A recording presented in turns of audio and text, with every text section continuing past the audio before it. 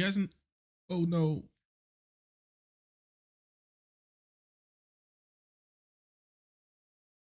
Test 1 2. Well, there we go. I messed that one up. You guys know that LeBron meme where he's just hopping out of the pool and he's wiping his head and he's like, ah, my life. That's what it feels like every single time I load up stream on a consistent basis again. You know, I was just kind of thinking about it. I was like, man, I really haven't been able to be consistently streaming for. I didn't think, you know, like ADHD and like life just really getting in the way. I really didn't think it was that long, but then I look back at it, it's been like half the year. Honestly, it's been like 6 months. It really does not feel like it's been that long. But yeah, it's been quite some time. But I'm happy to be here again.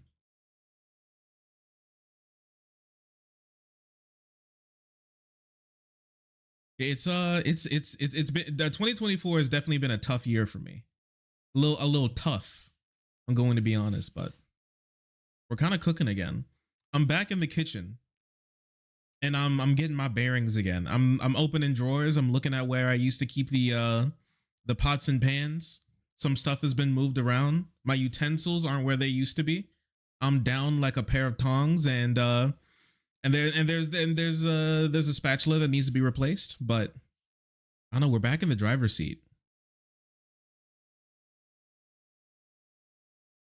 Again, I'm pulling the spices out of the rack. Okay, I need like a spice rack organization type thing because I've been trying to get more spices to just keep at home, just stuff that I can flavor food with, like while I'm at the house to kind of like mix things up a little bit. I'm telling you that I'm like flabbergasted when it comes to the fact that every single time that I want a spice, it's never where I need it to be and never where I left it. I'm like digging through freaking. I feel like I'm like waist deep in my spice pantry to try to find the oregano, but it's just gone. Literally just disappears. I hate it so much. And then I was like, it got to the point where I took out all the spices and I just like I set them on the counter so they're easier to grab. And I was like, I'll just tell people that I did this so they won't try and put it up. And before I did, I came back and they were put all up. And it was even worse than it was before because for the first time I was able to find all the stuff and I have it.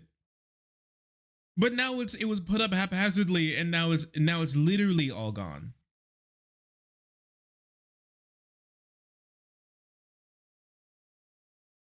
It sucks so bad. My life is honestly just full of suffering and pain. Tyrannix, thanks for the gifted sub. Helping Freeloader Toaster join the frenzy.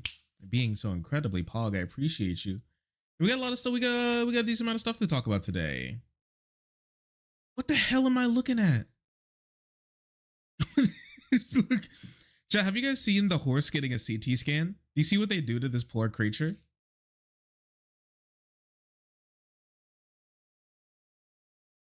Wait, take a look at this thing. What the fuck? Yo, he dropped like a dookie nugget. He's out cold. Oh, they're yanking on his shit, man. They got his ass hang. Dude, they're doing this to me tomorrow. They're hanging me from the ceiling. Hang this poor thing from this. How much does this cost? What vet clinic has a CT machine, or do you go to like your local Baptist Health and you just bring your horse into the emergency room and then they just, if you just like call beforehand, they'll have it loaded up for you. Does anyone know, or is this at a zoo? Because I can get it if this is at a zoo, but you're telling me, like, I know people love their horses. That's the horse's guts. I'm not sure if I want to show that. I know that you can like, well, I know people down here love their horses, but I didn't think it was like this serious. So you can take them to get like a You can take him to get a CT scan at the CT and the horse-sized CT machine.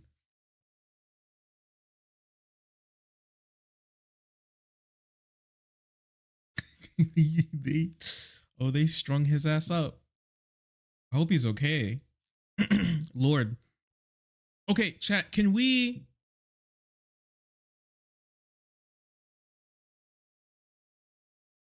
Chat, can we just do some like research real quick? Are we gonna be okay with that? Because I have like I have some thinking that I need to turn this light, my key light up too. My key light's pretty dark. Have you guys seen what's been going on with these like drones in New Jersey? I haven't heard too much about it. I just see people talk about it randomly. And I have absolutely no clue what the heck it's all about. But I keep seeing people like firing, like saying that they need to like fire guns or drones. Like that, like apparently we're being invaded by China on our eastern flank, on our eastern border by Chinese drones in New Jersey. Does anybody have any clue about what's going on? Why my state first? Honestly, like screw you guys. I think that's kind of why. Wait, let's see if we can. I gotta find out what the heck's going on, man. Do you guys know what's going on? Because I don't. Have you guys heard anything about this?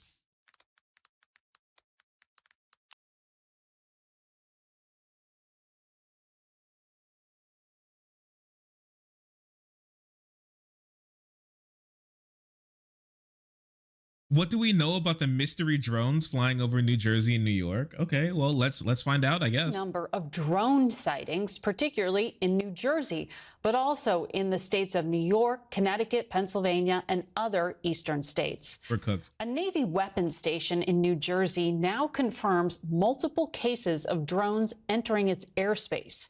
The Garden State's newly elected Senator Andy Kim posted this new video of lights hovering near a reservoir in his state. And former Maryland Governor Larry Hogan posted this video today showing what appear to be large drones circling his house last night. Wait a second.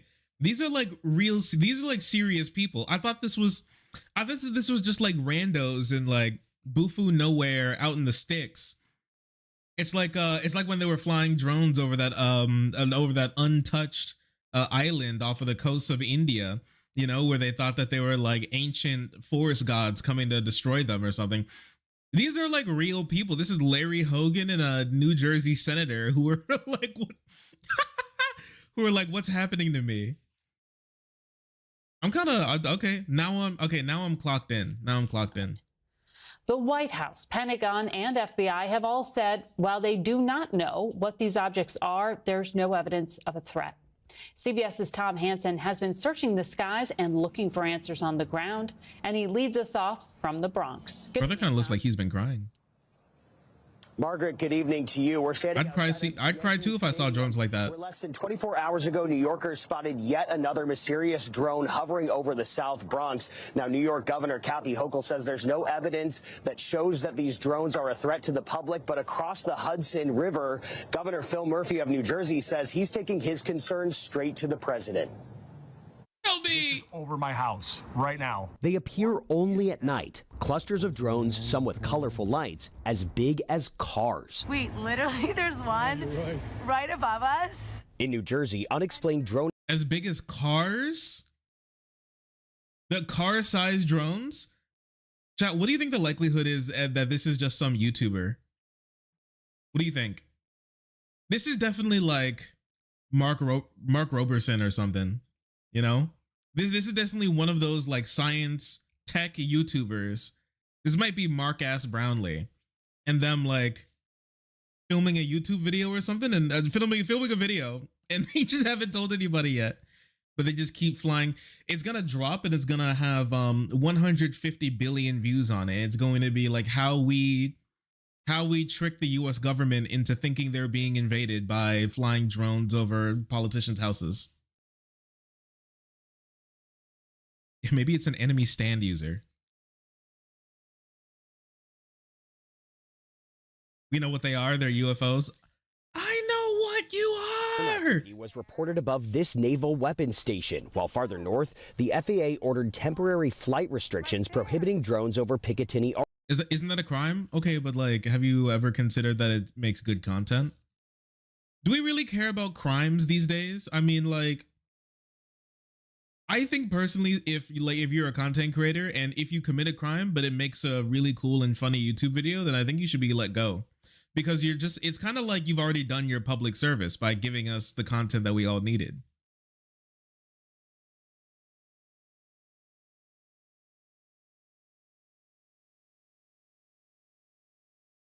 What is living if you cannot consume products, okay?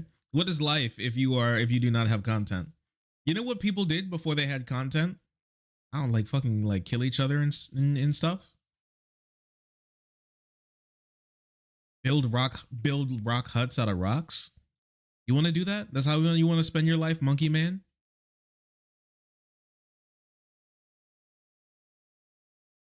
Yeah, they had plagues and they enjoyed it. True.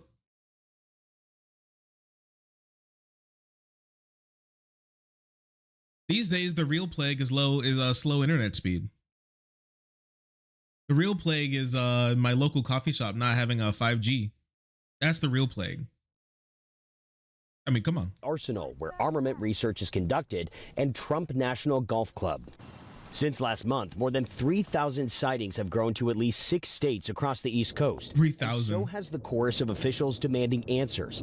Senator Andy Kim spotted these over a park in Hunterdon County, New Jersey. I've never seen them. Wow, they just passed each other. Yeah. I'm just not getting the kind of communication and engagement when it comes to the investigation that's happening by the FBI, Homeland Security.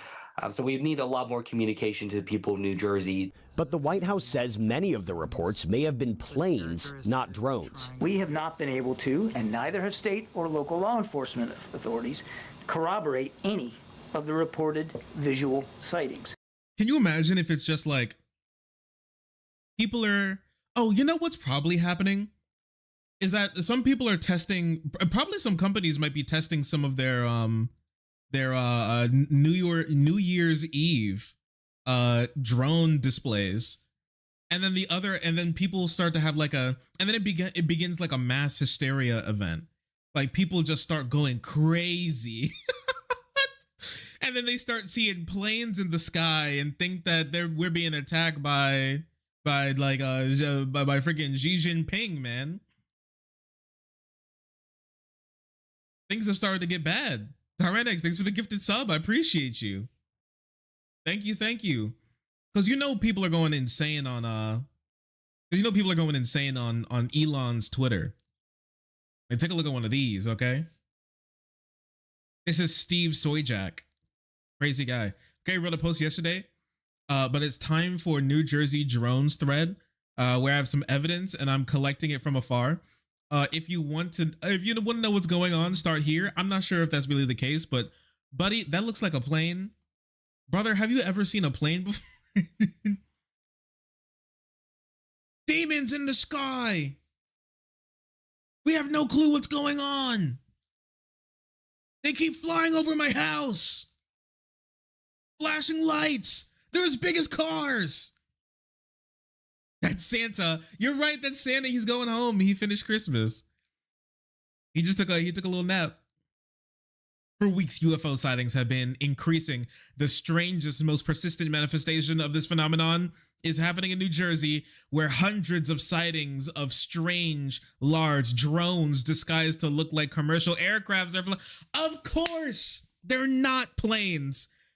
How could my dumbass even begin to believe that? Of course they're not planes. They're drones disguised as planes. They're drones or they're UFOs disguised as planes. Obviously, the aliens would want to not tip us off. So they make their UFOs look like planes, but fly them like drones because they're not privy to the human mind. You see. Oh, of course. How could I have been so easily gullible by alien propaganda? They fly low and slow over residential neighborhoods and sensitive installations and even military bases. Drones that broadcast no flight information as they are required by law. Drones that stay in the air for hours, which typically drones cannot do. Are you sure it's not like a different drone? Capturing these. Tonight, the investigation into reports of small car-sized drones hovering over New York and New Jersey is deepening. Oh, brother, it's slowing down. That's a plane. Wait, did you hear that? He did. So, yeah, I caught that too. He said small car-sized drones. I don't know where you live, brother, but like a drone the size of a car ain't small. That's the exact opposite. I'm gonna be honest. It's slowing down. That's called landing, brother. New Jersey is deepening. Oh, it's slowing down. That's a plane. In Toms River, New Jersey, launching their own drone offensive for a closer look. Their eye in the sky, capturing one of the drones in motion. You're not targeting or going after them, so to speak. Is there a methodology and reason why? Well, right now we just want to identify what it is. The way it was explained, they're 2 feet bigger than our drones, or 2 times the size rather, so they're about 4 feet. And it looks like it's a fixed wing type craft. What definitely not the size of a car. Concerns us mostly is that at this point nobody's seen any of these units taking off or landing. This is a significant threat to U.S. national security. Retired 4-star general and NBC News military. I'm just going to be honest, but do retired 4-star generals not think that anything is a massive threat to U.S. security? Like when you become a retired 4-star general and you start getting paid to do speeches about why billions must die for Lockheed Martin, do you really think anything out there is not a threat to U.S. security? I swear, dog, this dude will like stub his toe and then say that the cabinet company down the road is a massive threat to U.S. security. Hellfire missiles are the only solution. Predator drones in the sky.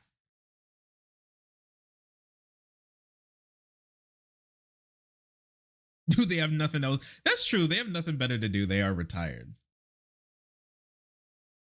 Analyst Barry McCaffrey. They just do it for fun. NBC News, there's good reason why local and federal agencies are treading carefully. When you see something of this capacity, you wonder why it would be needed. What are they doing? It implies a heavy payload, and a heavy payload. Of course, the small house-sized drone has to be a small house-sized drone because their capacity is huge. It can drop massive loads, you see. It could the small house-sized drone can drop tiny car-sized bombs. And they're preparing, they're doing practice sorties before New Jersey goes up in flames as each individual drone drops mini nukes. Obviously. Yeah, they're gonna annex China's gonna annex McDonald's with all these drones. Do they think, I wonder now, do you think that there's people smashing drones, like they're becoming racist against drones or something whenever they see them? We already know that there's like, I've heard some people say that people are starting to shoot at drones and stuff.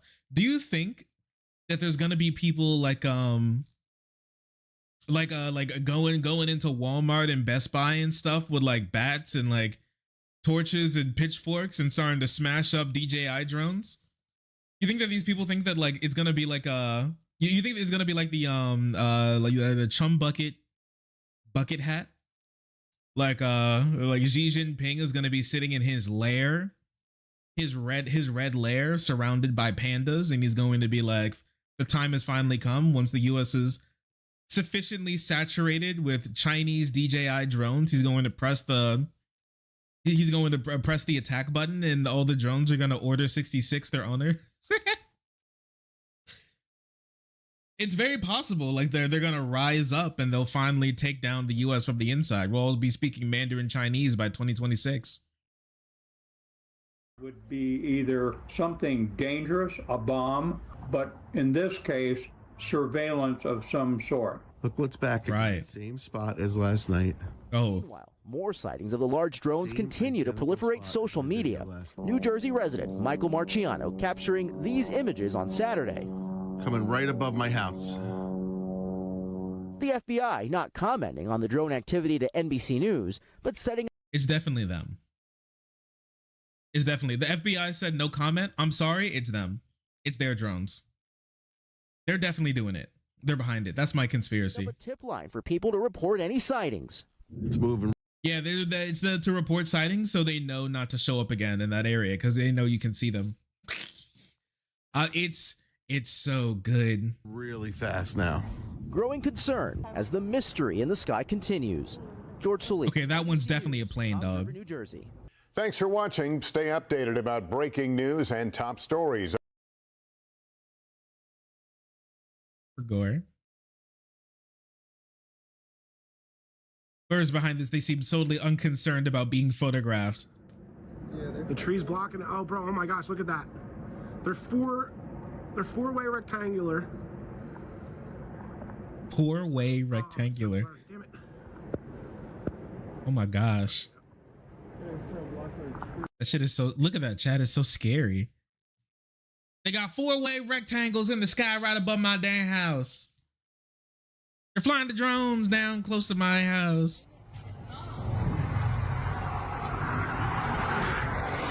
It's four-way rectangular. Double, yeah. Yeah, four-way rectangular 100% has like double rainbow in the sky, all the way across the sky vibes. Yeah. We're doomed. Yeah, we are. If we keep letting these, dang payload, like big load drones fly up like around our house. Yeah, of course we're cooked, man. That's crazy.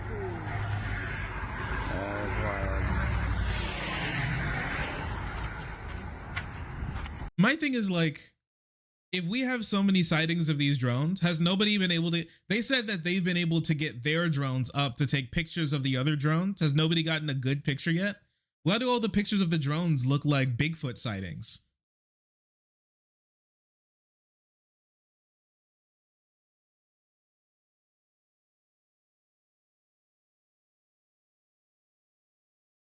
They all look like Nessie and Bigfoot sightings. Why don't they ever like have like look really close? Like why don't we have like a good picture yet?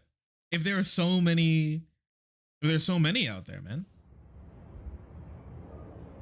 Brother, that's a plane. That's a plane. That's not a, it's, I know it's four-way rectangular. That's a plane, my friend. Have you ever seen an airplane? Okay, that's an airplane. Okay, sure, yeah. He's like, okay, wait. Oh, he's got me. That's a drone. Are you sure that's just not like a private jet?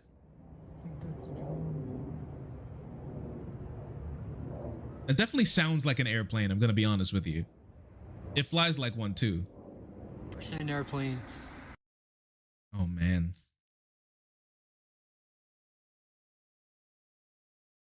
How come airplanes adhere to FFA lighting and beacon requirements? It's gonna try. The aliens have been doing research. They all of them comply with FAA lighting and beacon requirements. I'm like, all of these have very normal FFA FAA designated lights on them to let you know what they are. So you know that they're four-way rectangular. If they're supposed to be hidden, then why in the world would they not just like take the lights off?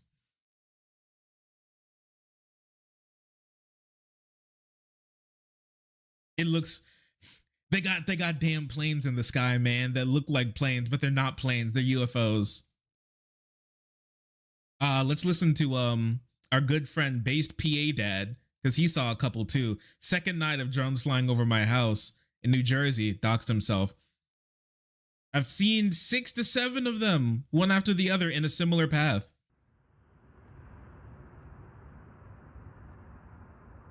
I don't know, man. You ever see a plane? That looks really high up. Base PA Dad in New Jersey. Oh, New Jersey again, huh? Okay, now this one's definitely aliens.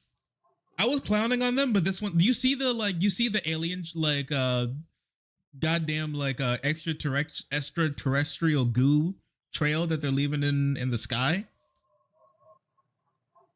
Now these are definitely, you got me. You got me. I was being incredulous before. Now I'm kind of locked in. Are they fuckable? I hope so. Listen, if they eat, they have a hole. That's all I know. Truck driver caught it on video. Oh, was he driving next to it?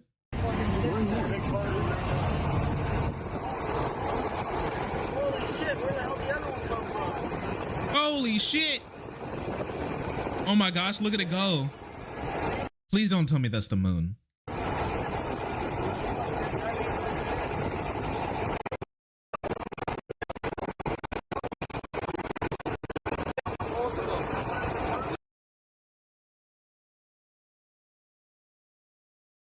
Chat?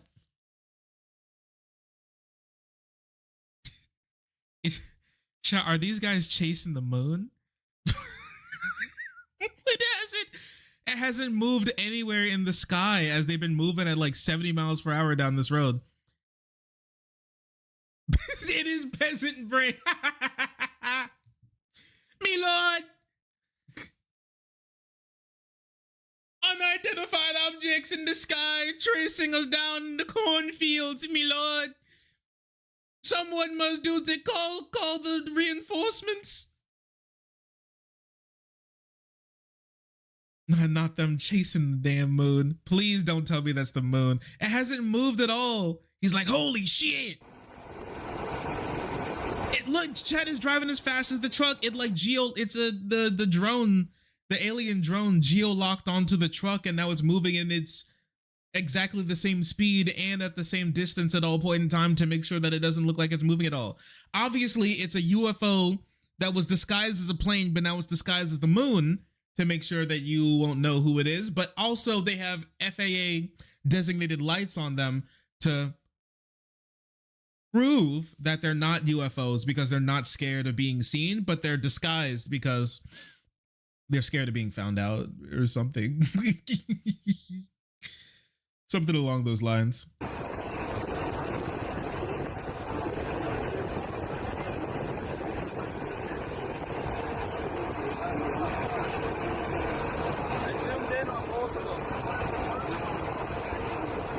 Where's the other one?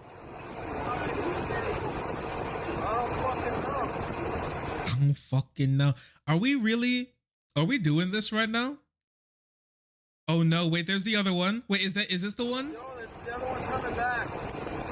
Oh no, she's doing the loop-de-loop and pull. He's coming around. Where'd it come from?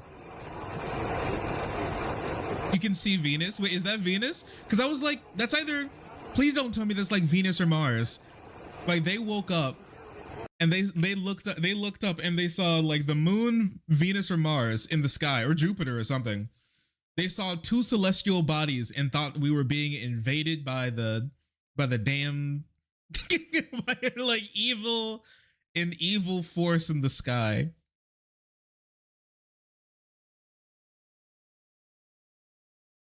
LJ Wombology, thanks for the tier 2 for joining the frenzy and being incredibly pog. I appreciate you for remaining a part of the frenzy. Thank you. It's nice to see you again. Hope you're doing well. Your favorite emotes out for LJ Wombology. Nice to have you.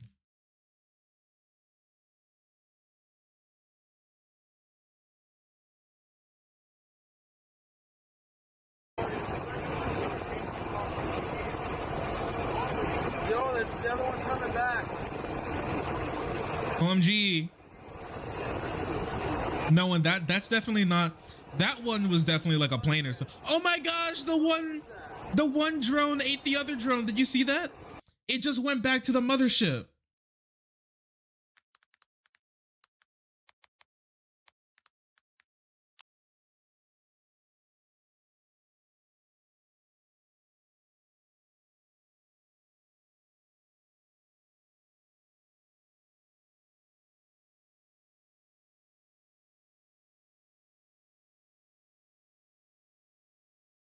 Wait, what?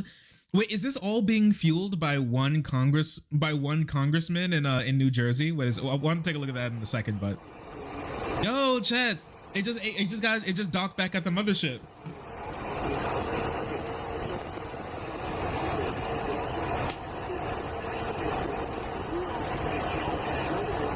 Oh no, there's you see it flashing over there?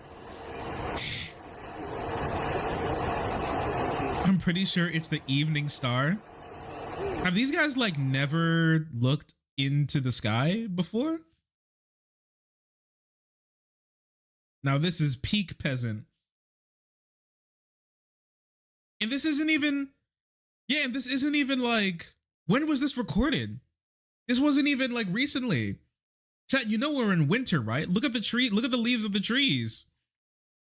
They're all green. All the leaves of the trees are all still green. When was this recorded? It wasn't recently. Dude, people are, oh nah, they're falling for peak slop, man. They're falling for early fall in Pennsylvania. When? Like August?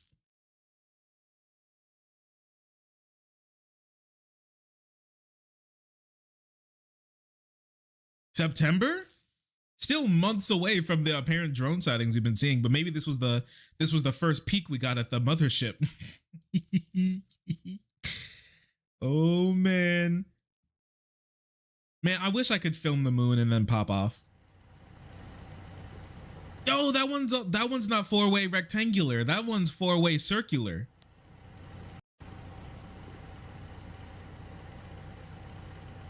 Wow. Wait. Another person at the same location ID'd this as a high visibility ball on a power line. I was like, that has no lights or anything.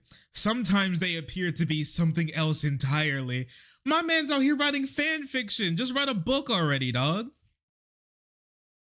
Wait, let me, I want to make sure this isn't going crazy.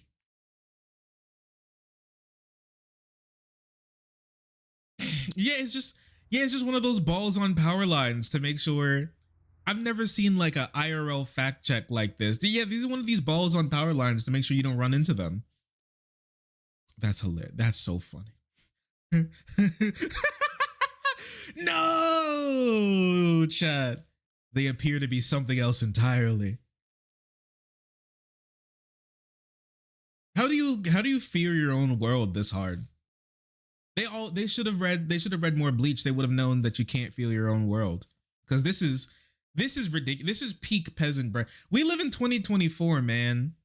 It's kind of crazy how like back in the Chinese water balloons in the sky, back in like the ye olden days, people knew nothing, so that's why they could believe stuff like this. Now we know too much, and now that's why we can believe stuff like this. We too much information, so now you can believe whatever you want. The world really is however you want it to be. However you want it to be. The FBI is investigating. They have no clue what's happening. We don't know what the hell these drones are in New Jersey are. Is that correct? That's right. It's crazy. I mean, that's crazy. That's madness that we don't know what these drones are. Is it? You see drones at night near New Year's Eve, and the FBI is, and you ask the FBI, do you know exactly what this is? Now, let's be honest with ourselves. We know they're lying. The FBI knows. Like, come on. We know that they've been doing tracking on that thing. Come on, let's just be honest with ourselves. But like, I really don't think it's that serious. I don't know. Maybe it is. Quality journalist with some beautiful arch tweets. Is that true? Wait, let me see. We gotta take a look at some journalism right here. Lord, I love journalism. Still an optimist about America despite everything, a lot of promise and a lot of people who want to keep pulling us forward. That said, it's also very possible we keep drilling this Black & Decker straight through our collective skulls, eager to see what will decide. Last night, beginning around 9:45 p.m., I personally witnessed and videoed what appeared to be dozens of large drones in the sky above my residence in Dansonville, Maryland, 25 miles from the nation's capital. I observed the activity approximately for 45 minutes. Like many who have observed these drones, I do not know if this is increasing activity over our skies as a threat to public safety or national security, but the public is growing increasingly concerned and frustrated with the complete lack of transparency and the dismissive attitude by the federal government. The government has the ability to track these from their point of origin, but has mounted a negligent response. People are rightfully clamoring for answers, but they aren't getting any. We are being told that neither the White House, nor the military, nor the FBI, nor Homeland Security have any idea what they are, where they come from, or who has launched, or who is controlling them, and they pose no threat. The response is entirely unacceptable. I will join with the growing bipartisan chorus of leaders demanding the federal government immediately address this issue. The American people deserve answers and action now. The star is at about 39. The star is at about 39-second mark, recognizable as the constellation Orion. No, we can't do this. We can't do this. No, we can't be looking. Oh no, my man's looking at Orion's belt. Oh no, his ass is looking at the Big Dipper and he's like, what is that? Can you imagine seeing the Little Dipper in the sky and going, help me! Biden, do something! Sir, that's a star. Oh no, it's peak peasant. Oh no, it's peak peasant. No, dude. No. Oh, this is so sad.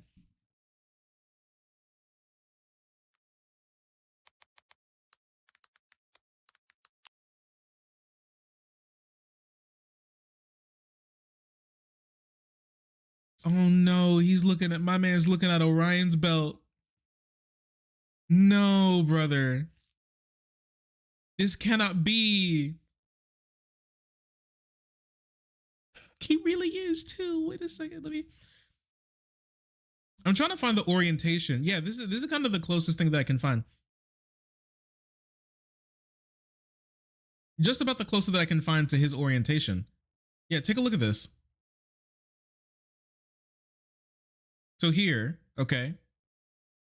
You see the unmistakable 3 stars right here in Orion's belt.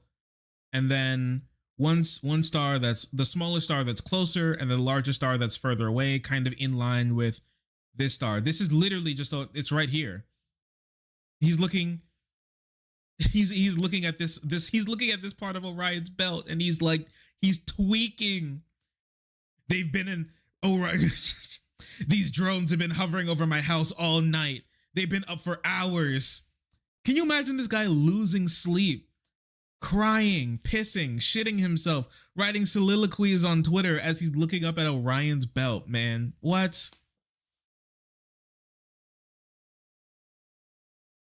The lights, they're swarming. The light. The light.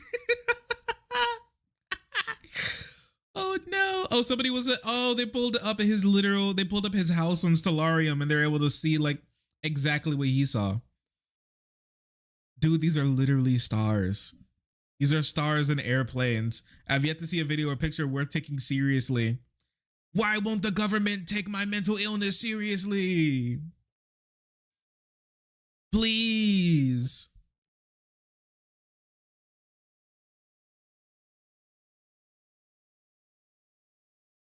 Haste now. Call the National Guard and find out. Wait, there. He's like,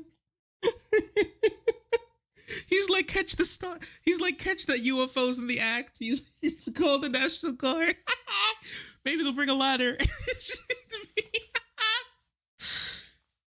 Call the fire department. They have one of those really tall ladders. They can reach it. Quick, while it's just sitting there. Quick, get it. Quick.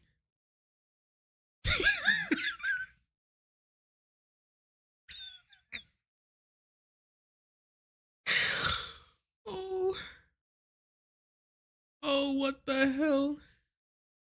New England residents at 9:45 p.m. when a Boeing 747 takes off from JFK National Airport.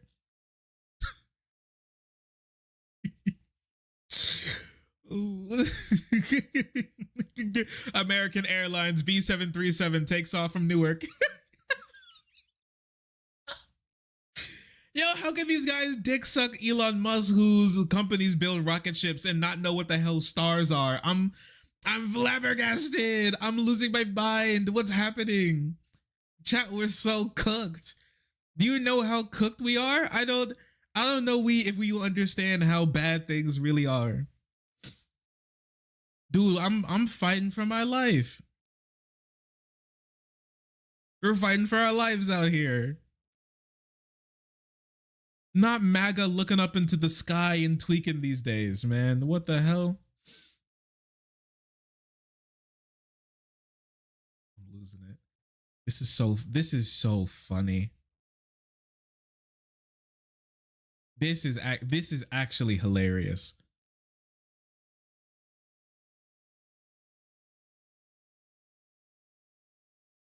Oh, this one was one of my favorites, chat. Take a look at this one. So there was an independent journalist in New Jersey who wanted to find out what was happening. And this is what happened. This is what happened. My drone does not want to go up with these things around. The battery's dead? There's no way the battery's dead. It's fully charged. It's 0. It won't let me. What is going on? Yeah, I would be scared too. Fully charged batteries. It's 2 batteries. OMG. And within seconds, and the drone went up and like a couple feet off the table, and then came right back down. Oh my gosh, chat. The UFO hit her drone with an EMP blast to stop it from getting too close. They know we're onto them and they're scared. Keep the pressure up. You have to replace the batteries? No. I know it sounds silly so far, but listen, here's what actually the aliens ate my batteries. Ooh, the aliens ate my damn batteries, man. Help me. No, that's not what happened. As funny as it is, what actually happened is that her dumbass flew her drone into an airport. The person in the video violated FAA regulations and tried to fly the plane into commercial airspace and was grounded by the app. So you know how if anybody's ever been on like a Lime scooter or something, it has spaces where you can't, like ride your scooter into in cities because, there's like some issues or it's a city ordinance. You obviously, when you have a drone companies don't let you fly drones into like JFK International Airport. They don't let you fly drones into Newark. You can't fly drones into like Muhammad Ali International, right? Like you can't do that. they stop you. And so since she keeps trying to fly her drone into like a 747, the app actually shut down her drone to stop her from like downing a plane because she has peasant brain. Yeah, she got like IP banned from DJI because she keeps trying to fly into airports. And she's tweaking out. She's like, how could they do this to me? I'm not a big fan of the Goober Man.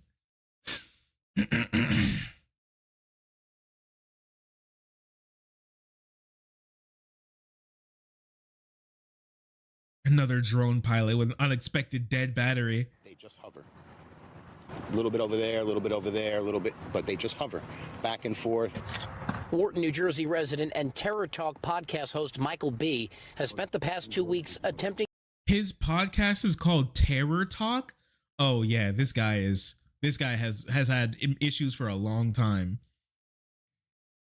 Terror Talk sounds so funny. It sounds like one of those like fake conservative talk shows like Truth Nuke. Terror Talk. All right. What's he talk about on that program? How Pringles are a threat to national security?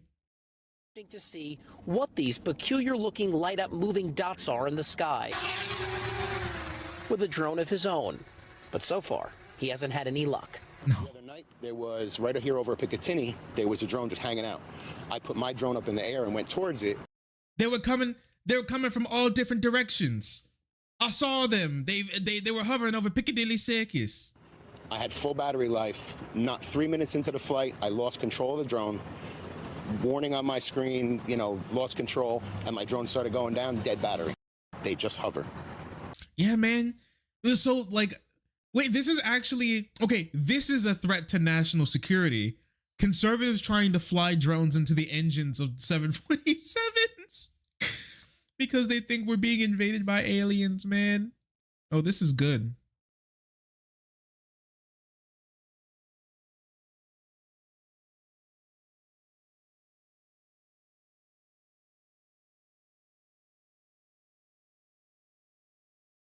Oh, this is good. But things have, wait, what was that?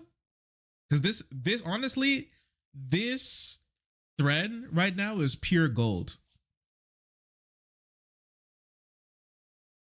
It takes the US military 4 seconds to shoot an unauthorized drone flying in the Area 51.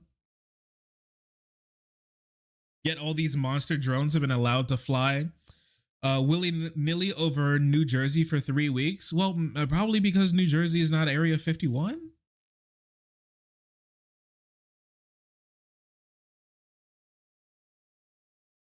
We're in the midst of the biggest UFO flap in decades. They come out every night. Holy shit, I was right.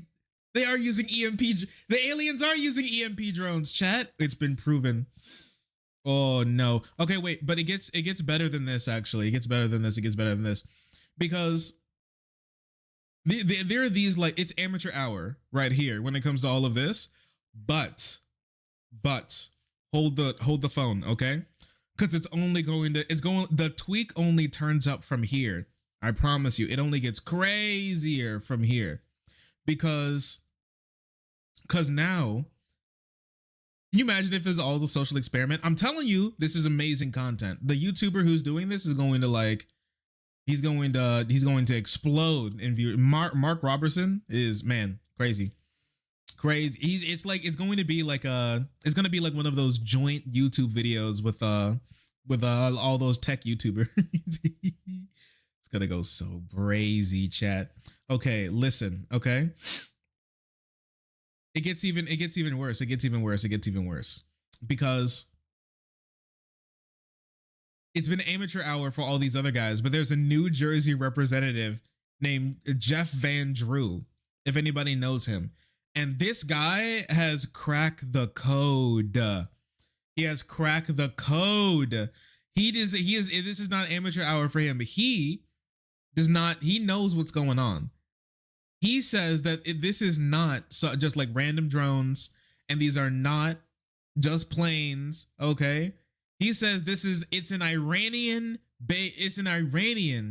sea-based mothership hidden somewhere in the Atlantic, sending simple drones out for surveillance and bombing sortie runs to prepare to drop hot fat loads all over our eastern flank whenever they're ready.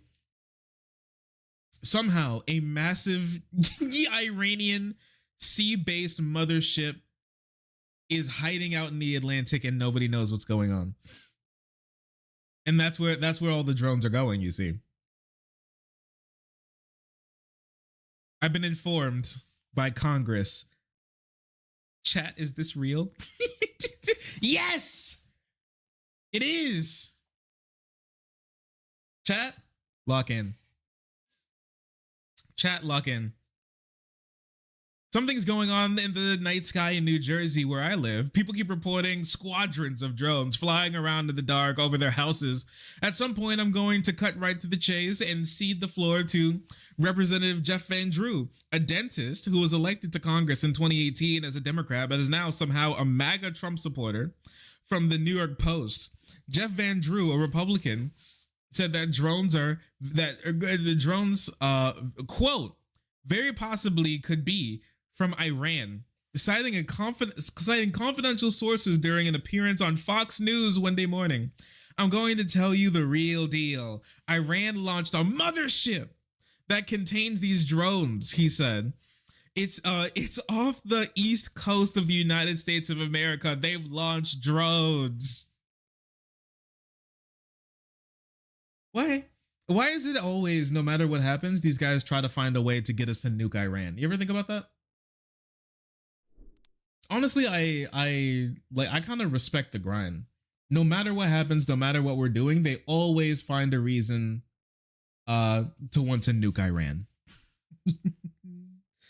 Wait, can I pull up the interview? There's always a good reason to nuke Iran. Remember that, chat.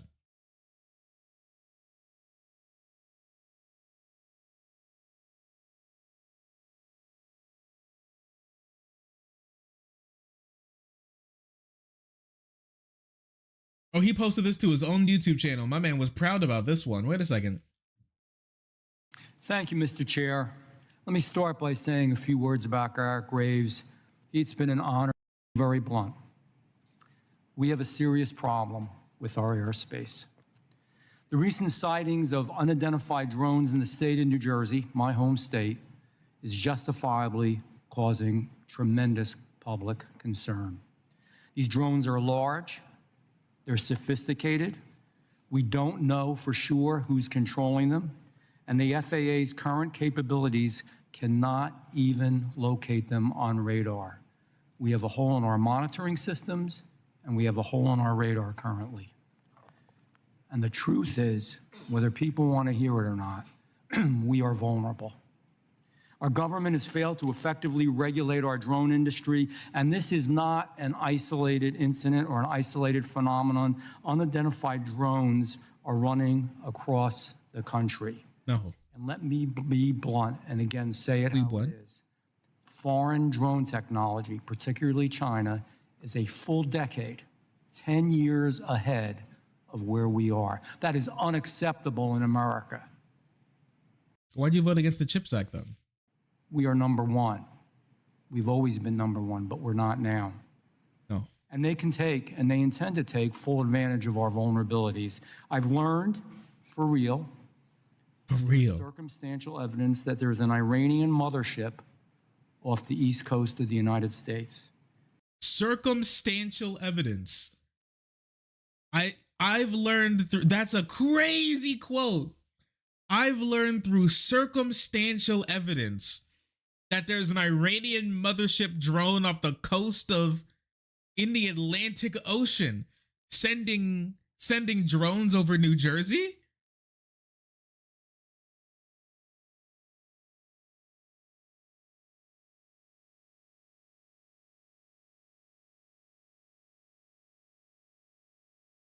Is it a big flying Quran? So we're not, the left isn't able to criticize it, so that's why Joe Biden hasn't said anything? Just in the Atlantic Ocean, nobody has said anything about the giant, for months there's been like a giant flying Quran spitting out drones towards the eastern border. But nobody said anything because we're too scared to say anything mean about Muslims. A giant mothership shaped like the Quran, sitting in the Atlantic Ocean, spitting out drones, doing so. Yeah, it's the Shield helicarrier. It's the Muhammad helicarrier doing reconnaissance over eastern the United States. Man, Rez, thank you so much. Nice to have you. Welcome back. Sure, we can go with that. What's up, Peanut? Nice to see you again.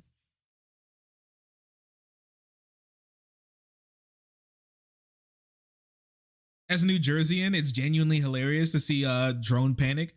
It started here because so many of us live right next to airports. Yeah, I'm gonna say it. New Jersey is just really one big airport, and so you can't. It's not like your ass is gonna be in like Newport News and not see a plane. Honestly, I'm surprised that like that if any place was going to be the spot that's going to go into like drone panic or something, that it would be like drone panic or something, that it would be fucking New Jersey, because like all you guys do is see. I don't think that you could like hold a sentence but for more than 30 seconds in New Jersey without a plane flying overhead. So the fact that this is the spot where people go crazy about drones honestly is a little surprising to me. I thought they'd be inoculated against this issue now, right?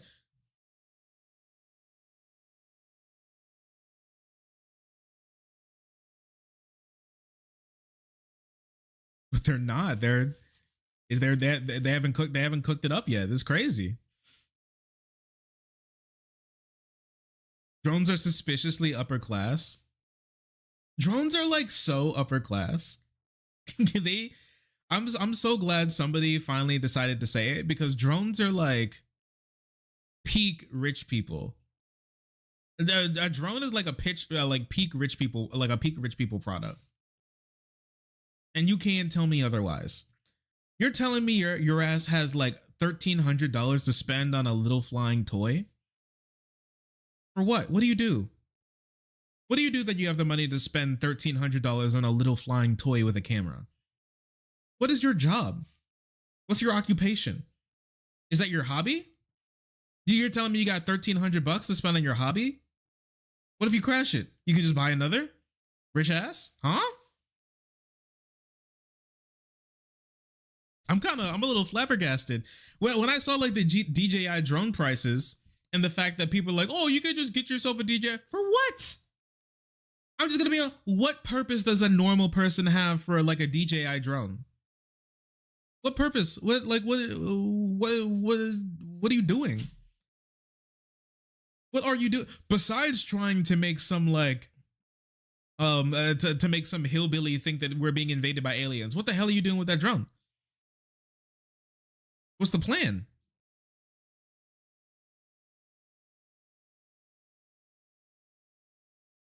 You can get a pretty cheap one. I'm gonna throw this out on a limb, okay? I think the expensive drones are more likely to be bought than the like cheap drones. Because the people who buy those cheap drones, those are just for like those that's the shit that you get from like I was gonna say Baskin Robbins, that's not right. What's that like arcade place called? It starts with a B. It starts with a D. Dave and Buster's. Yeah, that's like the thing. That's like what you get from like Dave and Buster's. And you're trying to tell me that you guys are gonna be spending like crazy money on that? No, you're not. Not Barnes and Noble. Yeah, David Buster's. Tyrannex, thanks for the gifted sub. Appreciate you. Congratulations, Sparky. Join the frenzy. Incredibly pog. Enjoy your emotes. I think the expensive like $500-600 plus like DJI type drones are more purchased than the other ones, because those people, the people who are the drone dudes want a cool drone. Drone guys, the guys who are like really into drones, they're not buying like the little rinky-dink drones you can fly like 30 feet into the air, or like the ones that you fly inside. They want one of the drones that can put your eye out. The drone guys want the type of drone that's actually a health hazard when it like revs up. Drone guys want the type of drone that would like kill a small dog. Am I right? Like, chat, what do you guys think? I'm like pretty sure that like if you're your average drone guy, like you saw like all those guys who were like getting ready to load up their drones to try and see what the other drones are out there doing. That guy had like one of those damn like passenger drones where you could strap a newborn onto that thing and fly it across the state. He had a car-sized drone. I don't know. I don't know. I really feel like those type of people are getting like they want the crazy drones. Yeah, average drone guy wants to mount a machine gun to his drone. Yeah, drones that steal your firstborns. Yeah, they want the type of drones that would have like a hillbilly painting the front of their door with a fucking the lamb's blood, hoping that they would pass over their house.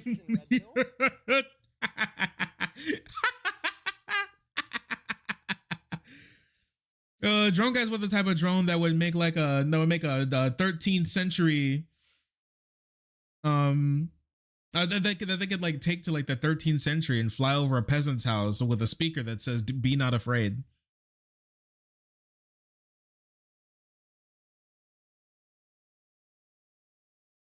And it came to me.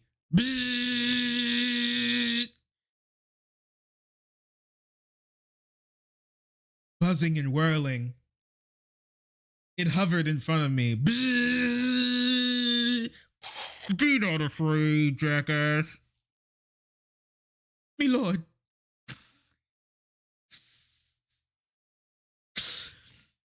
Me lord.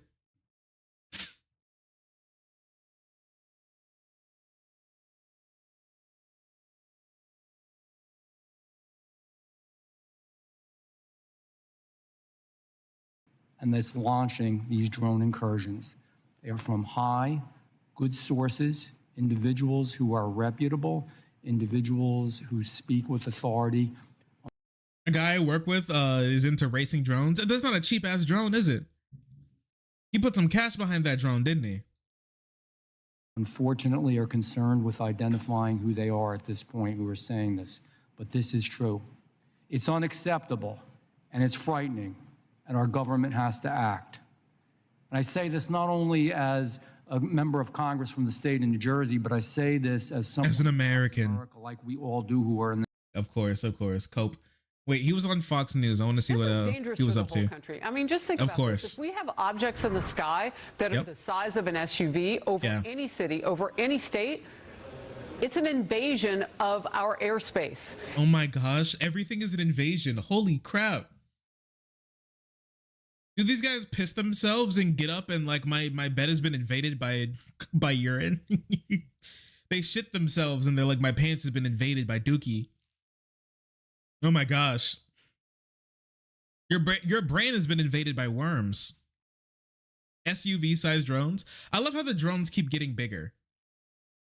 First it was small drones. Then it was small car sized drones. And now it's large SUV sized drones. But then it's also large plane sized drones that look like planes but are disguised as planes that are actually UFOs. And then we had people chasing the damn moon across the sky.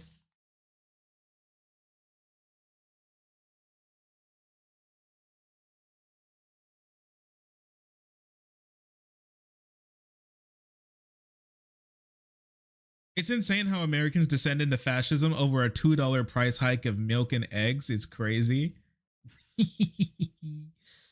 In focus now, Republican Congressman Jeff Van Drew of New Jersey, member here we of the go. House Judiciary Committee on the Hill right Judiciary? now. How do you address this at this point? Well, here's the real deal, Harris. You know, I'm also on the Transportation Committee, on the Aviation Subcommittee. He's on the Trans Committee? And I've gotten to know people.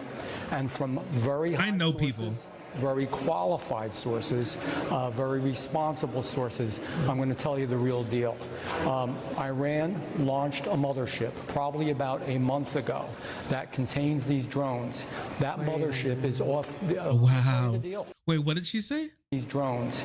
That mothership is off. I'm going to tell you. Wow, really? It's off the east coast of the United States of America. Damn. They've launched drones. Is everything that we can see or hear. And again, you know what's even less responsible is that in his committee that nobody watched, he said through circumstantial evidence, he found out that Iran launched a mothership in the Atlantic Ocean and is now sending drones over the US. Apparently, it's now moved from that to we know that Iran has sent a mothership. How'd they do that? Aren't you on committees that do this type of like Overwatch? You like through your fingers, you let Iran just kind of slip through a giant Quran shaped mothership the size of an SUV. You think it's just like a little clown car? Like the Quran shaped mothership flying over the Atlantic Ocean for months now. Is the size of an SUV, but then also SUV sized drones fly out of it.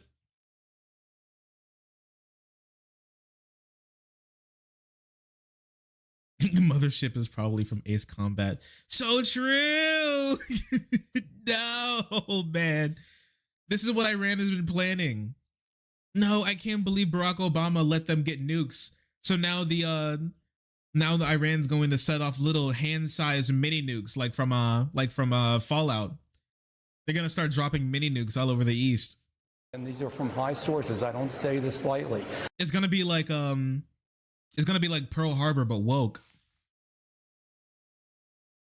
Now, we know there was a probability it could have been our own government. We know it's not our own government because they would have let us know. It could have been some really glorified hobbyist or hobbyists that were doing something unbelievable. They don't have the technology. Okay. Can you please enlighten me why now you're running through the list of maybe it was the government, maybe it was just some people who have drones, maybe some people are wrong, and you skip that, but the first thing that came out of your mouth was Iranian mothership in the Atlantic Ocean spitting out little drones to do reconnaissance over the eastern US? Can you please tell me why that was the first thing that came out of your mouth? Like, have we forgotten about the process of elimination or something? I've got sources on that. Yeah, you think he's like doing lines in there? But let's pretend that's my look at my congressman, man. He said that we're being invaded by an Iran mothership, but it was revealed to him in a dream. possible. The third possibility was somebody, an adversarial country, doing this. Know that Iran made a deal with China to purchase drones, motherships, and technology in order to go forward. The sources I have are good. They can't reveal who they are because they are speaking to me in confidentiality. These specifically should be shot down. Whether it was some crazy hobbyist that we can't imagine. Wait, so have you given this information to the government, sir? Wait, so he's like, the government has no clue. The federal government has no clue that Iran has a mothership of drones in the Atlantic Ocean. But he has friends in high places who know that Iran has a mothership of drones in the Atlantic Ocean. But apparently he hasn't given that information. They haven't given that information to the US or something? Like the FBI has no clue? Does he think the FBI is just lying, or he just hasn't told them yet? He was like, it's my little secret. Shh. It's my secret. Tee-hee.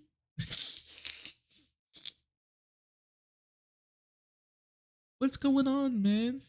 He was my favorite person. Oh, whoops. Sorry. Pausarino. My ass is flabbergasted. What's going on? And a jump scare? Don't worry, but we'll talk about it later, okay?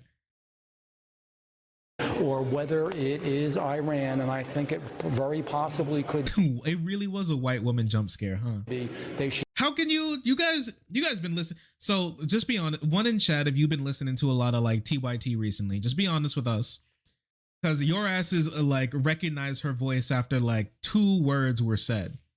I'm a little surprised you guys picked up on that so quickly.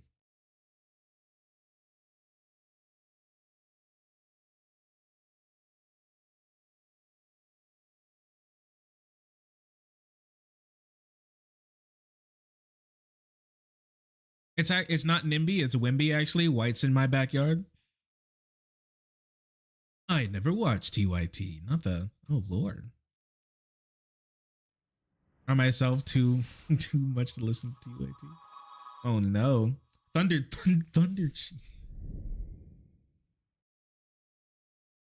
Cheeks 2715. Thank you so much for the 2 months in a row. The Bezos Bucks joined the frenzy, remaining a part of the frenzy. Being incredibly pog. I appreciate you, Thunder Cheeks. Thank you. Nice to have you back. I hope you're doing well. What's up, Avalon? Nice to see you. 50, nice to see you. Jay Breezy. Chabath, you too. Nice to have you. TSR. Oh, my bad. TFR, SB. You too. Bug, Skynet, Exo Lady, Spark's new bike. All of you, thanks. Nice to have you. Nice to have you tonight. Hello, everyone. I'm not sure if I did. I want Rez, you too, but I think I talked to you. Nice to have you all here tonight. Thanks for coming by.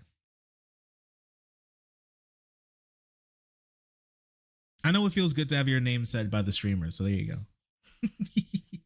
Oh, but I also did want to thank you all for coming by. I know I've been super inconsistent this year, so I do you all are tired of me saying it, but it's, you know, it's just been like a difficult year for me, so I'm very happy to still have you guys want to come around. So I do really appreciate that a lot. So thank you so much. Your dopamine hit for the day?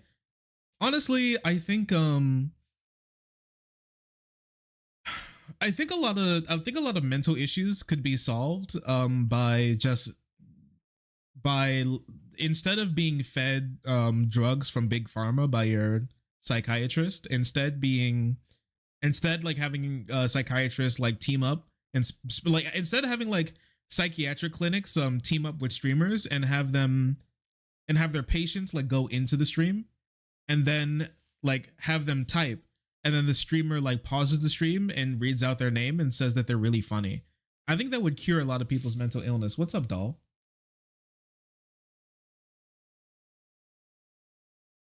Hey, where you going? Wait. Do it again. Yeah, that's something right there. Thank you, babe. She's entertaining me.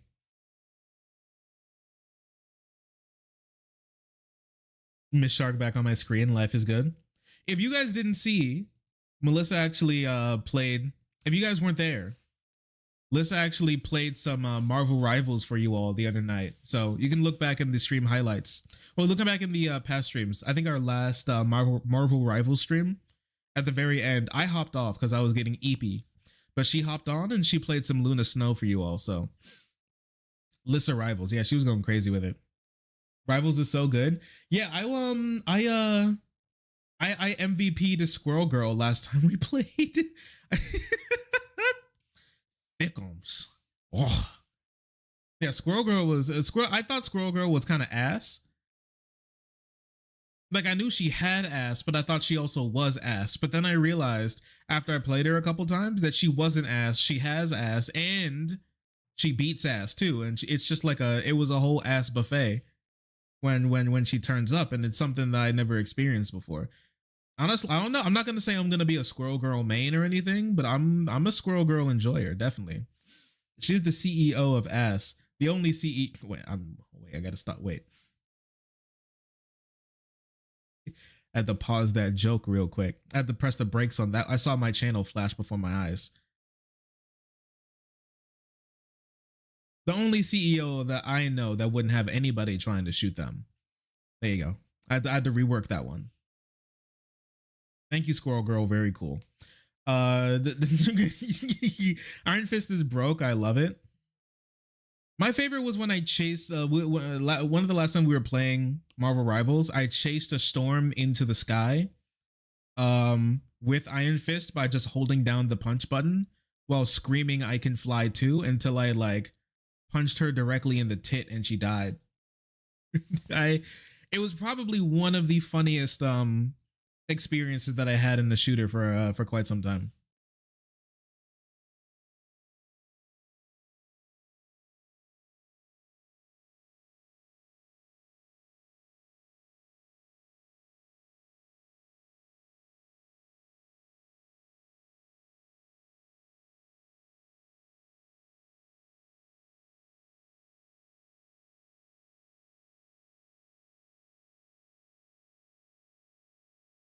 It'll infinite tit slaps.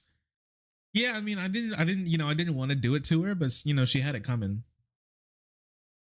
I will say, people, when a game's popping off a little bit when you see people start to make like edits like this to them. If your hand is cut off, a bionic arm can help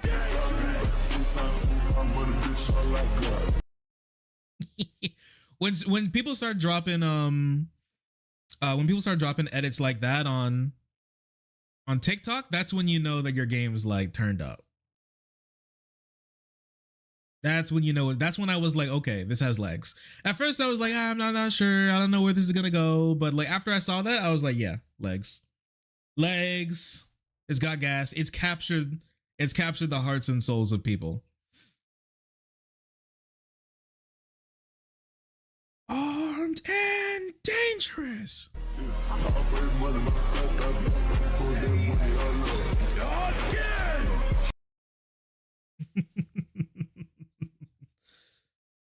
They've turned up. Next time, chat, do you guys want to play Bucky? You guys want to play Bucky next time? Do you guys want to be armed and dangerous? Because we played Captain America. I think I've been going through all the list of characters, picking one and just playing them until I feel comfortable enough with them to say that I could pick it up in a game and not like be ass with them. Like I know how to play them. And so we've done Jeff and Iron Fist. I got that one when I went 15-0 in a game. I was like, I think I got this one down. Squirrel Girl, I've definitely cheeked up on Squirrel Girl. That one's pretty good.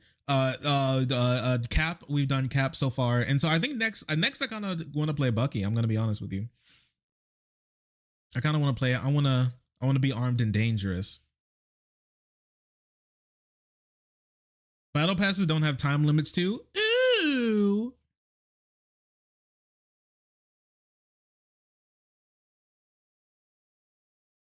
Did you guys see Stephen A. Smith, what he was up to the other day? At Chaozu DB. What a DB? What? CHAOZUDB. Stephen A. Smith. Who would be a better draft pick? Tenchinan? What is it? Tenchinan? Or Yamcha? I'm just reading it.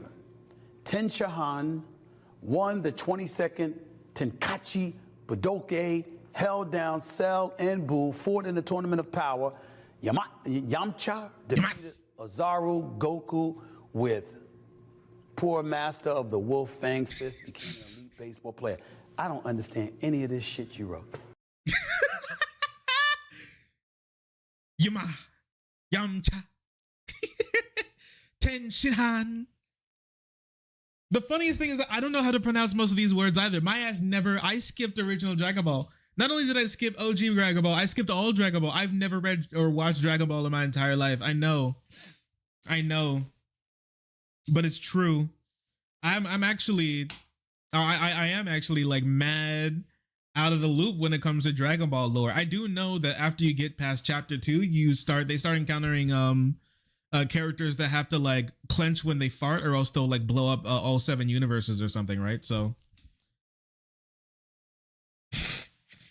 that's all I know, is that whenever somebody does like a versus like power scaling battle, always bet on the Dragon Ball character, because they always have some feat, like they sneezed and they blew up like 76 planets on accident.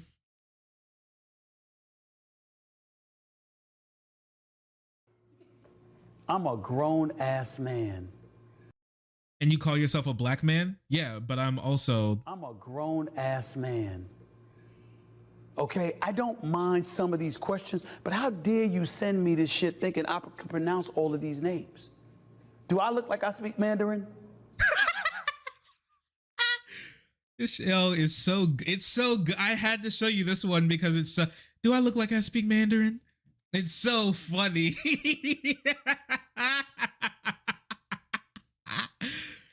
Should this be a new emote? This one does go kind of crazy, I can't lie. Do a little I speak Mandarin? I do not speak Mandarin. I do not speak Mandarin Chinese. Come on now. That can be come on now. You right. Steve, huh? I kind of like come on now.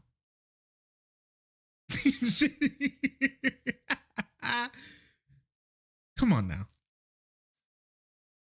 Do I look like I speak Mandarin? Don't speak. Don't speak is kind of good too.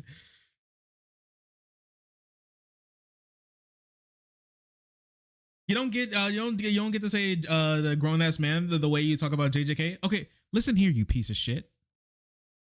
You do get to say it once you start using once you start using the localized names for the characters and things and places in the story.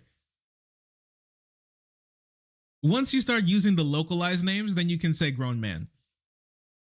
If you are like dead set on using the Japanese terms, you're boy. Okay, there's a space between man and boy, okay, when it comes to cartoons and comic books. And that's where it is for me when it comes on Mandarin comic books and cartoons. And that's where it is for me. That's where it is for me.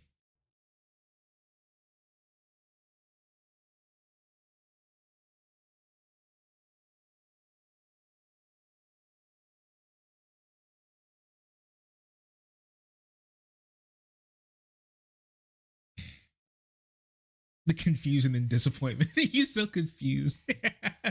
It's elder abuse. That's pretty funny.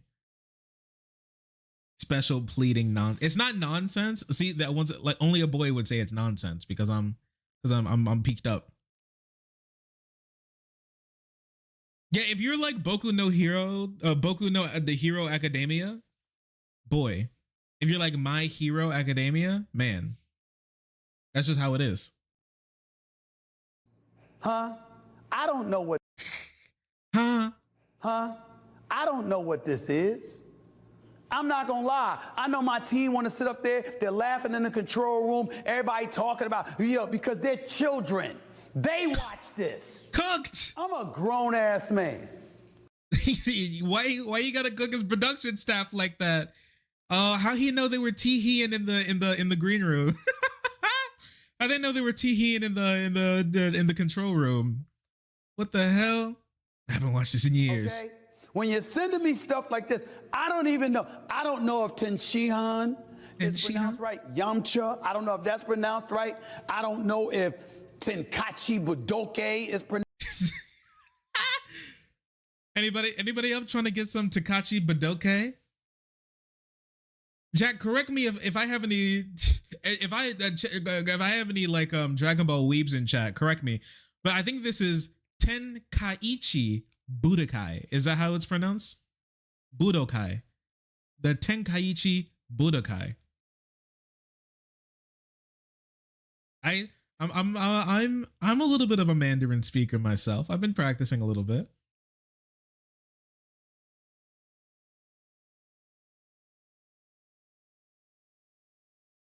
Pronounced right? I don't know. Help a brother out. I work for a living. I ain't got time to know all of this. He said I'm not a neat. Y'all get on my nerves with this sometimes. Seriously. Seriously. I mean, at least phonetically spell it out. Do what you got to do so I can at least pronounce it correctly. It's the word martial arts tournament in English. Really? Tenshinhan won the 22nd martial arts tournament in the tournament. They held down Cell and Boo and fought in the Tournament of Power. Thank you for helping me like grow into a man, because I've actually I didn't know that it was a world martial arts tournament in English. I've always known it as Tenkaichi Budokai. Budokai. It's very annoying. It really, really is. Because I don't like getting names wrong. But what the hell? Then I'm seeing this guy with a third eye. You do have got a third eye and this shit. Guy, clearly juiced up. I mean, what you want me to say? Yeah, he's been taking something. Let's go with him. What the hell is his name? Yamcha. Because I don't know. All right? What is that? Yamcha? Yamcha? Yamcha? Yamcha. I'll go with this. Okay? Good Lord. Good Lord. Get this off my screen. He said, Yamcha? Ugh. Bad pick?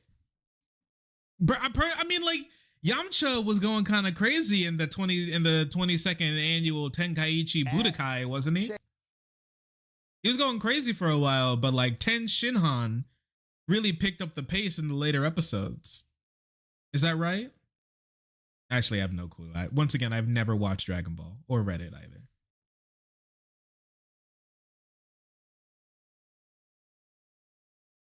I'm gonna be honest. I can't say I've never read Dragon Ball. I started reading OG Dragon Ball, but then I got to like the Kid Goku, sleeping Bulma pussy slap, scene, and then I kind of put it down, and and that was like a year ago, and I haven't picked it up since. And I mean, like, it seems cool and everything,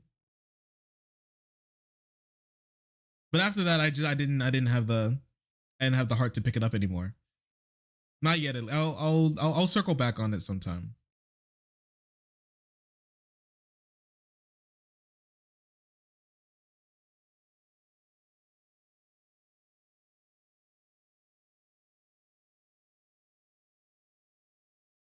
Some things are too shameful.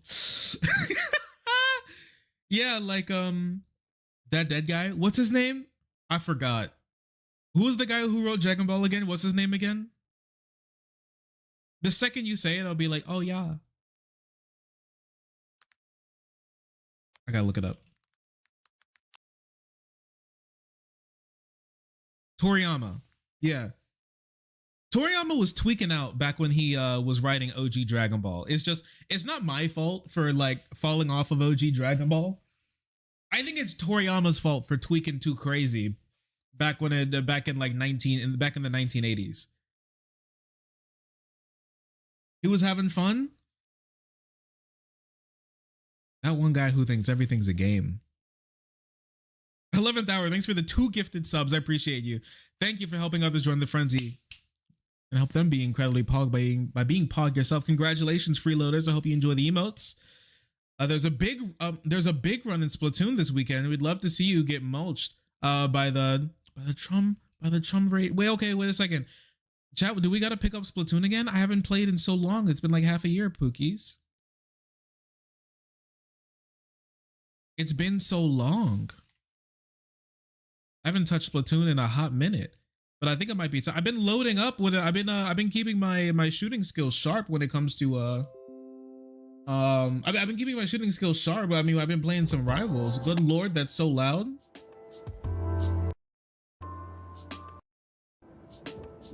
I want to put on some chill music again real quick. The background. Because I'm gonna do something for you all, chat.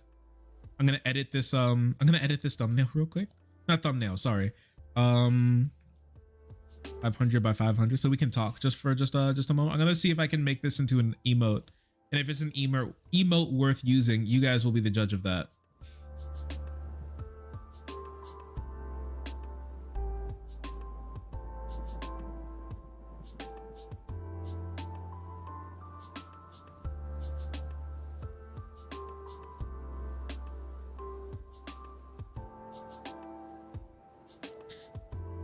Story's kind of eh. If you say Dragon Ball story's kind of eh, I think that would get you like killed if you were in like Mexico or like some other if you were in like Mexico or some other like Latin American country, I think you may actually get executed, like unironically.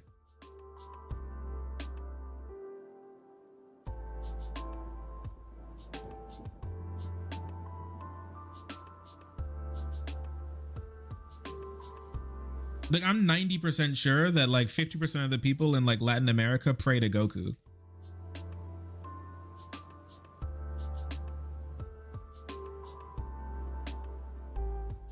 Like, you do not know how many like Brazilian kids sitting in their room with green walls would like start tweaking out if you said something like that.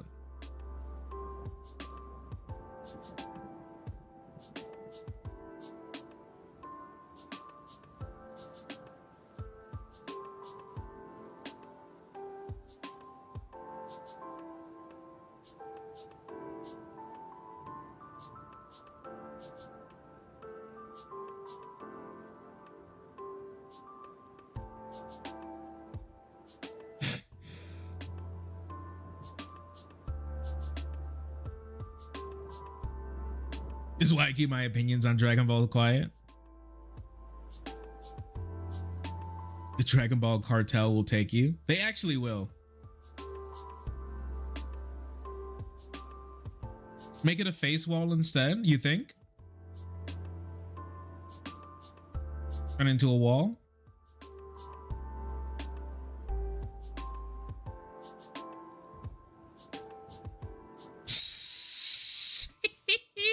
That one is pretty silly, I can't lie. Be a little smaller again.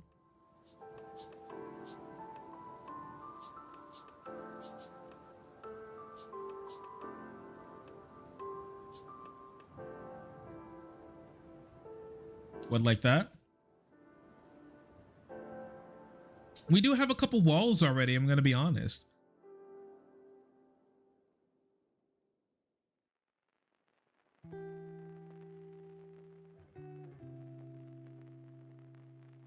This one is funny. We'll put this in the back burner. We'll put that one on the back burner. We'll come back to it sometime. Yeah, the swig is so good. Swig is such a good emote. I think I have a nosebleed. I do. I'm cooked. Wait 1 second. Fuck, the drones are good. I think there's a, wait a second. I think there's a drone over my house. What is that?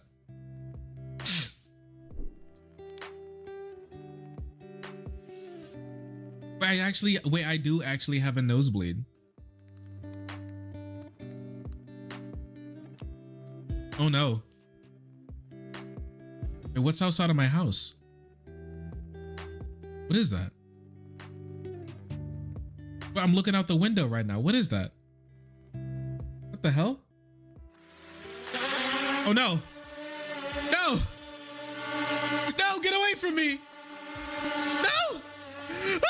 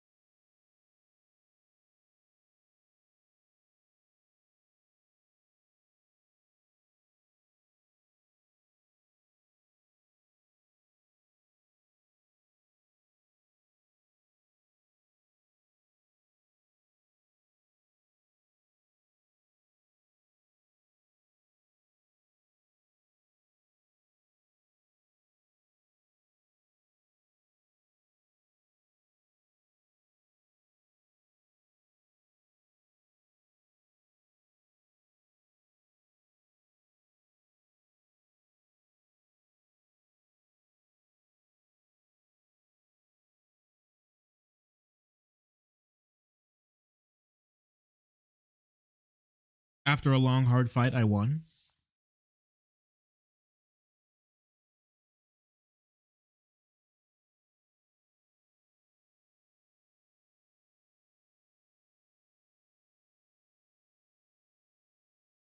Chat, you won't believe this. You won't believe this, but after I defeated the drone and asked it why it came to me, it started speaking Arabic. It was crazy. Right before it started to count down and self-destructed, I threw it out the window before it stopped. But I'm good. I'm good. I'm good.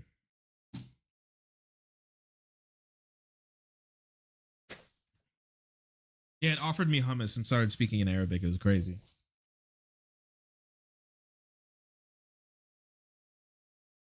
That one was only the beginning. I have millions. Millions. Barry Pittman, thanks for the $5 super chat. Appreciate you, but the drones are very scary. True. And we just found that out recently. My goodness. Good golly. Good golly. Thanks for the 5 super chat. I appreciate you. Thank you. Thank you for the love. All right. I do have a little tissue in my nose. So if you're wondering what's in my nose, it's a little tissue. That's what I have in my nose.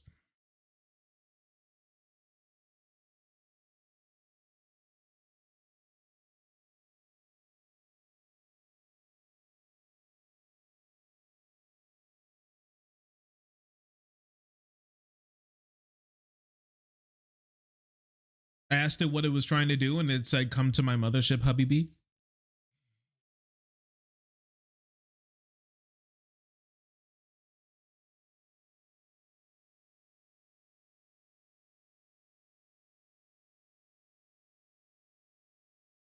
Okay, so I've been pretty out of the loop with when it comes to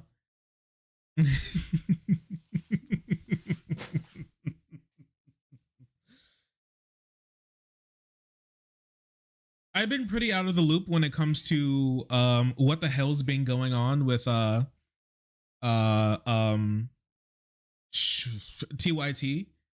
But let's watch let's watch this Majority Report video and see what they say.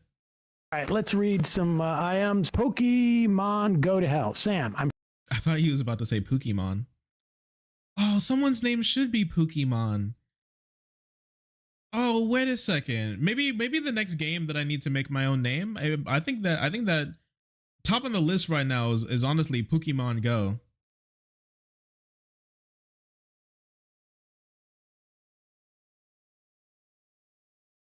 Oh, Pokemon Thick and White. Oh, wait a second. Oh, wait, that's good. I'm writing that one down. Don't steal that. Don't steal it. If you steal it, you're banned, okay?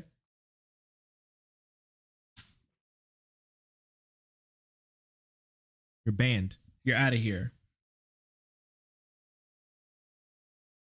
I'm sure you're going to get a lot of IMs today about Jank.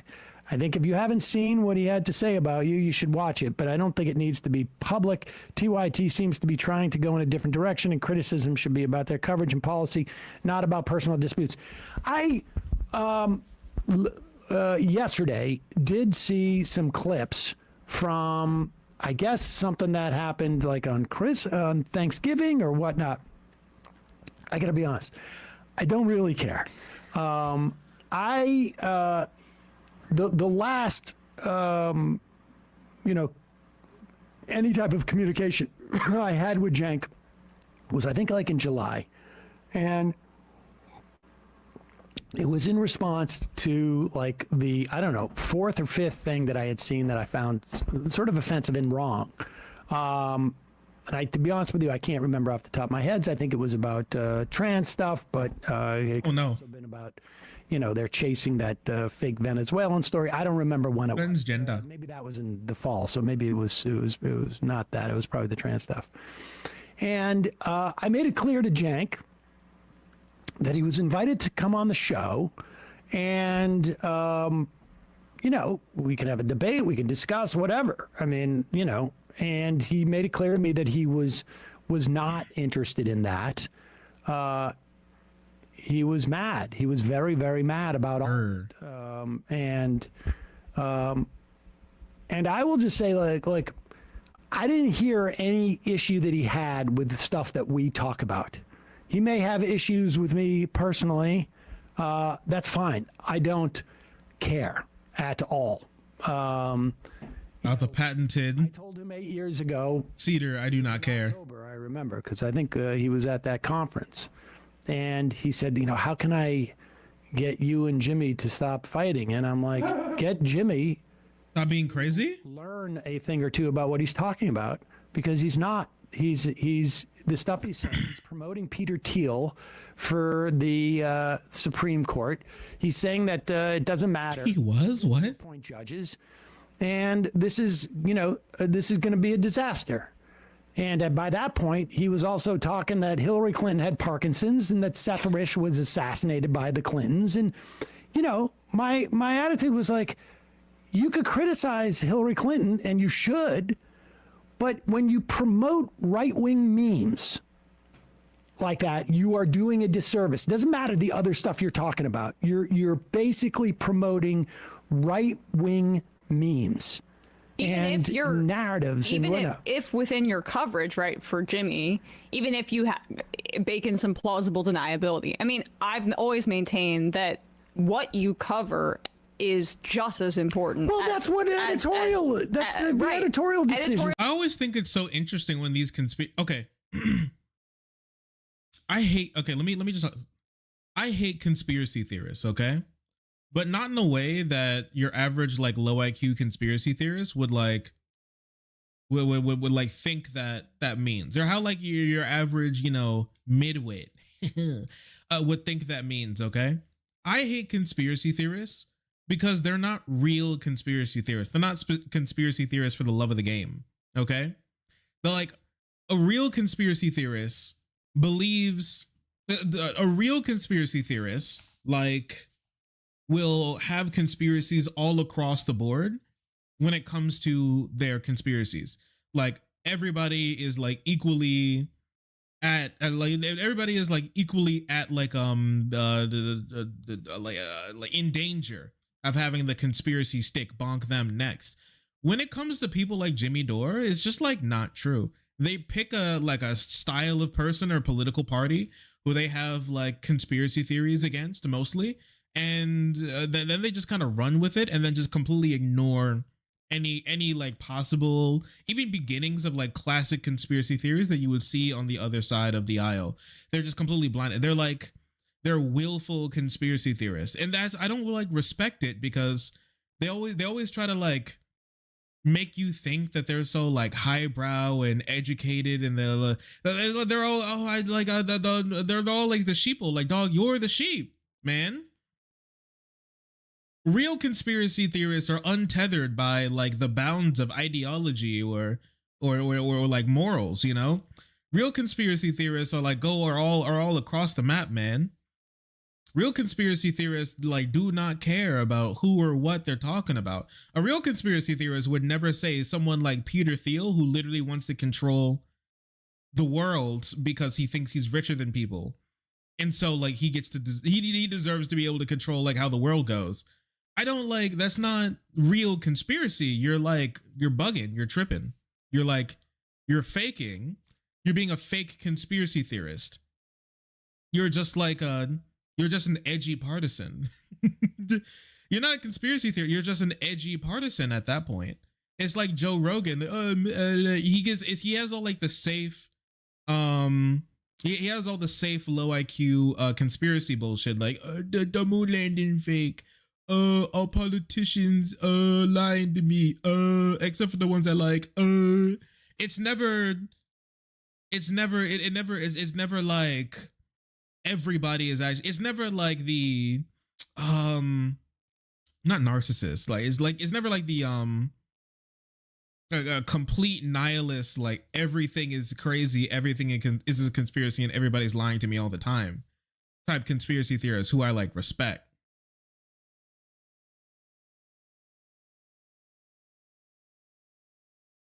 Vaccine autism, it's always that type of stuff. It's always like hacky, loser, safe conspiracy bullshit.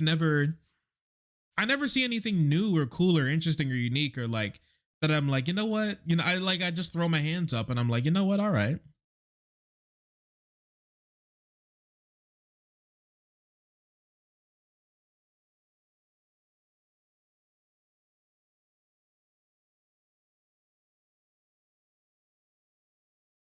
All right, you got me. It's like people like Jimmy Dore, I just can't respect them. I just can't respect bitches like him. Bitches like him always want the attention, but want to do none of the work of being an actual conspiracy theorist. Like if like for me to respect Jimmy Dore, he can keep doing all the bullshit that he's doing about like Democrats, but he's got to be like Donald Trump is a pedophile. He's got to be thrown like like he's like Elon drinks adrenochrome.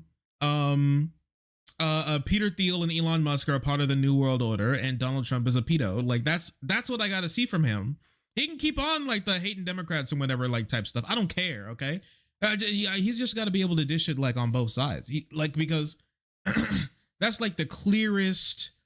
That's the clearest line that he just like specifically ignores for his own personal gain, his own personal partisan gain. I think it's just cringe. I hate comedians too. I hate comedians. Boy, I hate comedians too. but that's a conversation for another day.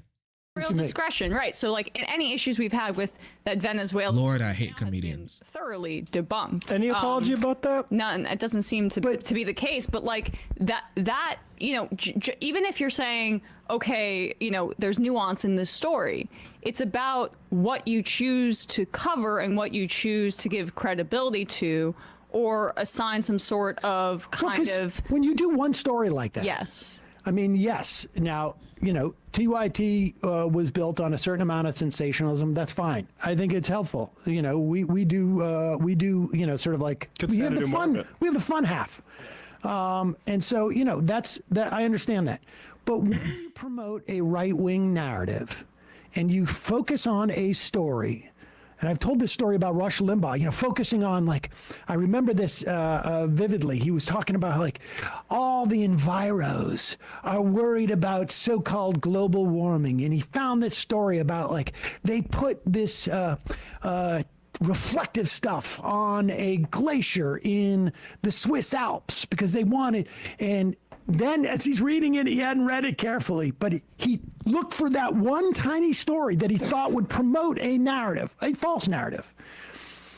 And it actually happened that it was the ski resort that did it because they were trying to deal with all the melting of their glaciers. But the point being that like, and so I took issue with that with him, and I am perfectly willing to go on his show and talk about, debate any of this. I have no problem with that at all. He doesn't want to come on this one? Fine. I'm willing to go. Do not come. But I don't care about the rest of the stuff that he says.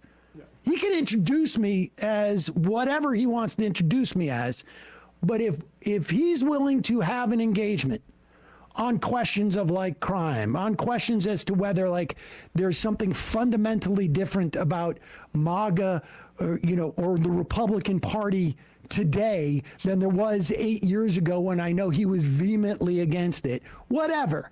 I'm willing to discuss that. I'm willing to discuss trans issues. I'm willing to discuss crime issues in the way that they played in this. I'm willing to discuss, you know, whether he thinks that we are extremists.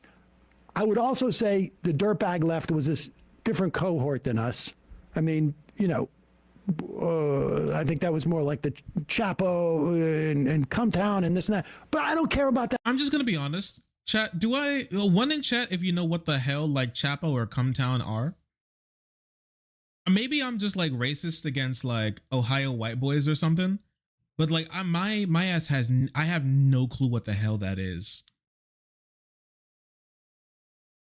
I have no clue who the hell those people are. And I remember like years ago, I was hearing about them a lot more. Are they not around as much as they used to be or something? Or are they still around, but they're like just different types of like people? Or I don't know anything.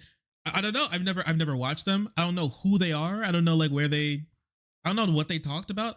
Just people talked about them randomly. I'm not saying that they're like, that they weren't big or something, because like for me to hear people talk about them like constantly, or at least enough, or like they come up enough for me to be like, okay, yeah, like these people are making waves at least with some group of people. It was definitely a different era, one that has passed.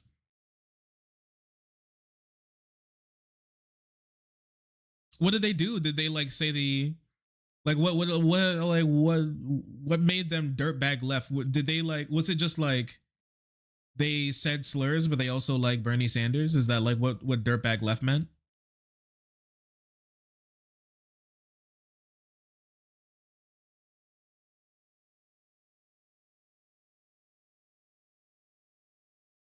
More or less. Okay. I can see it. I see the vision.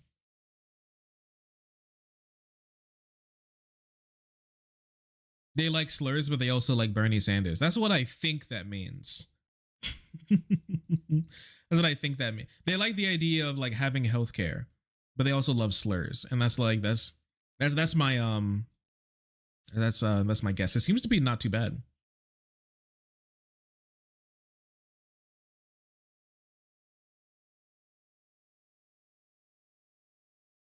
That either. None of that's important. I'm happy to go on that show at any time and debate these issues. But after that, I don't care about any of this. Honestly, it's a waste of time. I don't care about any of this. Live from the Polymarket studio. On a overseas betting market. Yes. I'm willing to put a bet. Wait a second, is TYT sponsored by Steak now or something? Because I heard something when it comes to betting. Does anybody know anything about that? Like TYT and betting is like TYT like sponsored by Steak now? Like what's going on? Polymarket? They're getting paid by Polymarket? I'm sorry, that's really funny. Okay.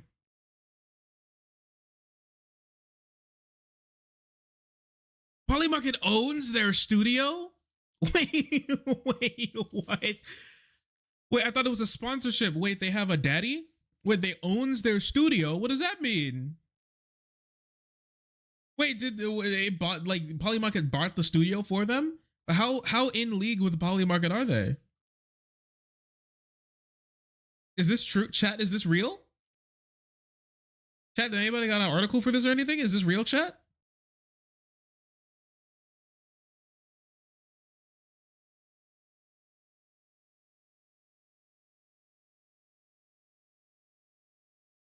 I know Peter Thiel is the owner of Polymarket. Peter Thiel also owns JD Vance.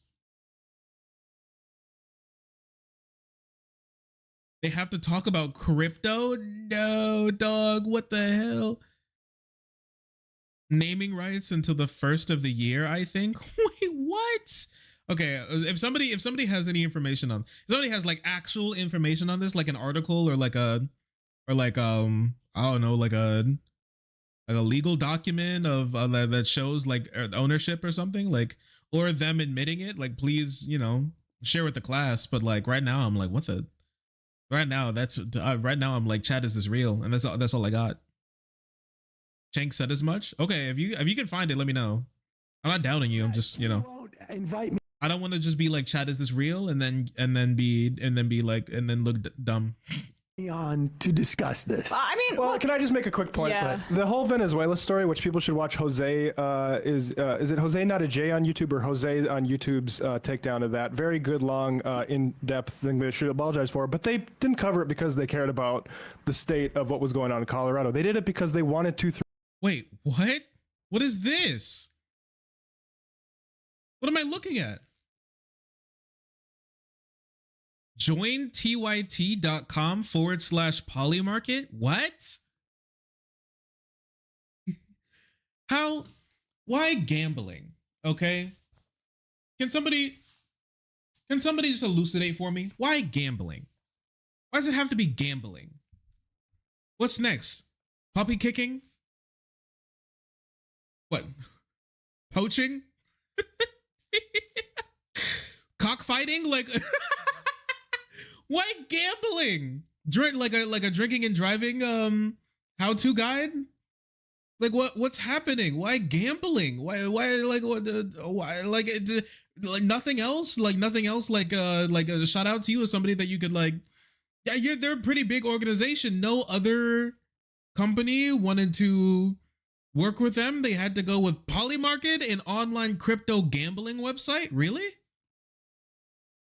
Yeah, baby seal clubbing, deforestation, polluting waterways. Like what? Why gambling? A lucrative venture. Because I've for years and years and years since I've been making content, I've done I've basically done kind of one sponsorship ever, and it was for a gaming chair a long while ago. The girlfriend actually still uses that gaming chair, not me. But I've like talked to my community before. I'm like, do you guys want me to? I was like, are you guys okay if I do sponsorships?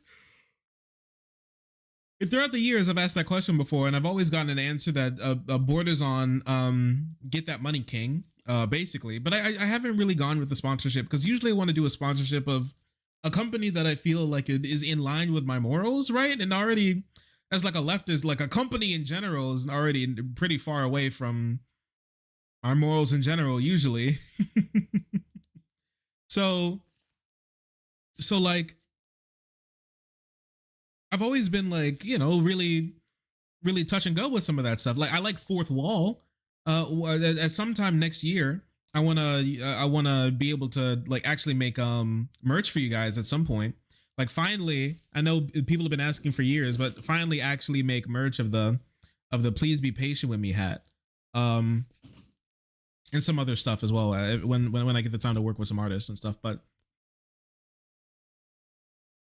because the reason why I was okay with partnering with them for like merch sometime in the future was specifically because I talked to them about like the way they treat their workers and everything, and I think it's in close enough in line to how we would want, you know, businesses to be run outside of a socialist revolution or something, right?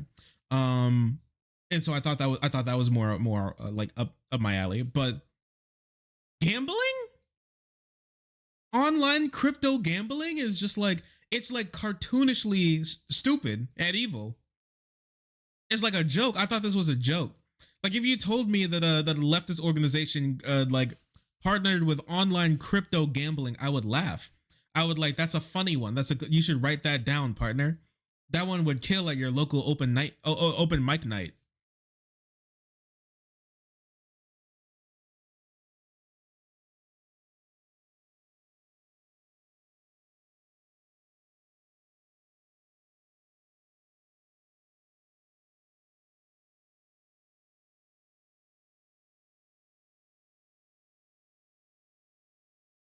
Must be a sweet deal.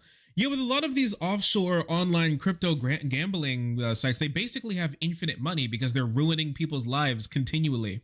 Like their business model is ruining your life. That's their thing. They want you to drain your bank account into their coffers. Like crypto, like gambling, like casinos and like gambling organizations have like an infinite tap of money, because their entire goal is to get people, like vulnerable people, to drain their wallets into their like bank account, and it works. It works great. Actually, gambling is just it's like one of those, like gambling is an addiction, unlike gooning, like a real addiction, unlike gooning, because it actually changes the structure of your brain. That's how like clinically like an addiction is categorized, is like if it changes the structure of your brain, so you have to so you feel like you can actually have gambling withdrawals. It's like, I don't know, like I actually would be more okay with like an alcohol company, I'm gonna be honest with. Gambling is, I think, is worse than alcohol, really. In some, but that's like a conversation for another time. But like this is insane. I don't know, like this is insane to me. I'm a bit flabbergasted.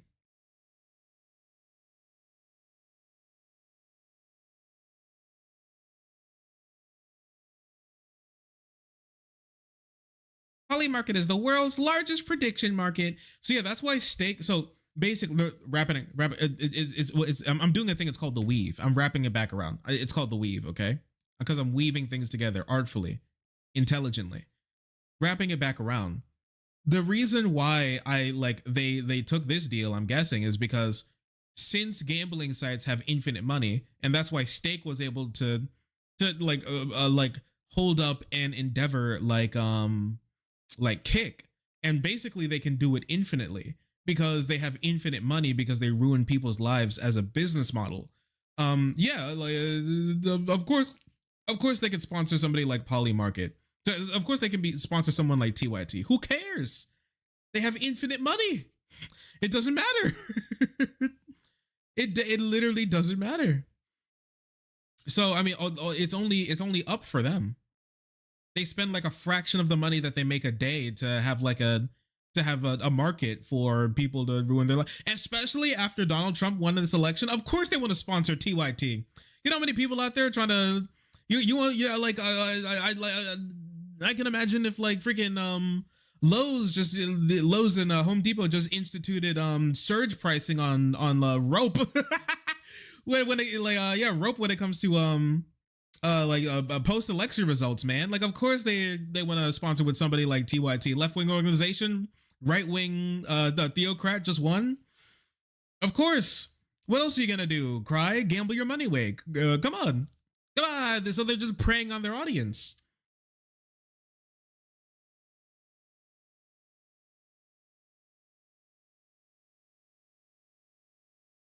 Throw shade at all the left media who doesn't take these crime stories at face value like they want to.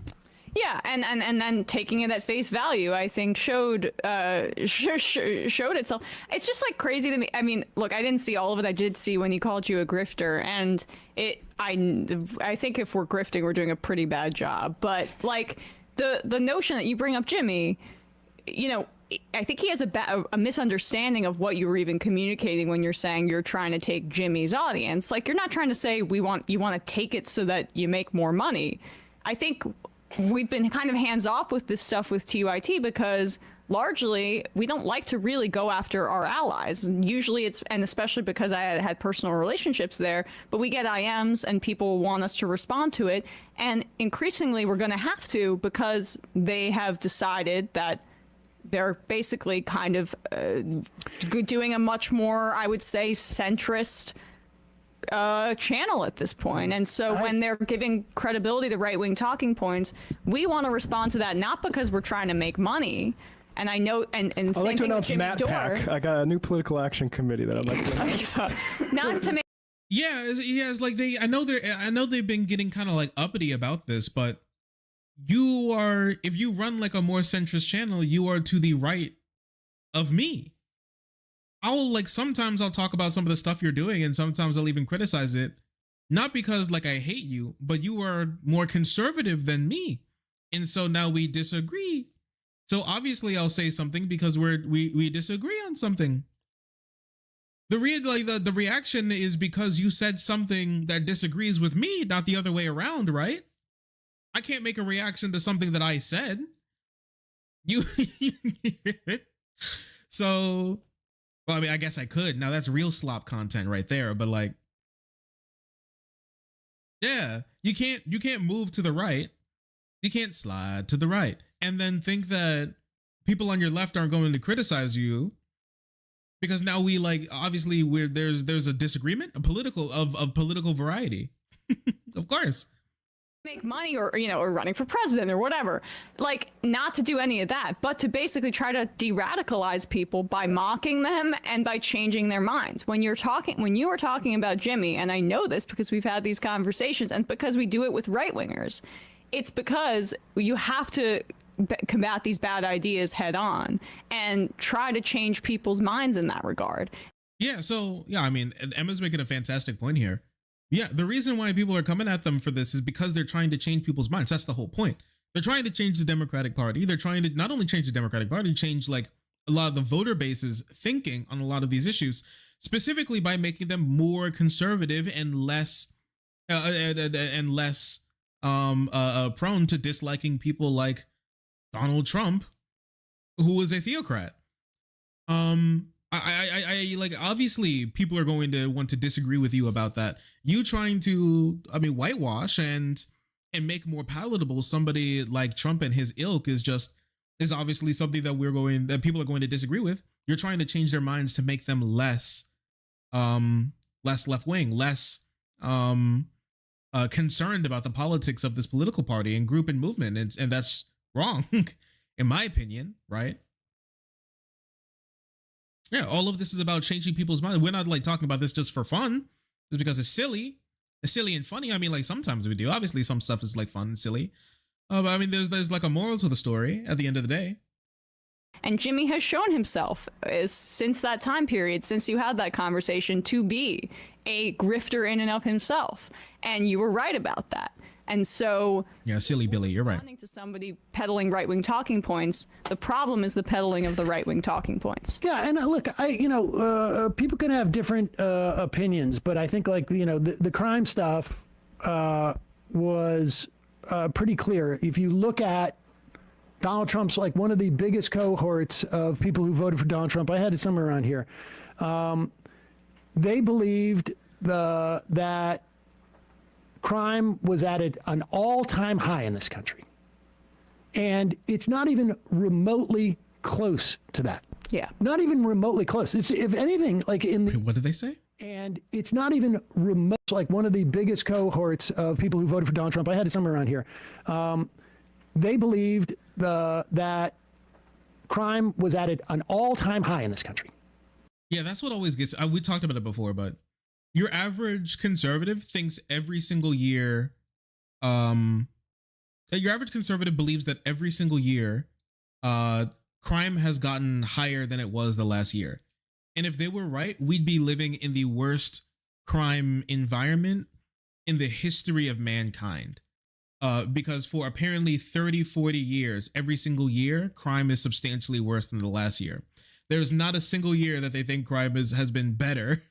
And they've never put two and two together in their entire minds that, hey, maybe crime isn't infinitely going up forever. But they don't think about it. Just like every day they think crime is worse than it was yesterday. Crime this second is worse than it was the last second. Infinitely. And it's so weird. Some of them are a little bit more partisan, I guess, so it's a little bit more believable, where when their political party wins, crime goes down. And then when their enemy political party wins, crime goes up again infinitely, and that's just how it works. So, yeah, it's just wrong, but it's just wrong entirely. It's been going down for 40 years, and it had a small bump in I think 2021, and then we're back down again. And it's not even remotely close to that. Yeah, not even remotely close. It's, if anything, in the past 40 years, it's probably still pretty close to an all-time low. But how did they get this idea in their head? Now, was it TYT? No, of course it was Fox. It was a huge right-wing machine. But where are you putting, if it's if it's, and he rightly, he says he's the biggest progressive thing out there. If the biggest progressive online outlet puts that, if it's a feather or a 5-pound weight or a 100-pound weight on the scales of that, it is it's a negative. It's bad. If you're out there saying that that the in terms of women's sports, or the amount of subjugation you feel because somebody somewhere supposedly called you a birthing person,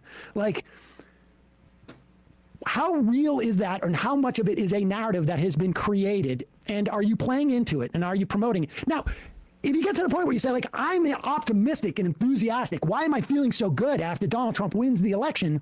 Well, you're suggesting to people that these people are being earnest. And, like I say, we were talking about this with Rick Perlstein. When Kennedy's out there saying, we're going to get rid of these, unhealthy things in the food. It's too processed, or there's too much corn. Our ag policy is bad for big agriculture. I mean, because of big ag. I think it is a reasonable argument to have. How do we leverage this? Are these policies good policies? Are they bad policies? Are they policies that if we promote, will it expose these people's failure to do this stuff and hurt their electoral chances or whatnot? Because, the fact of the matter is, never for a moment do I think that Kennedy is going to do these things, A, and B, never for a moment do I think that he's going to be a net positive. And so there's a nuance in there. Are these guys have TYT been hyping up Kennedy? Have they been hyping up Junior he's going to be some net effect on the FDA or something, after he came out to say that he's trying to get the FDA to revoke the polio vaccine for children? A stat that got me, honestly, was that I saw the other day, where I was yeah, this is a real problem, is the rates of vaccination of all vaccinations across the entire country have dropped substantially in almost every single state, which is horrifying, considering that vaccinations in every single state has been one of the main drivers for us being far healthier than we ought to be, given our lifestyles and everything in this country. And even though we still have one of the lowest life expectancies of all of our sister nations, it could be so much worse. But I feel like a lot of people don't understand how much worse it really can be. But that's it right there. Like Gen Alpha growing up and being forced by their parents to be one of the most unhealthy generations and most susceptible to diseases that should have been eradicated decades ago, that they shouldn't even have on their mind. In some places in this country, I'm not sure if you saw, like the Black Plague made a comeback. Black Plague made a comeback. In some places, polio is making a comeback. Like, it's scary. It's scary. It's really scary. What the hell are you doing, girl?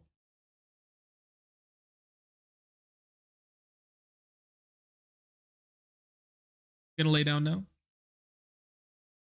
Lissa's over there. She's gonna go lay down. Sake Pookie with a 5 gifted subs. Thank you, Sake Tanuki. Thank you so much. Chat, favorite emotes out for Sake Tanuki. Thank you so much for the love. A second, Chanksgiving has hit the network. Time to invest in iron lung stocks are gonna go crazy. I actually pulled all my money out of the stock market. I'm not gonna lie. I pulled all of my money after the election. I was like, I think I'm gonna put my money in something else for a little bit. We'll put my money in something else for just some time. I think the stocks are gonna go up for like a little bit longer, but then once Trump starts, I can't call it cooking, but once he starts burning, I think it's gonna go back. It's obviously gonna go back down again. So I just decided to preempt that, and I just moved my money somewhere else. You know, Sake, the killer of white names. That's what we call white genocide here, chat.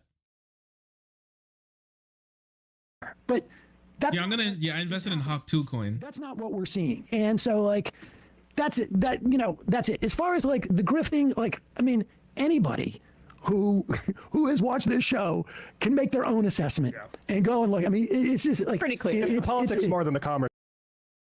I'm gonna get you. That bugged me more. And I know what you did. Mention the delineation between TYT and what Fox News does. Fox News, October 9th, progressive journalist unleashes on liberal intolerance that drove her away from the Democratic Party. They fed that machine. So if now's the time for recrimination, fine, let's let it get shaky. Let's actually look at, we were too supportive of trans people. You fed propaganda about immigrants and this thing in October of 2024. So yeah, maybe there is some grading that needs to be done here. And I'll be honest, I sleep pretty well. I don't know about how, like, if I was on Fox News talking about how intolerant the left was a month before the election, how good I'd sleep, but maybe it'll work for them. And the left is not online people that are pissing you off. The left, and what I think we're trying to do is give a voice to activists, to unions, to people who are doing work, to folks like Astra Taylor. I mean, all of these people who have dedicated their lives to trying to make people's lives better. They know intimately what the challenges are, and so like we're going to question those things, but we're going to be a vessel for that as well. So like it's so media focused. No media company, no show is the left. And I think it's ridiculous to claim that that's the case. And like, I am the left. Yeah, it's really funny because a lot of people, when they say something like the left, even like the right, honestly, they're just talking about like people on Twitter and YouTube sometimes. It's very, you have to make like a broader, you have to make like a broader push towards, a broader push or understanding towards, or like a gesturing towards like, an entire voter block. You can't just be like, oh, these people say this or that, right? So then you'll have to pull up like some data behind it, not just like people on YouTube and Twitter, which a lot of people then fail to do. That's why in my my conservative family value segments, that's why I pulled up like the actual data where you ask people about this type of stuff and people's political views and how they play into like child abuse and stuff like that. So that's why my conservative family values segment is so long too, because I spent a lot of time trying to look up data besides saying like look at what this guy said on Twitter, which is, I mean, it could be good views, but like it's less convincing, especially if you want to show it to somebody. Say we'll button this up, but I was a part of the journalistic team where they fundraised from their audience, and a lot of the core proposition was to combat Trump, who then ended up getting elected. And I remember the journalists that were being hired as I was reporting on the inauguration down in DC, and this was like, okay, as a part of this company, we're going to be resistance and we're going to fight Donald Trump. and then to turn around and basically roll over on your belly and or roll over on your back and show your belly to Elon Musk and be like, soft hey, belly. we work together on this, even if it is to say, you know, what you're saying, Sam, to call out his hypocrisy. I do think it's a betrayal of the core brand proposition, and frankly, for the millions that were fundraised from an audience that cared about this kind of thing. Yeah, that's something too. There's like so many people. I think we talked about it in one of the last streams. But I think it's okay. We talked about one of the last streams why there's not like the same willingness at the moment to combat Trump as much as there was in 2016.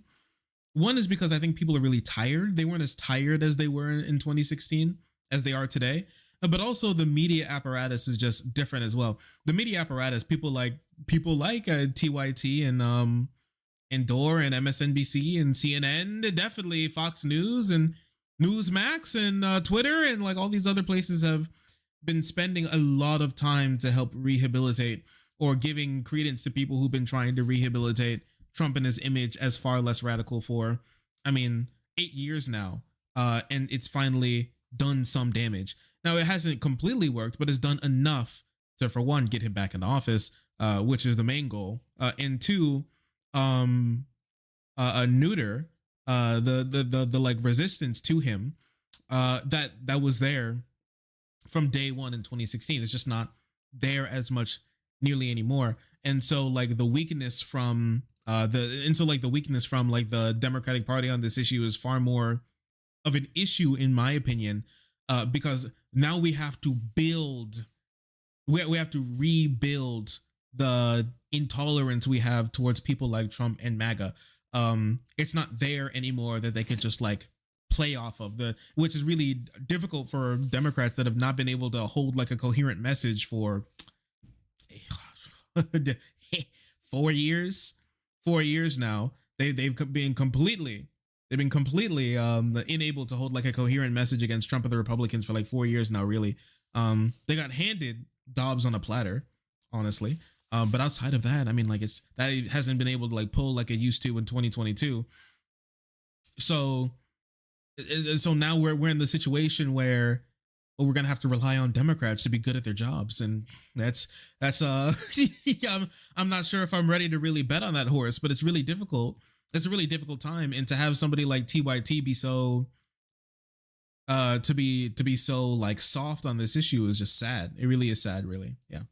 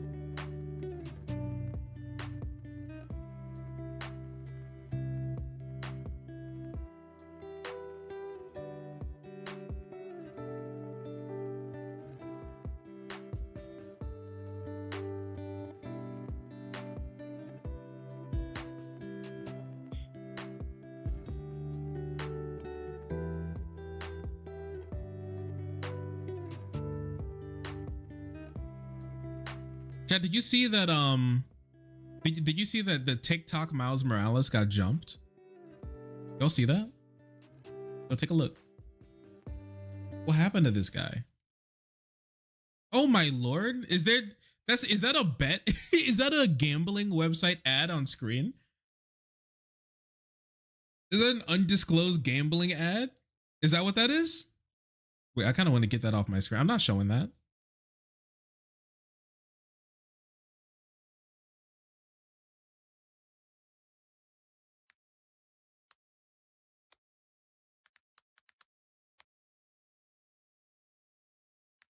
I'm not TYT. You know what's crazy is that I actually got hit up by Sony the other. Speaking of sponsorships, I got hit up by Sony the other day.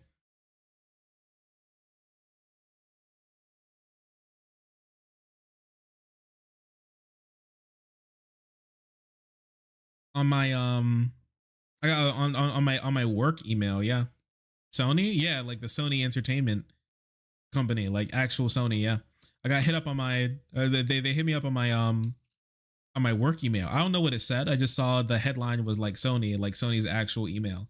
And I was like, huh? I haven't looked yet, but I'll take a look sometime.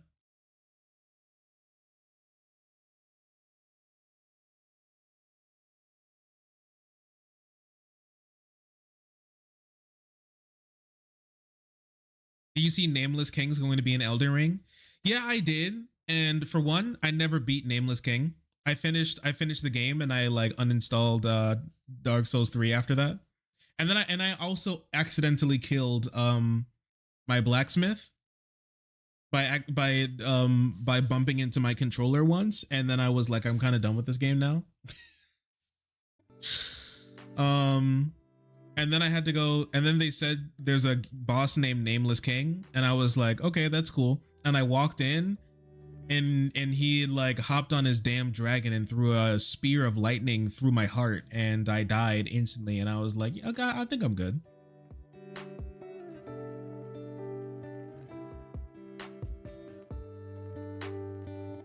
I was like, I think I'm good. And then I haven't touched the game since. So him being back to whoop my ass for a second time after I escaped him into another game is honestly a little frightening to me. It means I'm going to have to go back and beat him OG style.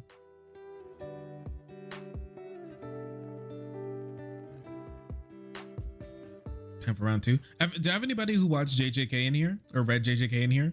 Because I saw a JJK edit of Nameless King. If you know this, if I can find it, I'm gonna show it to you. But don't spoil it if you know the scene. Okay, Pookie? Don't spoil it for people if you know the scene for other people who haven't watched it. But like it was really funny, so I had to.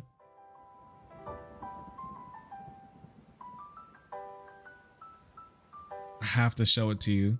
If you get the reference, you'll think it's hilarious. Also, did you guys see that The Witcher is woke now?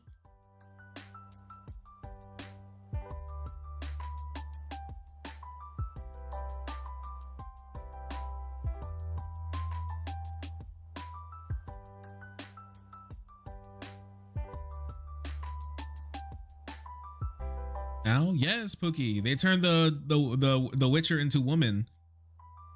It was the Witcher, now it's the woman.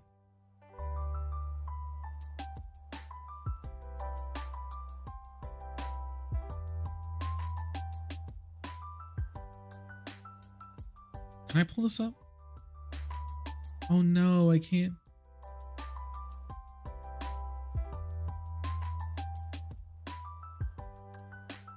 The Wocher. Yeah, the Wocher, you're right.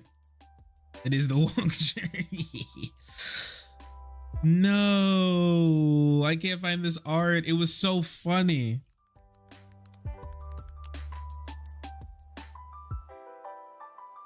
Weak stuff? You're so right.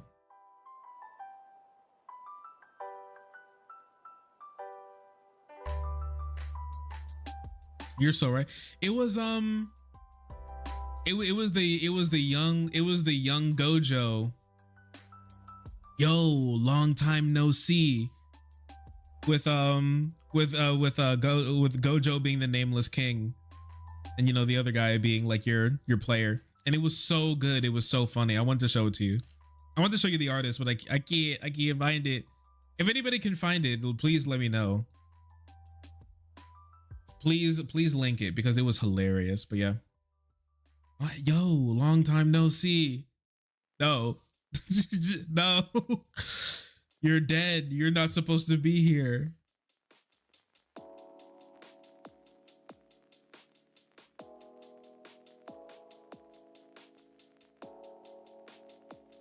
Oh, chat, I gotta show you this, okay? My people will never be free. Take a look at this. This is like remarkable to me, okay? Take a look, take a look. I saw this tweet. It's real, okay? This tweet. How do couples who stay together and doing it raw avoid pregnancy? I'm curious. With like the eyebrow, raised eyebrow emoji.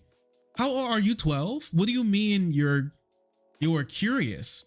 What are you talking? Do you have no way to like, do you have no way to avoid pregnancy? For one, the couples who've been doing it raw for a long time are not pregnancy free. Right? Unless they're taking like birth control or one's like infertile. I'm sorry, but they're not pregnancy free, okay? First doing it raw, huh? True. Anal is the secret. She said that's why you a single dad. No. For one, cooked his ass. He said the booty hole is the goal. Anal is the secret. Okay, single dad. Is that Beetlejuice? Wait. Guy on Twitter pays for Twitter Gold or whatever. Twitter Premium. Named single dad with Beetlejuice as his PFP. All right. Then here comes the African scientist. Okay.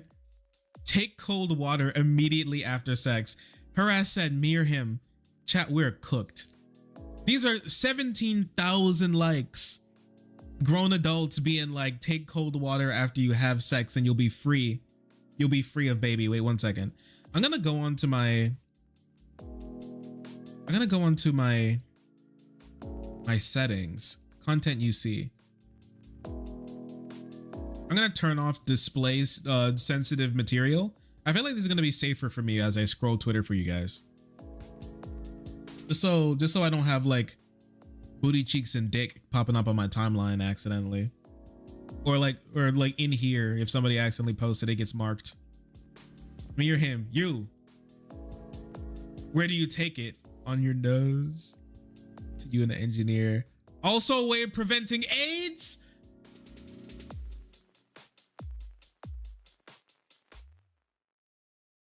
Lord help me.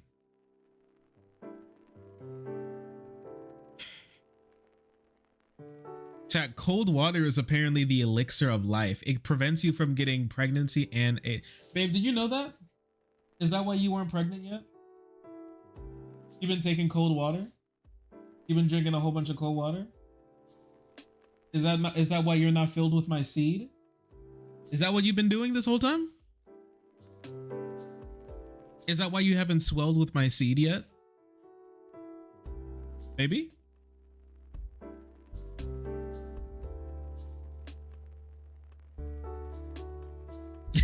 Why you're not pregnant?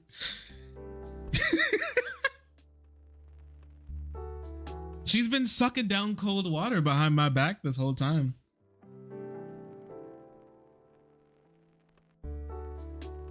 I'm unsubbing. Your ass wasn't even what that line turned you into a commenter. You've been AFK in chat this whole time when you scrolled over to your second monitor just to say you're unsubbing for that. Come on. Don't be scared. Don't be scared just because I say it how it is, just because I tell you the truth that other streamers don't want to tell you.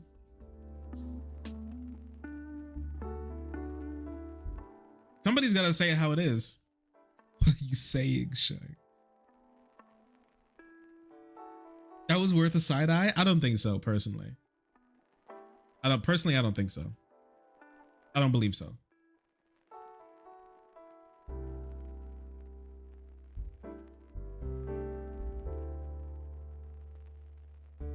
Saves terminal cancer too. Cold water fixes terminal cancer. Why have we not known this yet? Oh, I love Africa, man. Getting pregnant is not as easy as you think. It's only easy when you are not supposed to be doing it, or when you're not supposed to be doing it, or one of you is ugly. If you and your partner are hot, is it like two magnets? The cum and the egg repel each other. But if you're ugly, it's like opposites attract. The cum and the egg like get slurped to each other. They warp through time and coochie to reach each other. Chat, does anybody know is getting pregnant easy? I haven't tried it yet. Huh? What'd you say? He's over here making little noises. Me when I'm 12.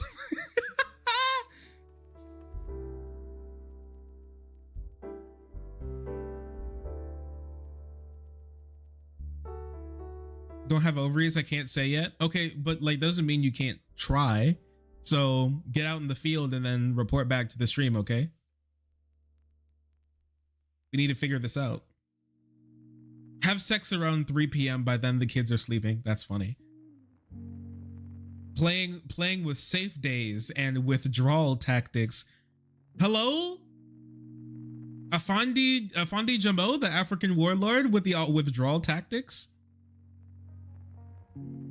Say, there are no such thing as safe days. You can give, not the women out here trying to educate them. Being a parent is a good thing too. He's just given up. That doesn't work. If your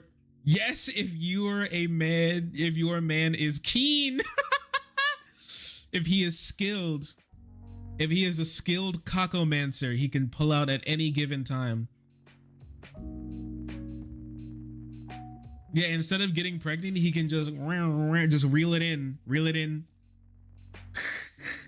Just wind it back up, wind it back in.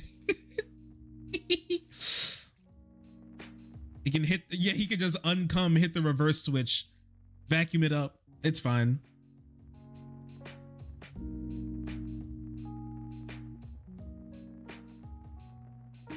She said essentially. We are cooked, chat. What is this? They're using natural method of family planning.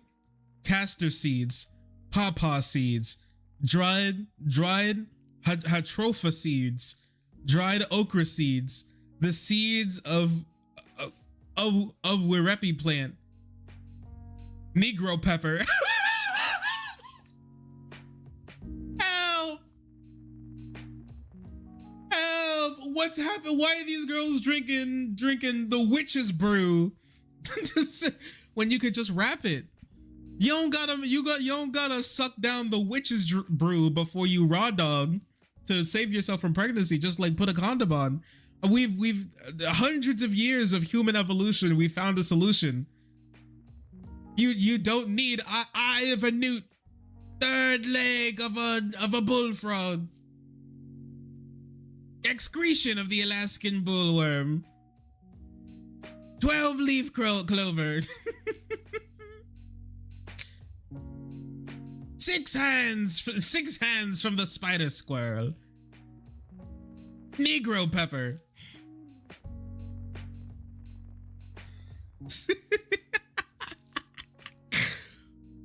What's Negro pepper? Chat, I'm scared. I'm gonna look this up. What's Negro pepper?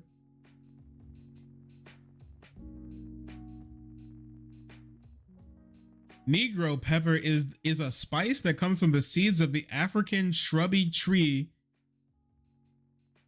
Wait, 50 Cent, you're here. You're an African, aren't you? You're one of them Africans. Do you know anything about Negro pepper? Or like this like patented African witch's brew? Do you know anything about this? Has your family heard stories of this before? Of Negro's brew?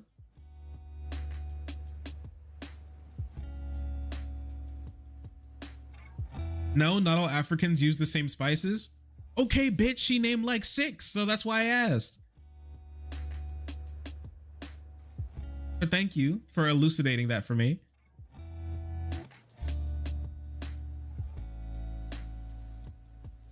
It's a whole ass continent. I know okra and castor. Okay, well now your black ass starts to tell the truth. Oh, now the truth comes out. Oh, so you do know some of these spices, huh? Okay, so your family only has part of the secret.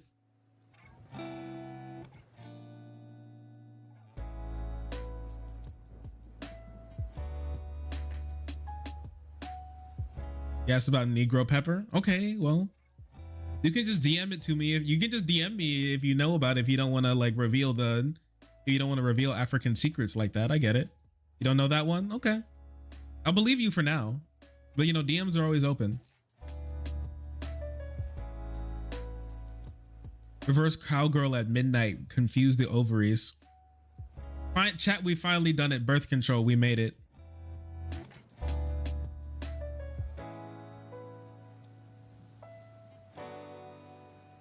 We finally done it. It's taken a while, but we made it. Castor is well known. Yeah, Africa is a big country too. It's a big continent. It has big countries in it too. Or pull out. This is a soon to be mother. Women on Twitter be like, oh, just pull out. That's a soon to be mother right there. Happy for you.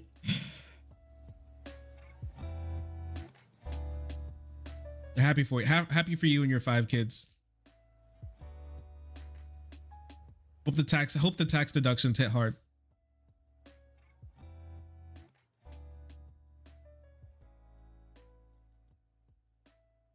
Just walk up to a white woman and show her your all power from melanin. I'm not gonna lie to you, but that actually works if you live in Indiana. In Indiana, that actually works. It's real. I didn't want to reveal this, but it's real. If you're like a black guy and you're like you're like single and you're in and around Indiana, and honestly, if you're one of the types where you're not going and if it's not snowing, then like Indiana, like Indianapolis, Southern Indiana is honestly a fertile picking ground. It's a fertile farming ground, really. Wait, deadass? I am not lying. It's true.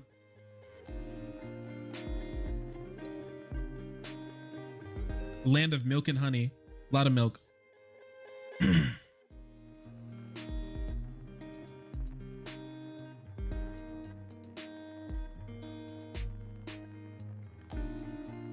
Here's a meme I crafted about the events in Syria. Thank you for that. I've been ready, my whip been ready, my bitch. I can't play this. I'm going to be killed. I'm going to be sniped. Thank you so much, though. I appreciate you for that. I'll watch it in my spare time. I got it loaded in my watch later now.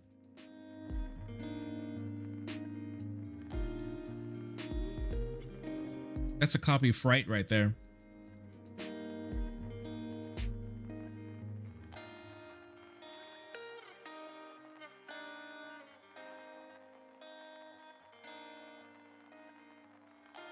I still can't believe this congressman literally said that there is an Iranian mothership off the coast of the eastern United States that's been sending out little drones across the country. I'm sorry, but like, I can't, it's hard for me to believe, really. I was flabbergasted when I saw it.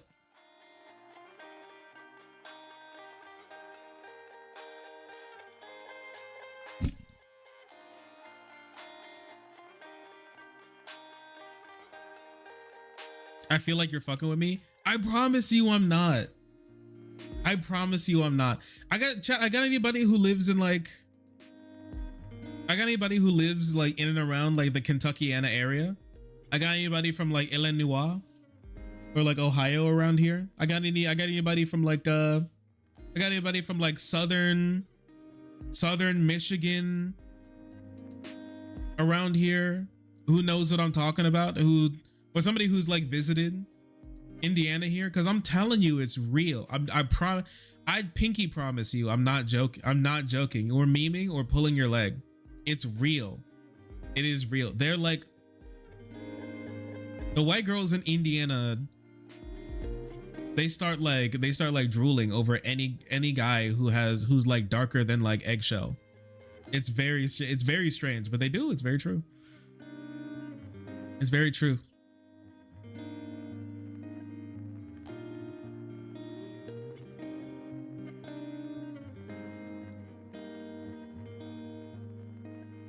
It's me. I'm in Southern Michigan. It's real. It's real. I'm telling you, if you go to Indiana area, they will tell you that it's real.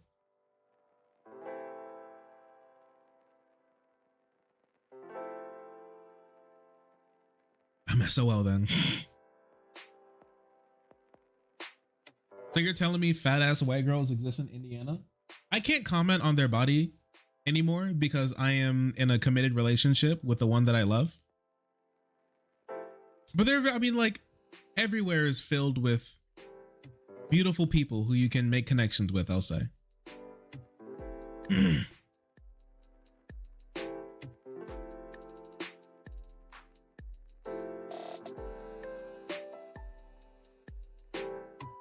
The whole world is full of beautiful people.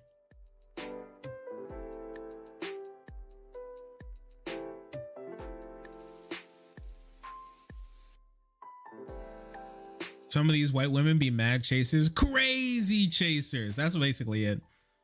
That's basically it. Yeah, that's true. True. That's pretty true. True. That's pretty true.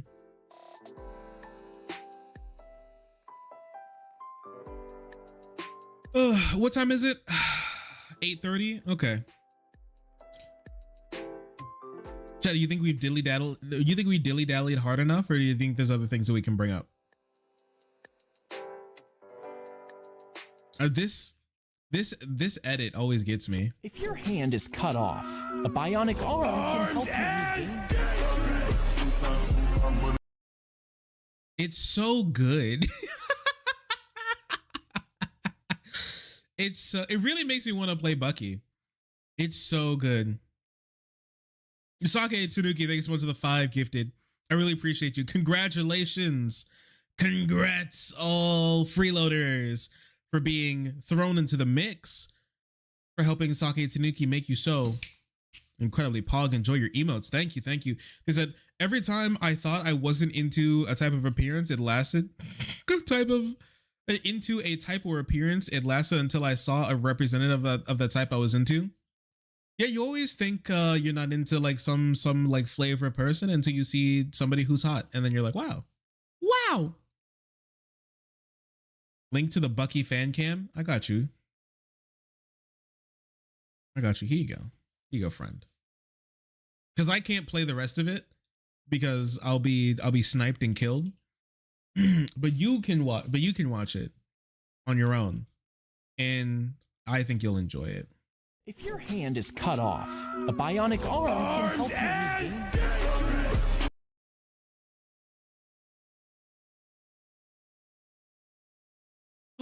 regain. Again.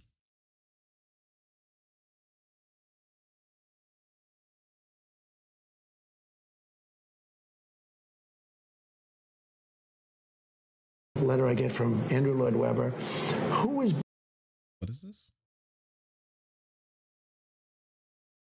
Oh, do you see that Trump was on Steve Bannon's show after he got out of jail? And he tried to get him to get back on topic, but this man couldn't stop talking about... He couldn't stop talking about Broadway, apparently. Wait, take a look at this. I look at this beautiful letter I get from Andrew Lloyd Webber, who was big before Phantom, but nothing like Phantom. And he did Jesus Christ Superstar, which was another great one. He did a lot of great things. But he said, because he lived in the building at Trump Tower, he knew me a little bit. And he said, I'd love to have you as my guest. I'm opening up a musical called The Phantom of the Opera. And I said, oh, so let's go. So I say, wait, can I hear the name? And I said, oh, let's go. Oh, so I'm opening up The Phantom of the Opera, and I said, oh, let's go. And I said, oh, so let's go. So he is such a princess, really. I say on the letter, as my guest, I'm opening up a musical called The Phantom of the Opera. And I said, oh, so let's go. So I say on the letter, okay, I'll go. And anyway, we went.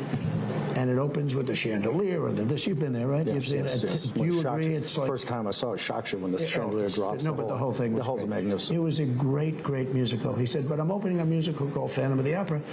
And I'm saying to myself, all right, now I get many letters letters like that. I still get letters like that, except it's a little hard when they make you put masks on and do this thing. I mean, you know, I think Broadway, you still have to, it's brutal. It's brutal. I mean, if you had a Broadway theater right now, it just is just after. Well, plus the city. What's happened to the city? Plus what's happened to the city. Look, it just closed after, what, 40 years? This letter is from inviting you to opening night. The reason I want to start with that, it just closed last week. Yeah, no, it did. It did. It was very sad. Because of what's happened to the city. I think I know why it closed. Beyond that. Start with that. It just closed last week. Yeah, no, it did. It did. It was very sad. Because of what's happened to the city. I think I know why it closed. Beyond that, but I think it's, you know, you got to have a lot of things going right, and they get so politically correct. But it did close, and I would think it's very hard to open on Broadway, have anything on Broadway. But Phantom was one of the greatest of all. So just so you know, they're supposed to be talking about like crime and like, you know, poo-pooing on the Democrats and how he's like going to be such a good president, but he actually can't stop talking about Phantom of the Opera because he loves Phantom of the Opera. He's this is one thing, is that like I feel like a lot of people do still think that Trump is humanizing because he really loves being rich and he loves going places and doing things. He loves to sip his little wine. He doesn't drink, but he loves to sip his little drinks, and he loves to eat his he loves to eat his food. He loves to go to shows. He loves watching TV. He's actually, you know, if he wasn't so insane, you know, he would make like a funny, he would be like still a funny like TV show guy, right?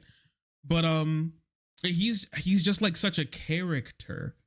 He's such a character, but he still can't stay on topic. So I go in and I see this music. I said, this thing is unbelievable. It didn't take long because the music is so good. By the time we had intermission, it was like, I said, this thing is incredible.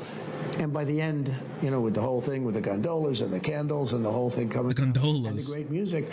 And we play a lot of that music. I mean, I go to places when we want background music. That's beautiful. It's great. Everybody likes it. But you go there and it's opening night for one of the most successful plays, musicals ever, I would say. Maybe the most, but certainly one of the most.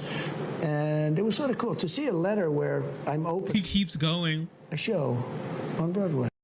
He keeps going. Oh, Steve Bannon's sitting there seething. When's he gonna start talking about killing the migrants again? Damn, I'm so bored. Yeah, it closed because of the Browns, dude. Bring it back to the Browns.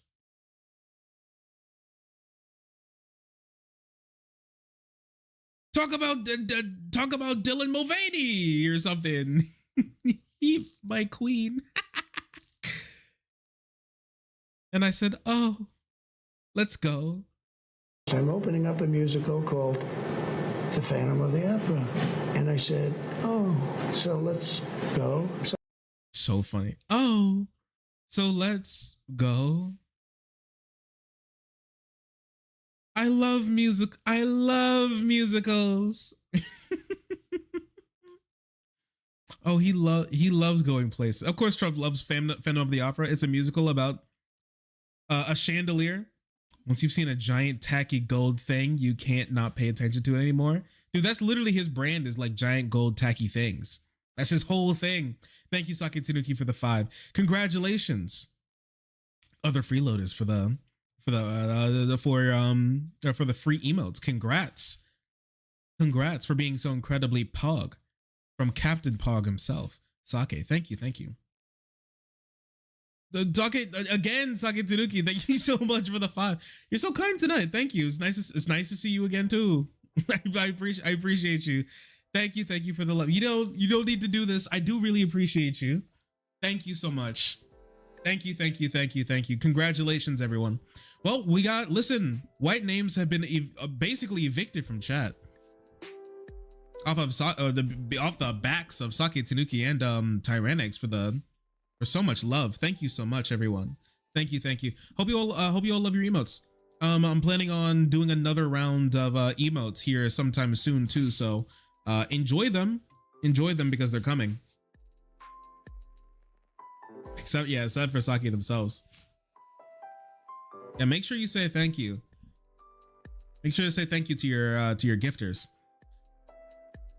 I looked into the Negro scene and I have never heard of this shit because they are called something else by my family. So you do know the secret African brew. Wait a second, chat. we've just got a word from the motherland. They are called Uda seeds. No one in my entire family called this shit Negro seeds. It sounds like a Black American thing. No one calls them that. Listen, I can see it.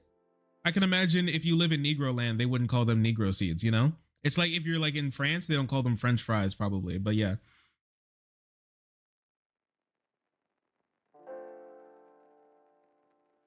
So yeah, I mean, I can get it. You guys call them something different. They go by the flower by any other name smells just as sweet. So, but yeah, do you know anything about the Uda seeds? Do they have any like magic power or something?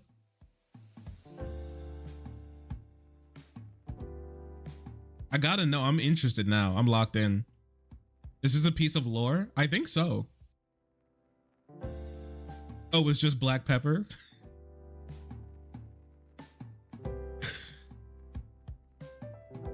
It's just black pepper that grows in the motherland. It's just West African black pepper. That shit is so funny. You think it's got a little extra tang to it? Have you tasted it along with black pepper? Have you do you know? Are you like it's just different? Does it got like some extra funk to it or something? Thank you so much. Thank you, Sake Tanuki, for the 5 more gifted subs, helping other people join the frenzy, being so incredibly pog. I appreciate you. Thank you. That's what I've been waiting for. Thank you. In 2001, the WHO was about to end polio worldwide by vaccination in Afghanistan, but the US put an end to that. I am going to say, after like invading a place, I don't know the history. I think after invading and bombing a place, sending in people to go like give a bunch of shots to people is like, I feel like that could, you know, I mean, like, it feels difficult, definitely, but I mean, like giving people medicine it shouldn't be that big of an issue. But honestly, shouldn't have invaded them in the first place. Thank you so much for the raid. Do I pronounce your name? Dahorumba. Thank you so much for the thanks for the raid. Hope you're doing well. Nice to see you. We love trans people, isn't that right, chat? My mom does the cooking. Wow, misogyny household. But I recognize what it looked like, and when you looked it up, okay, all right.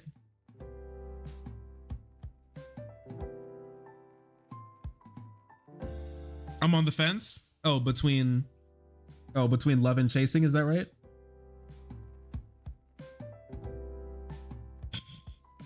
All right, 1 second. I gotta get this with love and respect, though.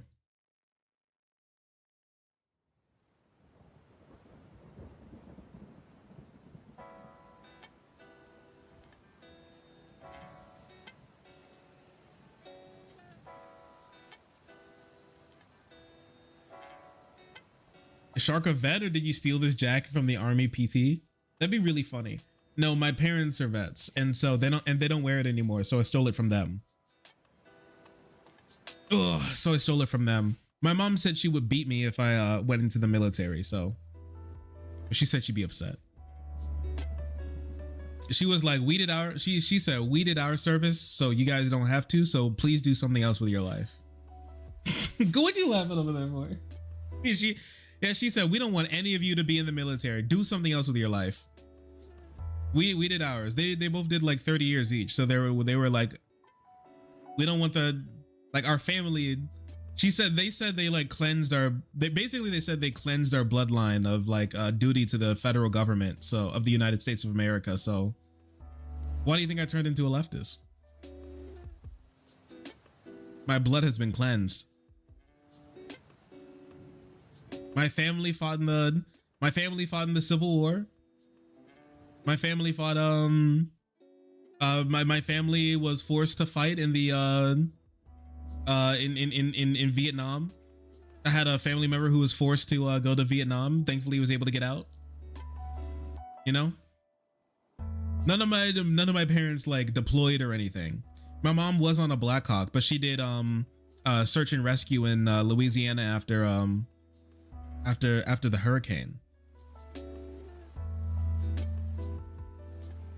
My dad did go to Korea. Not to fight wars, but just to train Korean troops who are going to be at the DMZ.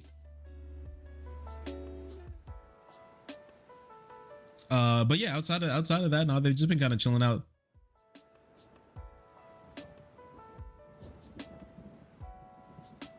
So yeah, no, they said my blood has been cleared. Our blood has been cleared for the rest of eternity. Our blood has been cleared from service and duty to the federal government of the United States of America. So we're good. I'm good. Yeah, I have no plans on going to the military. No plans. But the jacket is very nice. I like to wear it to the gym. It's very breezy. The PT jacket is very breezy. I can't lie. It's very warm and breezy at the same time. It's a nice jacket. I cannot lie.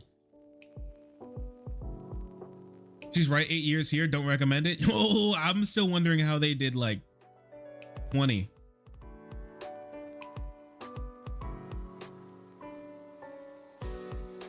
I'm still wondering how they pulled that off. My parents told me don't join the military, and I never did. Yeah, basically they got out of high school and then just hopped into the military and then just stayed there until they retired. Honorable discharges and master's degrees for the both of them. Yeah, nice reflective. It's got nice reflective. You were right. It's got some nice reflective too. If I ever go like jogging in the night, hopefully I try not to get Ahmaud Arbery'd. So I try to wear something reflective. Thankfully, there have been more brown people showing up in my neighborhood. We've been having like, we have like an Indian family living across the street from us that lives in a house that a white family used to live in. They had like baby schnauzers. I'm not happy they're gone. You know, they're good people. Their schnauzers were very cute. They were called Max and Ruby. But you know, the darkening of our neighborhood has led to a whole lot more like brown joggers and stuff, and it's made walking the neighborhood very it's made walking the neighborhood much more peaceful. But it's been too peaceful. Can I pause for a second? I'm like a walkable city woke leftist and everything, but can I just be honest for a bit? I feel like some people are too comfortable walking. Like, do you guys know what I mean? Like, you just, it's just, they've just become too comfortable just walking on the street. And it's just become a problem for like all of us. Too comfy. Yeah, like they lack urgency. They lack seriousness. Like they don't take anything serious anymore. Right? Joker, it's not a Joker arc. They just don't take anything serious anymore. Like walking on the street's kind of serious, you know? Like the cars are coming like to and fro. There's like a lot of stuff going on the street. The Bible even warns about like you doing crazy things in the street. You know, the streets aren't like, the streets are there for fun, but you're just not about, you can't be like aloof on the street, you know what I mean? And it's just, in this neighborhood, people have just gotten too comfy being pedestrian, and it's just become like an issue. Then you need sidewalks. We don't have sidewalks. This is new development. It's become an issue. They don't have any seriousness anymore. And I'm not saying that because they're just like in the road. Fine, you can be in the road, go ahead, right? As long as you have like seriousness about being in the road. When I was a kid, we had seriousness about being in the road. We played basketball. We played like street hockey in the road, okay? But the car, we always had the prairie dog boy who is looking out for cars that come by so we don't get flattened by somebody's F-150. Now, these days, we got grown adults out here walking out on the street in standard time, 5 p.m., so you know it's pitch black. Okay, listen. I was bringing the girly back from work, okay? Because she's like a permanent passenger. She's like a professional passenger princess. I don't even know if she can drive anymore. So I was driving her back from work. She said it's cute, so I do it for her too. I was driving her back from work. 4:37 p.m. Pitch black, okay? because it's fucking daylight saving, because it's a standard time, okay? For no damn good reason. I'm driving through the neighborhood. We got trees on both sides. Normal. Coming around a bend, enjoying myself, listening to a video on reef keeping. It's about the importance of pH in your reef aquarium and how a lower pH leads to an abundance of a sodium bicarbonate that leads to an acidification in your reef tank, leading to brittler, less healthy coral in your tank, which is bad, and worse coral growth. As I'm rounding the corner, enjoying my life with the baby girl in the passenger seat, I see some damn cryptid on the side of the road jump from the damn tree line through the darkness. Okay, I'm like, what the hell is that? I was about to swerve out of the road. I feared for my life. This, like, I thought the car was about to be flipped by Bigfoot or something, man. I saw this moving shadow. I thought it was like an alien, some like creature of the night, like pounced at the car randomly. And I was like, what the hell is that? Because I was like kind of coming up. There's like the hills, there's like tiny little hills. And then it came back down. The lights shined forward finally, and I could see. And it was this like man who, it was just my neighbor who was just jogging. But my guy had a black hat on, a black jacket, black pants, and black shoes, like he was going on a robbing spree. I thought I just passed Midwest Ninja. Like, I was shocked out of my mind. Like, do you know how dark it is? I could have killed you. Don't you have no like care for your like life or something? Do you not have any like friends or family? Is your mom not gonna be sad if you die? Do you not care if you get clipped by some F-150 texting and driving on this road? Are you mad? All black at 4:35 p.m. standard time in winter? Are you crazy? No reflective. No, actually, the only reason why I could see him was because of his white face. His white face reflected the light back at me, and I was like, huh, Jim? I was so angry. I felt like stopping the car and yelling at him and telling him to go back home. Turn your ass around and go back home. Hold up your like camera flashlight or something. Yes, he was white. That's the only reason why I could see him. I was about to kill this man.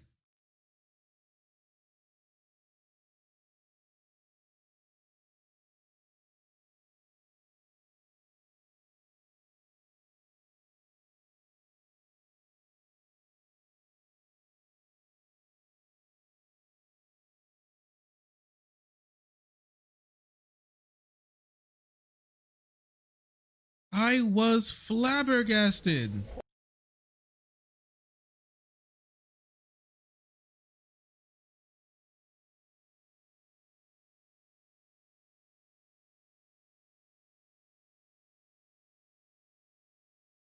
I couldn't take it anymore, man.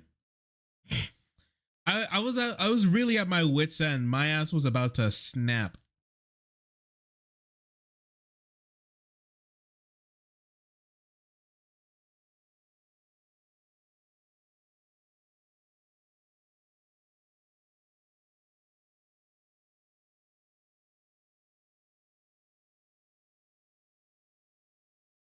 White people activities. I don't want to say white people activities, but like my neighbor, full black, running in like the darkness at night on the side of a road. No sidewalks, just so you know. No sidewalk, just on the corner of the road, walking around like a damn cryptid. If we lived in like the 1300s, I would have come back and talked about like the goddamn Kentucky Creeper. People would have been drawing pictures and putting up bounties of his ass. I've had enough. I've had enough. Thank you so much, JMT.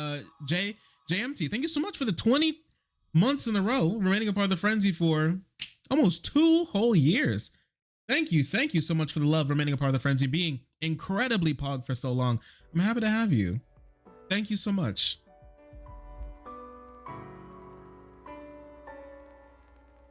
I would have jumped him at that point, robbed his clothes for his own safety. Honestly, yeah. Bro, you're gonna die. You are going to die. Yeah, I almost killed my neighbor. I just had enough, man. But I don't even, when the street lights are like were like 3 hours from coming on, I got my reflective thing on while I'm jogging on the side of the road. I got my joggers, I got my reflective sash, or like this on that's reflective, to have something, right? But like, nah, I don't get it.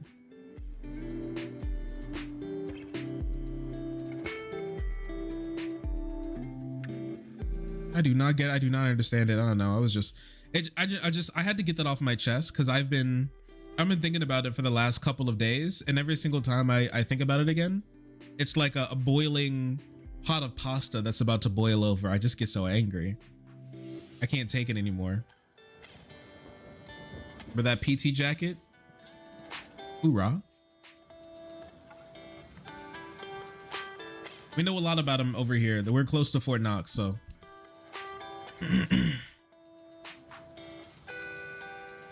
Dude, once you get like old or something, once you get old enough, you just stop caring about the world or something. You just become disconnected from like the rest of society or something, man. Something happens, and I'm not sure what it is.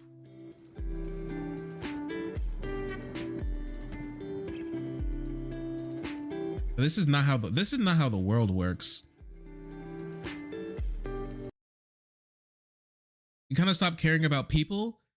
No, it's different. You stop caring about yourself. This is different. You stop caring about, unless you mean stop caring about people as in like the collision, the cost of like the collision repair for the car after I flatten like Jake, but like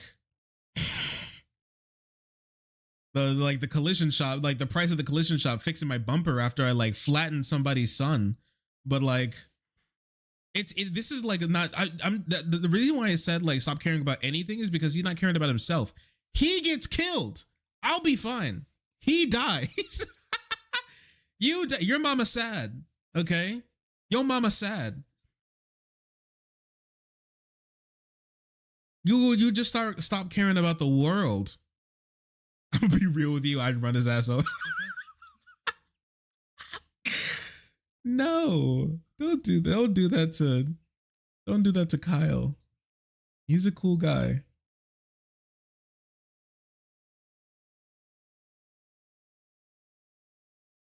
It's about owning your own space. No one can take it from me.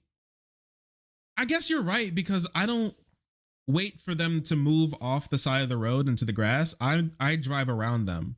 So I guess they have like a protective bubble around them constantly, simply because I'm scared to kill them. It's kind of like it's like a permanent chicken that I play with my neighbors. Is that, what are you gonna do? They're like, what are you gonna do? Kill me? And I'm like, well, I guess not. Guess I'll move over. You wouldn't kill me, would you? I'm like, yeah, you're right. I don't wanna. I'd rather not. Hello, everyone. If your hand is cut off, a bionic arm can help you regain.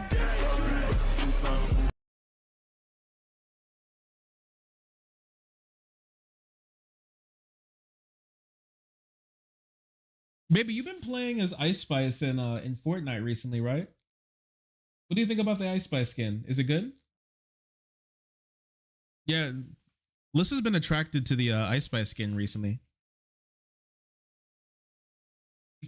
She cannot stop playing. You don't even listen to Ice Spice, do you? She does not listen to Ice Spice. She just thinks she's hot. Hey, is that not true? Is it not true? You're kind of gay, aren't you? You are?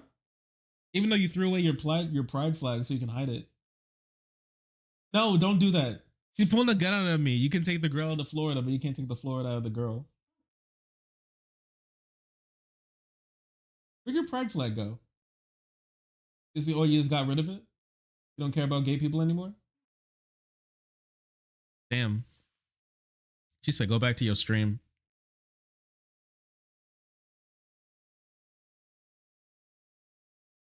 In her Bumble profile, she had like a pride flag on with her. And then when I was helping her move, we found the pride flag. I gave it to her because I thought she was going to take it. I was trying to be like a good ally, and she was like, "Get this shit away from me."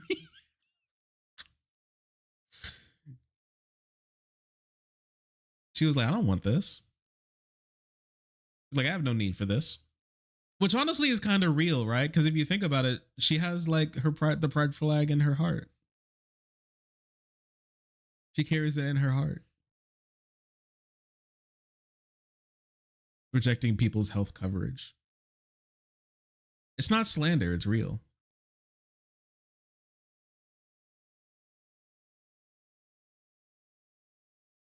Her ass is not a Spice Girl. Apparently not. She's a little bit, okay, so Melissa likes Spice. It's just that she always complains about her booty hurts when she poops after she eats it. What's your problem? And she has like the digestive tract of like your average pond fish, because like she does not process anything. Like the capsaicin comes out the same way it comes in. It you gotta you just, I don't know, you eat like somebody who wants to like spice, but then I put too much pepper on something, you're like, ooh, ah, it's burning, ah, it's burning, ah, ah, You're like, I don't know, like you started tweaking when I had you eat like the tater tots from Buffalo Wild Wings with the buffalo spice on them. Hmm? Yeah, she said it was good, but she can't handle it. She started crying. She was like, it's so spicy. She was like, it's so spicy. It wasn't even spicy. It's like mild buffalo. It is mild buffalo. Okay, that's why I tell you that I'm kind of cutting the spice from you. I'm cutting spice out of your life.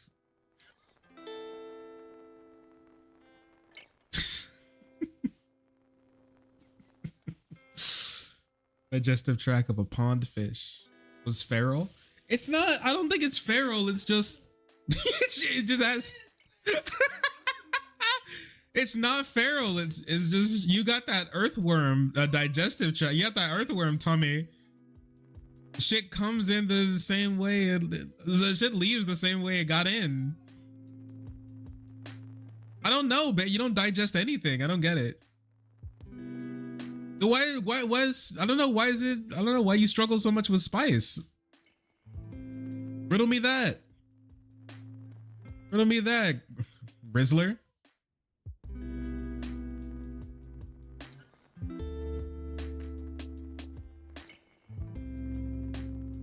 I advise you to shut up before the couch that will be your only choice for sleeping areas. She can't get rid of me. I'd sleep at her feet like a dog. My favorite spot too, right by her piggly wiggly.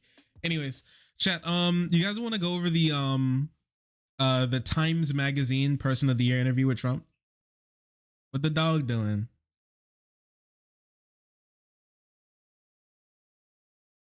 Yeah, I called her mommy. I'm not lying nor trying to deny it.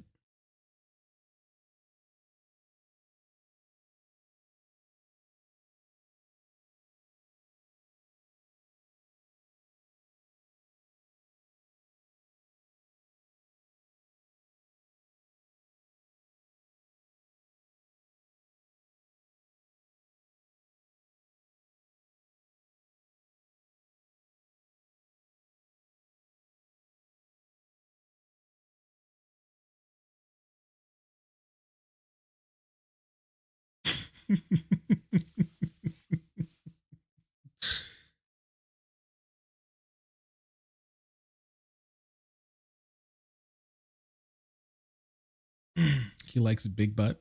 I love my girlfriend. She's very cute.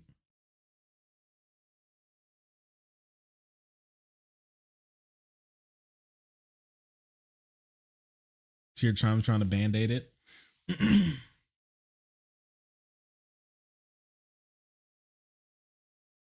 Let me pull up a couple things.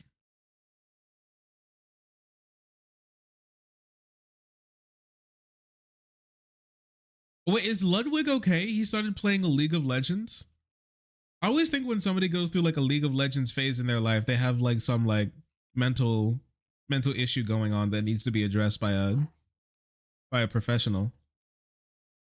What you wanting for over there? Am I wrong?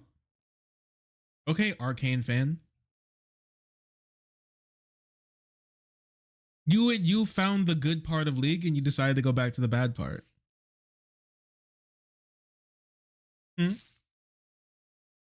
Arcane, the good part of League, and then you decided to play the game again. Chat, what do you think about Arcane not being in the running for this year's best adaptation for video games? Do you think okay?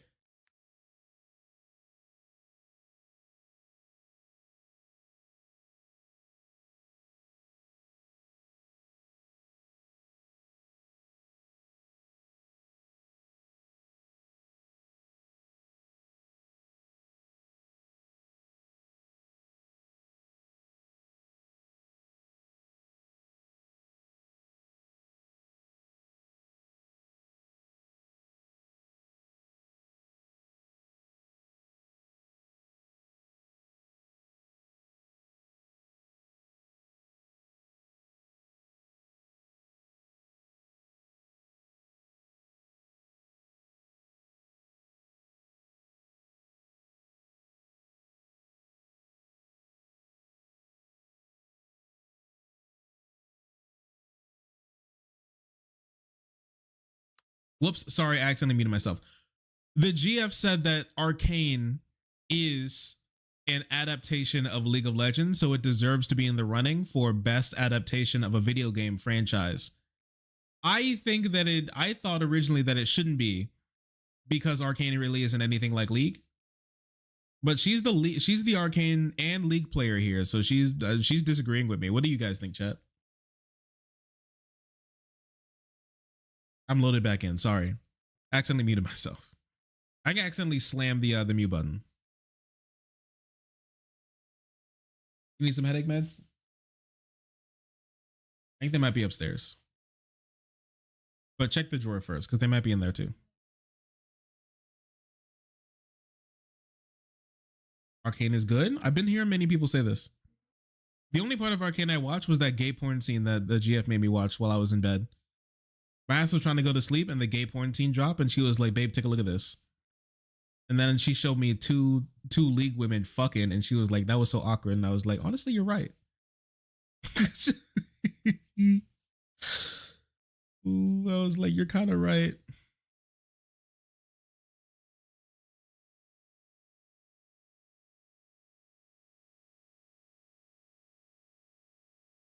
The whole series is a gay porn scene? That's crazy. Is there a YouTube channel out there saying Arcane is bad and woke? Is there anybody out there doing that? I need to see. Is like Edmonton or whatever his name is? Is he like, are they dropping like Arcane is woke and bad videos?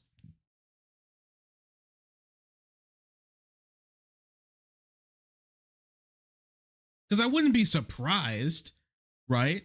But I would be like, I wouldn't be surprised, but like,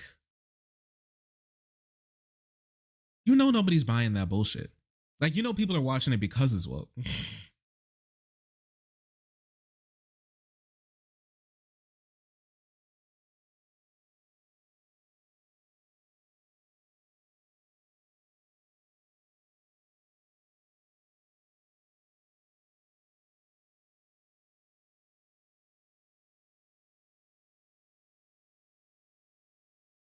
If you look hard enough, you'll find it. That'd be a shocker to me. That'd be a shocker to me.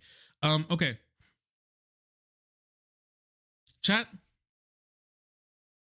The time has come. We have to come to grips with the reality, okay? Trump Part 2. It's on the horizon. And we know it's going to be way worse than Chainsaw Man Part 2 because the writer for that is good. A little crazy, but good. The writer for 2025 through 2028, or I guess 9, is going to be bad. So just like the 2015 writer, a lot of twists, but we didn't get much out of it. Now, here's the thing. We were in the heck around stage of Trump Part 2 before the election. The election hit, and now it's time for the finding out stage. We're going to find out a whole lot about what Donald Trump is planning for the future, and Times Magazine decided to hop on and start Trump Part 2 off with a bang by naming him 2024's Person of the Year, which I don't like, but it's hard to disagree that he has made 2024 about him. Like every single time he's in the news, it is about Donald Trump. So I can't deny. I hate the player, and I also hate the game, but I can't say they're wrong. I'm gonna look through the interview a little bit because some stuff that Trump has said in this interview is a bit elucidating for what his next term is going to be, and how a lot of Trump supporters may have just fallen for it again. I still think that thinking that Donald Trump is going to do anything for you as somebody who makes less than $1 million a year is like losing chess to a dog. But we're gonna see if he got that dog in him. Let's check it. Times asks, you had an extraordinary year. You lived it, and you know it. Yeah, he did live through it. In July, though, that was about to stop. But you cleared the field of Republicans in the campaign. I don't really care about much of any of this. Let's see. What did the Democrats not get? You said they didn't get it. What do you mean by that?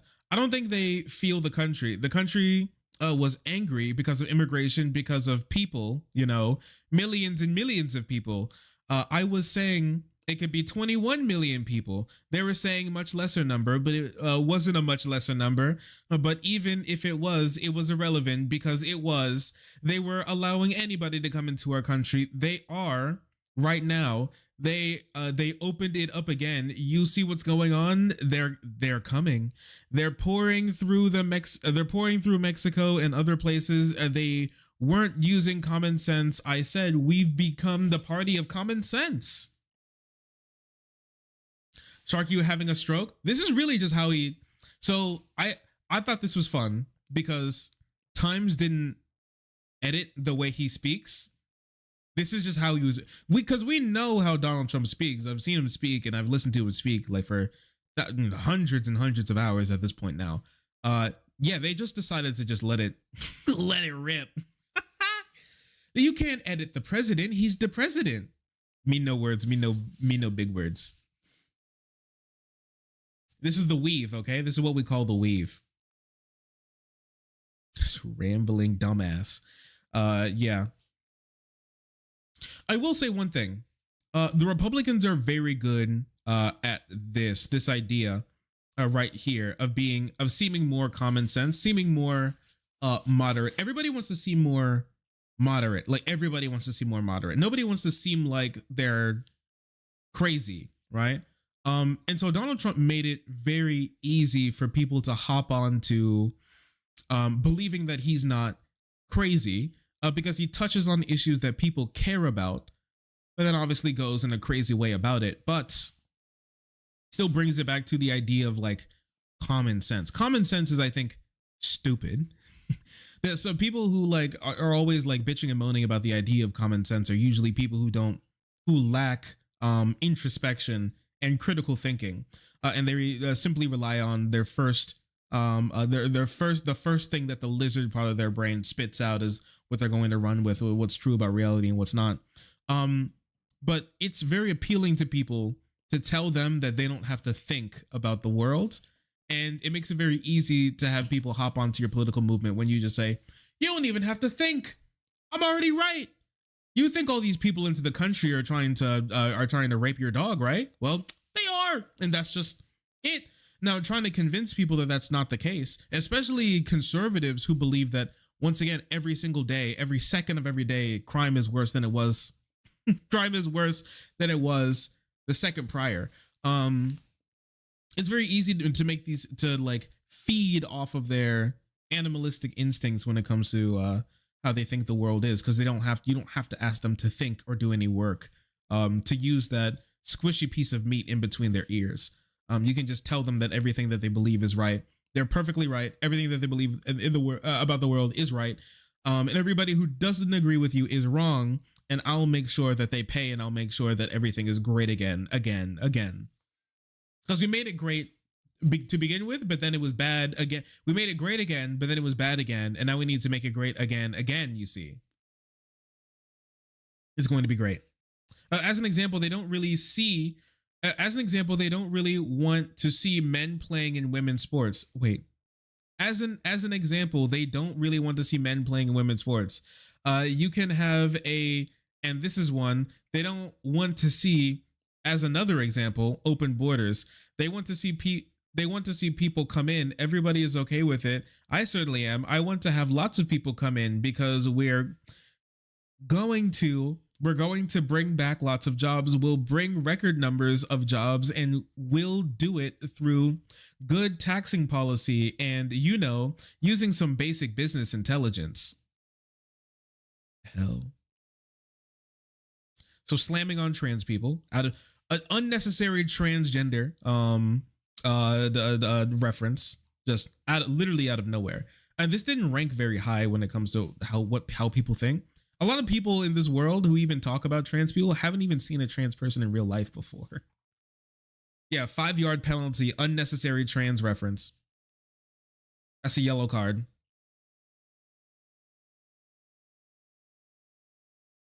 I want to see people come in. We want to bring lots of people in. Well, I'm sorry, you're revoking legal immigrants being in the country. A policy doesn't really go along with that. Now, does it? We're going to bring business back through tax policy. Somehow he's going to try to make, the only way that you can do this is making jobs pay less than like fucking Azerbaijan. And I don't think anybody wants that. Now, do they?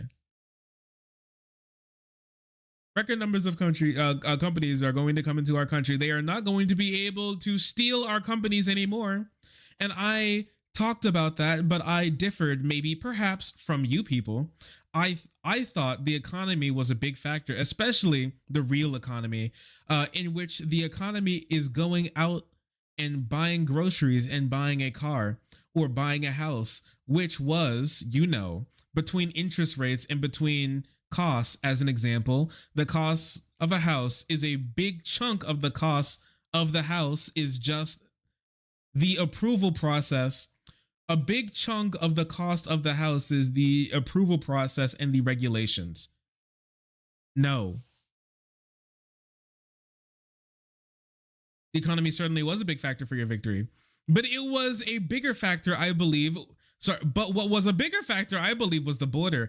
I think the border, and I won it in 2016 on the border, and I fixed the border, and it was really fixed. And they came in and just dislodged everything that I did, and it became far worse than it was in 2016. And then apparently the guy cut him off. What the fuck is he saying? That's my president right there. That's the chat. This is what we call a stable genius. This is called a stable genius. And his idea so it's true that the economy is a big issue. People are really upset about how the economy was going. He has no idea how to make the economy better. He never made the economy better in 2016. And he's not going to make the economy better now. We're in a very fragile state with our economy. Yeah, the economy has gotten a whole lot better. But the reason why is because it's been through very careful stewardship. Out of all the things I can say about Biden, he's done a pretty decent job when it comes to guiding the country back onto its tracks. Now, the tracks that we were already on were tracks in which the lower class in our country hasn't recovered from the Great Recession. The tracks that we were on has like tens of thousands of people dying because they're uninsured and underinsured. I mean, the tracks that we're on had like generational levels of wealth inequality. The tracks that we were on had police being able to restrict your rights. You can't even really own a gun. if police like can detain you for the fact that you have a gun after a police stop, you don't really have a second amendment right now, do you? The tracks that we were on had a lot of problems, but we were back on track towards the country not completely falling apart. We're in a very fragile state right now. And the way in which Trump wants to implement all these policies when it comes to tariffing all of our biggest business partners and trade partners around the world, leading to prices going up everywhere, causing more wars in more areas, saying that he's open to attacking, starting possibly a nuclear war with Iran as well. That one dropped recently. A really fun thing that really dropped recently. Letting Russia creep across Europe to like soak up more land in Europe, leading to more issues when it comes to trade in the Middle East, Africa, Asia. Like, there's a lot of terrible things that he on top of his like mass immigration policy, making groceries and other products in the country way more expensive. Them completely destroying the education system we have in this country, trying to obliterate the Department of Education. Like, yeah, this guy has no clue what he's doing, but he gets people to vote for him.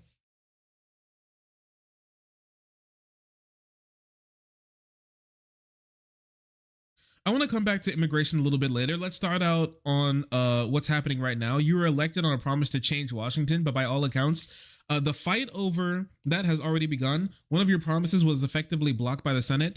There are other senators who have expressed doubts about some of your other nominees. What are you going to do if the Senate continues to balk at your choices for these key cabinet positions?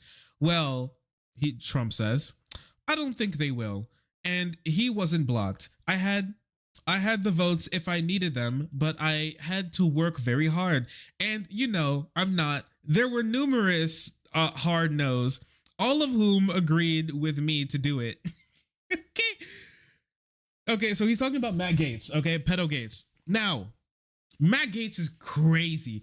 A lot of you guys remember we've been covering the Matt Gaetz story for quite some time here on this channel for years and years about him cozying up to like mini Epstein in Florida and allegedly trafficking barely legal and now recently underage girls to different states and around Florida to pawn off to his other political friends in swampland over there, and him being implicated by the guy who he was working with to as like having sex with some of these underage girls.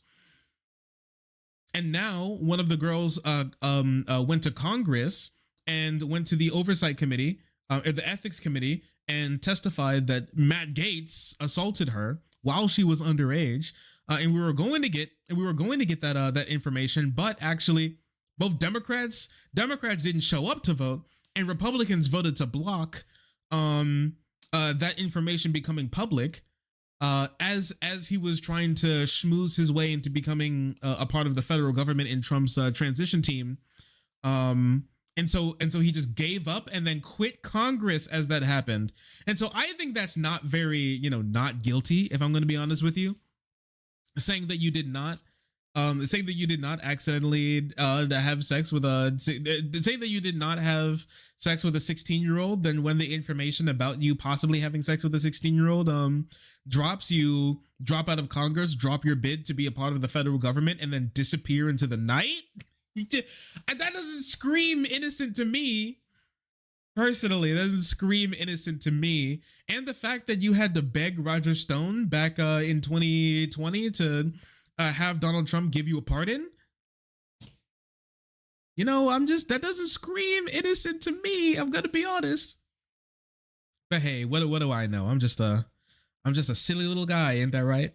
I'm just a silly little guy. So he's doesn't want to feel like he gave up on Matt Gaetz after dude came out as like basically got confirmed as a PDF, which I think is kind of crazy how many like people connected with Epstein and child assault Donald Trump wants to put into his cabinet. Don't you think it's crazy? Himself, rapist, best friends with Jeffrey Epstein, Matt Gaetz, Floridian. That's already a problem. Or the Floridian implicated in a child trafficking ring in Florida as well. Like RFK Jr., who said he flew on the Lolita Express multiple times willingly.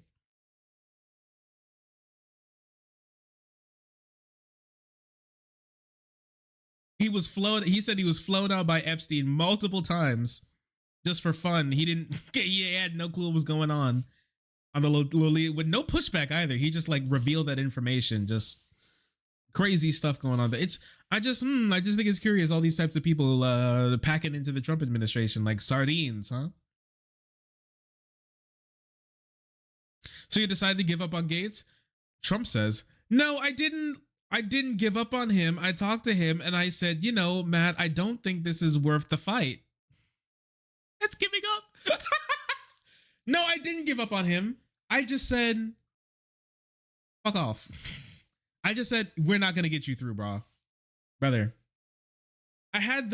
He was there when I convinced 5 people to go, he was there when I convinced 5 people that were hard nosed, but we want to speak to the president. And the beauty is that we won by so much. The mandate was so massive. Somebody had 129 years in terms of overall mandate.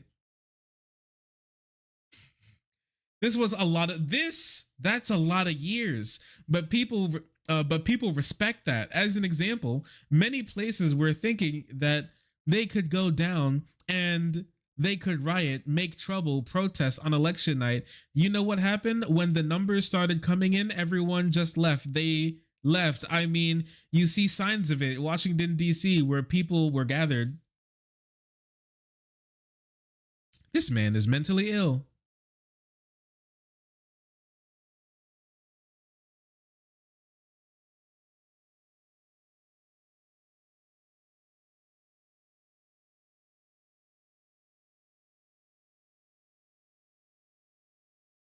I'm scrolling and see some other fun questions because there were a lot of questions in here. I highlighted some, but my highlighter removed itself, and so I need to go back through. One of them who's controversial, I just wanted to ask you a quick question about, is RFK Jr., who's a noted vaccine skeptic. If he moves to end child vaccination programs, would you sign off on that? We're going to have a big decision. The autism rate is at a level that nobody ever believed possible. If you look at things that are happening, there's something causing it. Ooh, no. He's never even talked about this before. Autism rate. It's kind of crazy how Donald Trump became radicalized by his own goons around him. Like, he never really talked about trans people that much. Honestly, he never talked about this never happened before. That RFK Jr. actually turned Trump into an anti-vaxxer. He never cared about them before. I think he even made some jokes about people who were anti-vaxxer before. He actually became an anti-vaxxer through talking to RFK Jr. and Tucker Carlson and these other people. They actually convinced him to be more crazy on this topic. And the idea of make America healthy again by taking away all the medicine that made us healthy in the first place. Because like I said, RFK's plan is that he wants, if he gets into the Department of Health and Human Services, he wants to abolish the polio vaccine for children. Because what he wants is a double-blind sort of study, right? He thinks a double-blind study is the peak of studies. But just so you know, those are considered unethical when it comes to diseases and vaccines, because what that means is that you have to lie to people when you go through the study and tell them that they're going to get a life-saving vaccination or life-saving healthcare, and then give them a sugar shot, which necessitates that you think that it's okay that some children are going to die of polio just to see whether or not the vaccine will stop polio, even though we have 100 years to prove that the vaccine stops polio. So yeah, he wants to make polio great again. Honestly, he wants to make iron lung companies great again.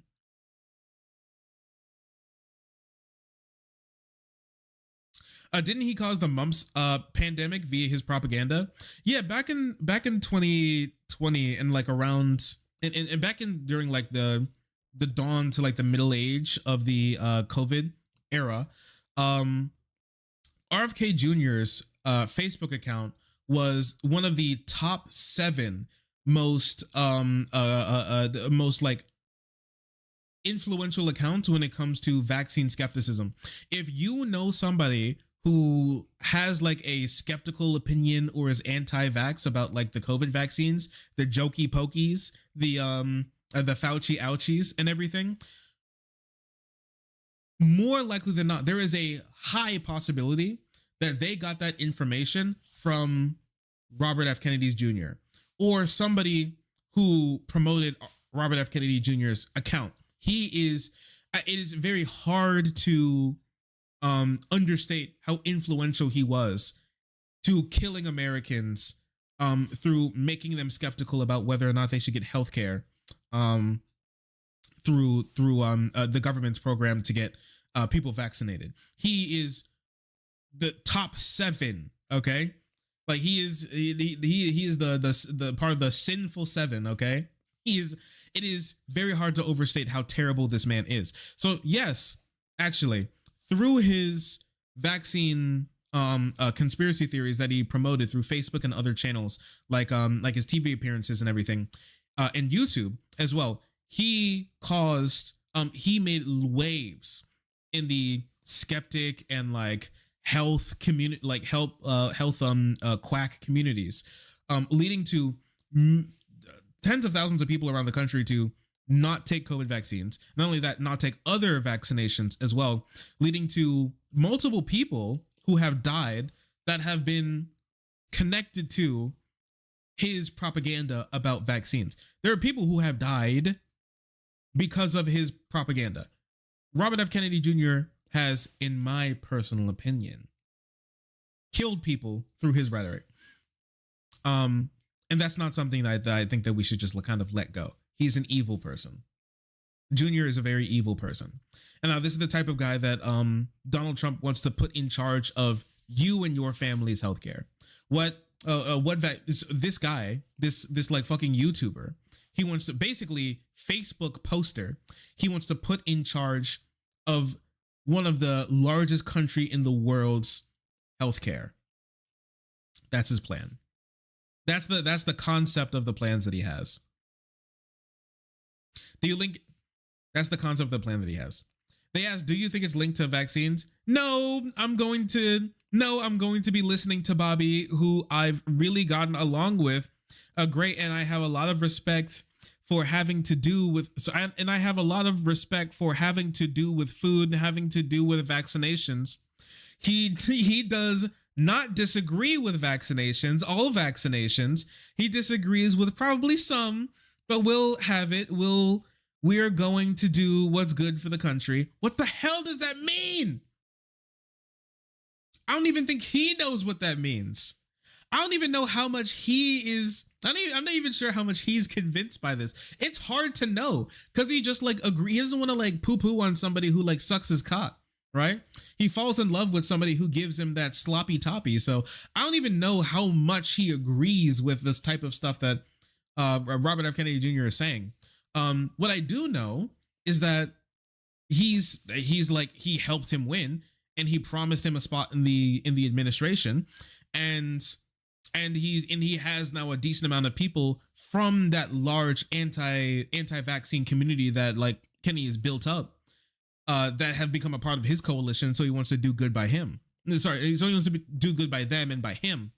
As like, you know, time goes on. So I can see how he wants to like ride this, but like touching on the vaccines cause autism bullshit, and then asking them a direct question, do you think that's what it is? And he's like, no, well, I'm just gonna listen to him, even though that's what RFK says. Do you agree with him about the connection between vaccines and autism? Now, this is a good journalist. Ask him again. So that could include getting rid of some vaccinations. It could, if it's dangerous. I think there's I think they're not beneficial, but I don't think they're going to be very controversial in the end. But I don't think it's going to be very controversial in the end. Okay, so Donald Trump is planning to get rid of some vaccinations. Good to know.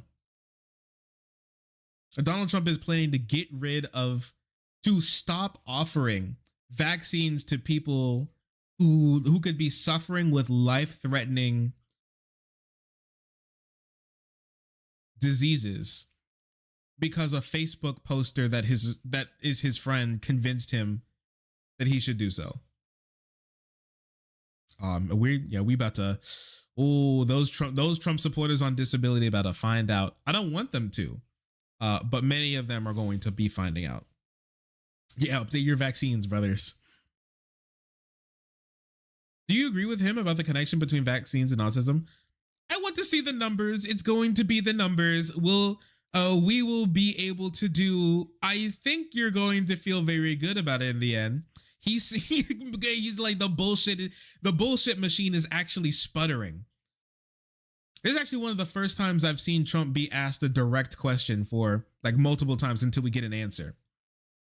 We're going to be able to do very serious testing. We're going to see the numbers. A lot of people think a lot of different things. And at the end of the studies that we are going to be doing, and we're going all out, we're going to know what's good and what's not good.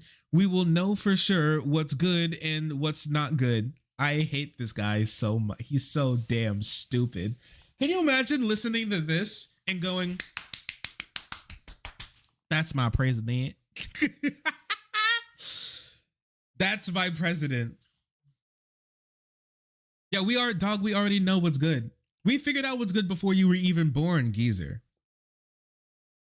Orcs love him. 4 more years. You sound like ChatGPT. That's actually so insulting to the engineers who've worked on ChatGPT, because ChatGPT does not actually sound anywhere near as bad as this. Now, back when we were in like bottomless pit inspector, even back when we were in the age of bottomless pit inspector, okay? Even back in the age of bottomless pit inspector, it did not get this bad. This is some degenerative brain rot that only a human mind on the downswing could produce. Only an ailing human mind on the downswing can produce these type of words. Technology has not reached this level of degeneration before.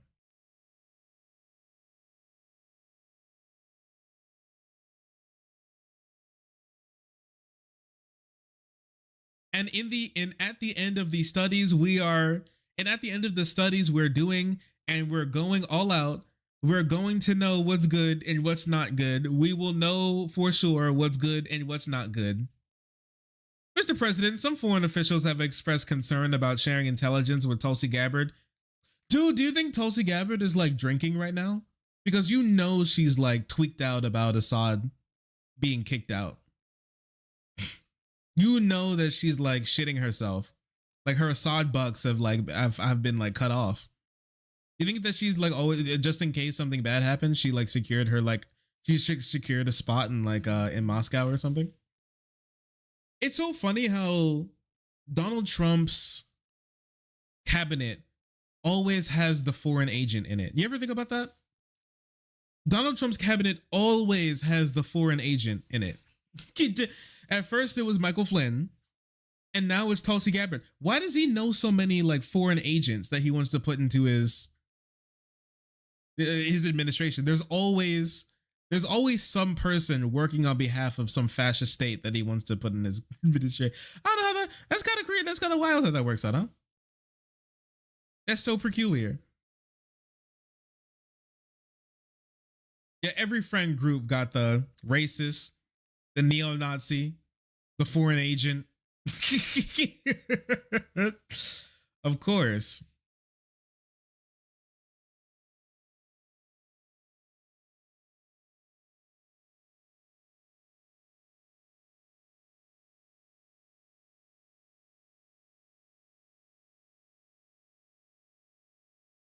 I'm surprised to hear it because I think she is like a really great American. Hey, look, They said I was friendly with Russia until they saw the tapes.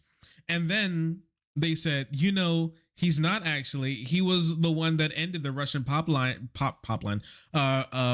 Nord Stream 2. That is not true. He was the one that put all those sanctions on Russia. That was Biden.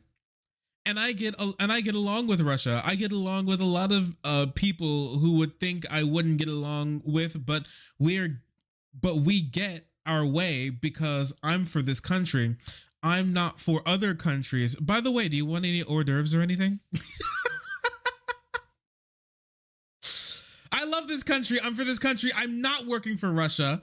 You want any hors d'oeuvres? We have some like really cool hors d'oeuvres. He's the chat. This is the weave. This is the weave. He's performing something that we call the weave. He's weaving it back. No, that's generous. Thank you. You sure? Yes, but thank you.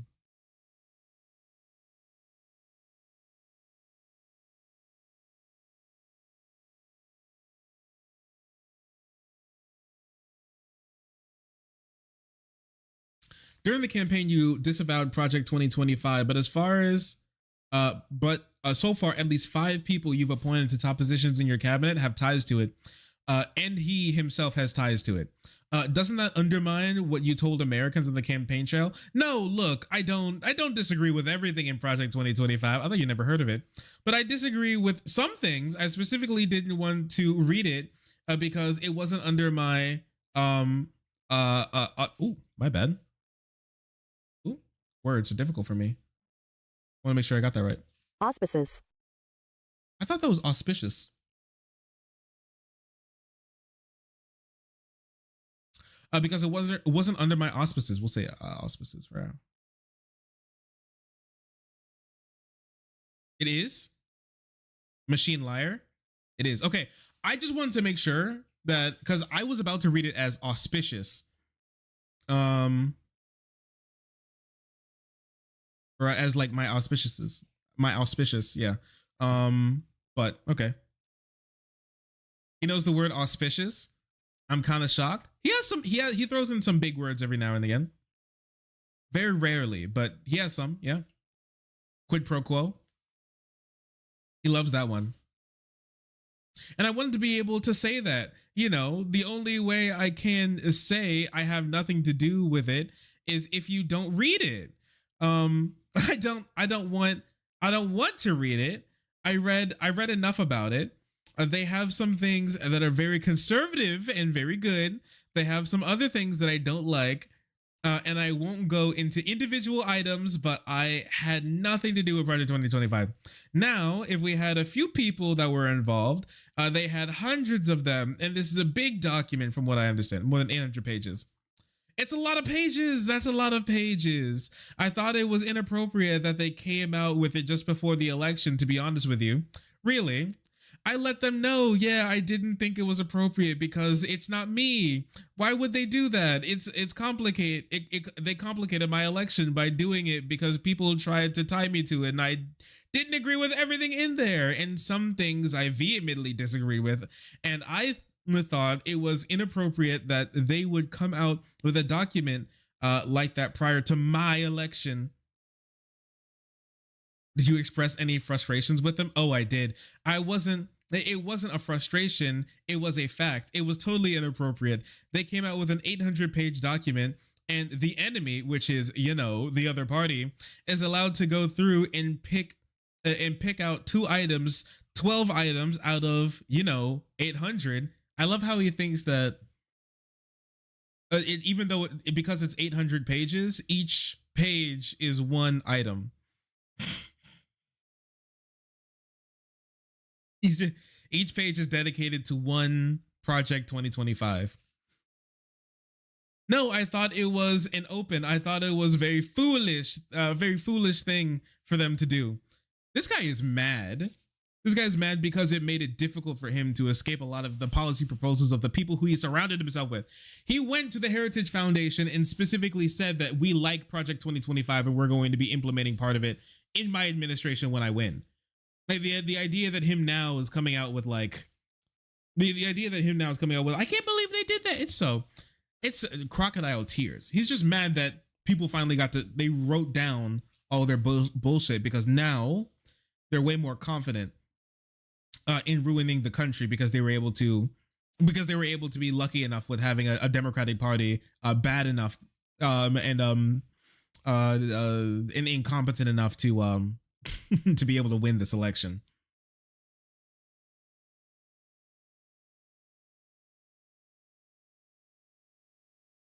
Let's shift to immigration. You really said on Truth Social that you plan to use the military to deport migrants. Oh,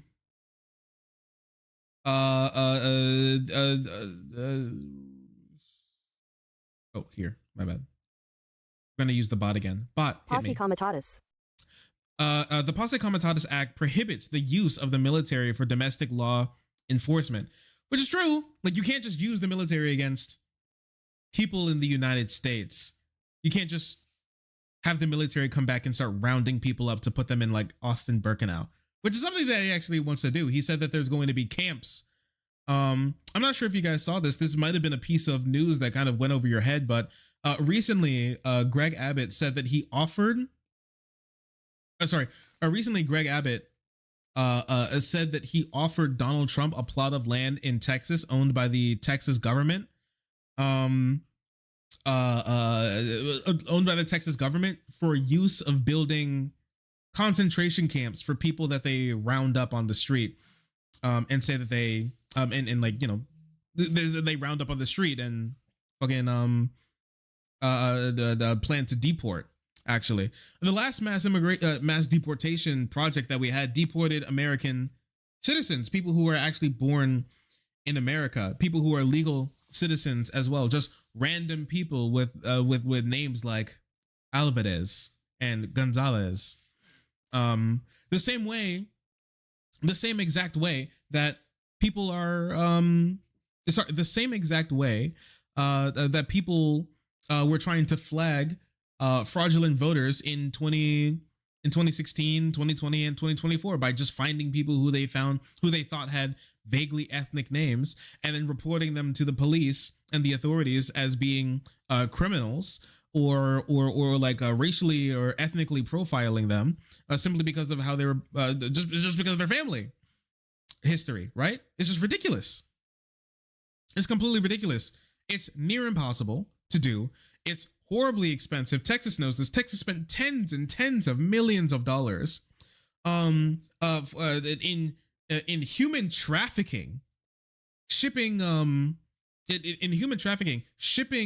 migrants, lying to them, people with like health conditions across the country, dropping them off on random places in the country, and in a way to help like foment racial animus around immigrants. And obviously a lot of big blue state Democrats played along with it, like Eric Adams, who played along with it, who played along with it and saying that immigrants in New York were straining the budget. All we needed to do is give the NYPD the same budget as like fucking France, as the French federal government, and that's how we're going to fix these issues. Oh, we have no more money left. New York is so funny because it has so much tax revenue, but like they're always complaining about where taxes are going and how the state is like falling apart and how people live in the same slums that people from Ellis Island lived in back in like the 1910s. New York is I'm so glad our asses are out of there, man. I did say that like big blue state Dems are like European folklore cryptids that suck the blood of naughty children. You know that meme where it's like, please help me budget, my family is starving. $10 medicine, $30 food, $1,500 porn magazines, $12 gas. Somebody help, my family is starving. New York is just like that, but the big one is NYPD budget, just to shoot homeless people on the street. OG was candles.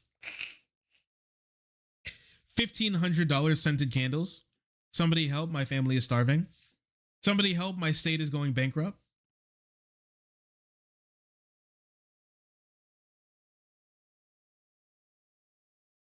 Yeah, you're right. The NYPD needs F-35s. That'll do it. That'll finally do it. We'll finally clean up the streets.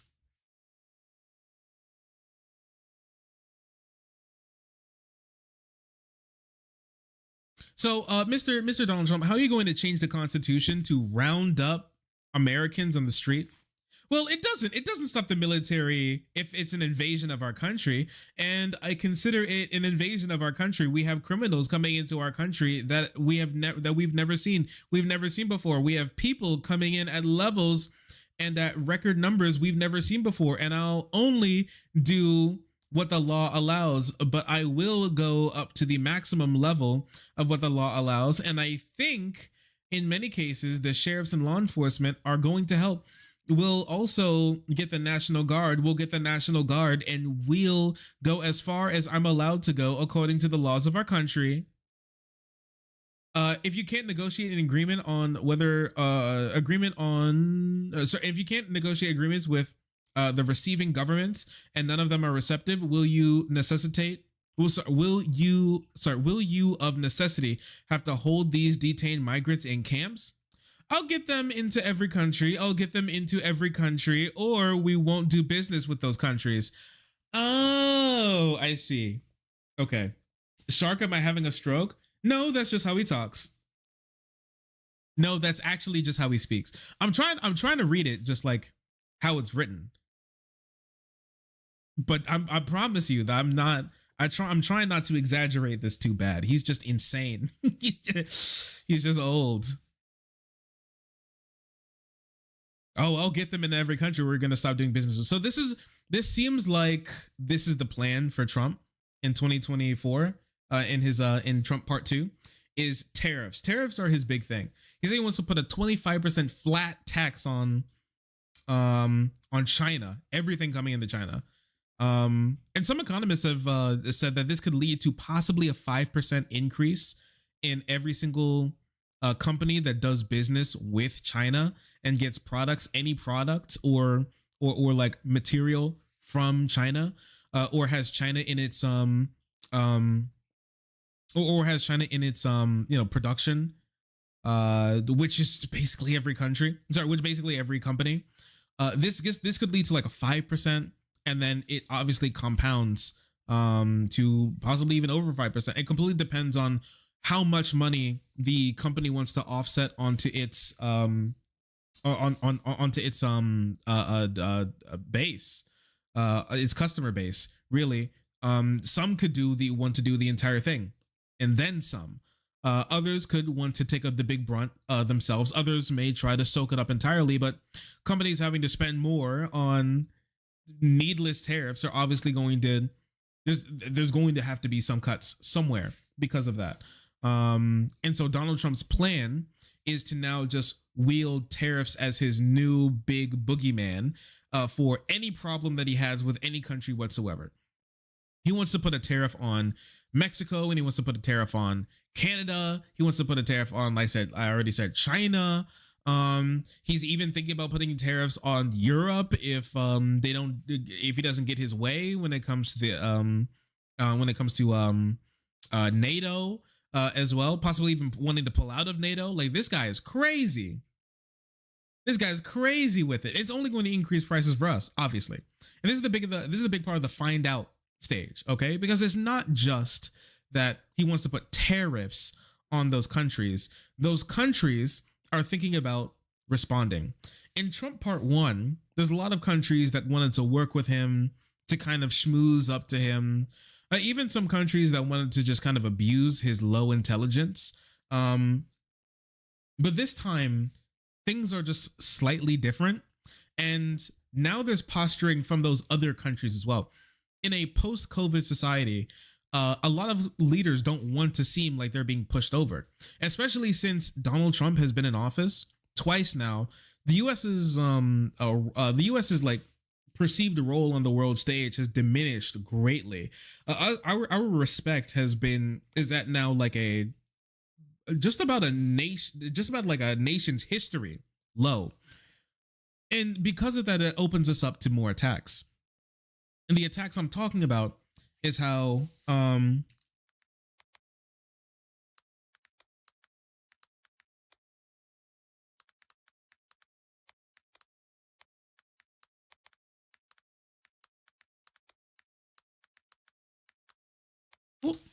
tippity tapping 1 second.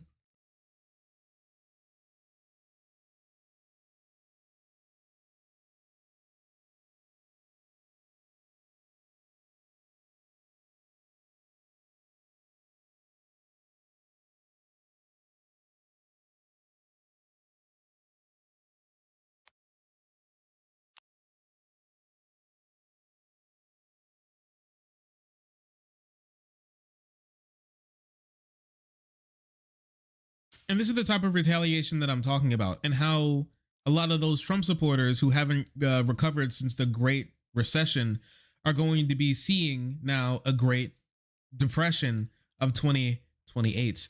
In Ontario, they're talking about if Donald Trump imposes his 10% flat tax on Canada, that the government is going to actually cut oil and other gas and energy from Canada to the US. This would raise gas prices, period. And let me just tell you something right now, okay? In a post-COVID world, right now, gas is now below $3 a gallon across the entire country. This is the lowest that it has been in the post-COVID world. We are now exporting more oil than we ever have been, period. Biden did something pretty crazy, which is he actually broke the OPEC nations that led to a global reduction in gas prices around the entire world, and also making the US gas more competitive on a national stage. This is something Trump was never able to do. And on top of that, this leaves no wiggle room for Trump anymore to make gas prices go down any further. No mining of Yosemite National Park is going to cause a massive decrease in the gas prices that we have right now. We are basically bottomed out when it comes to the price of oil. It really can just about only go up. We have just a little bit further that we could possibly go, but oil really can only go up now. And so if that's the case, and Canada starts, one of our largest oil trade partners starts putting a tariff on our oil, gas prices go up. If literally anything happens negative to the structure of the way oil flows in this flows around the world right now, gas prices go up. If OPEC just feels bored one day, gas prices go up. Okay, we can't really sell more gas. We're selling more gas than we ever have been. We're drilling and selling more gas than we ever have been, or more oil, more barrels of oil than we ever have been. There's nothing that we can do more. It's kind of over for him, right? And so Canada sees the weakness in Trump's plan, and goes, "We can tariff you too, buddy." And this is only going to make things worse for us here in the US.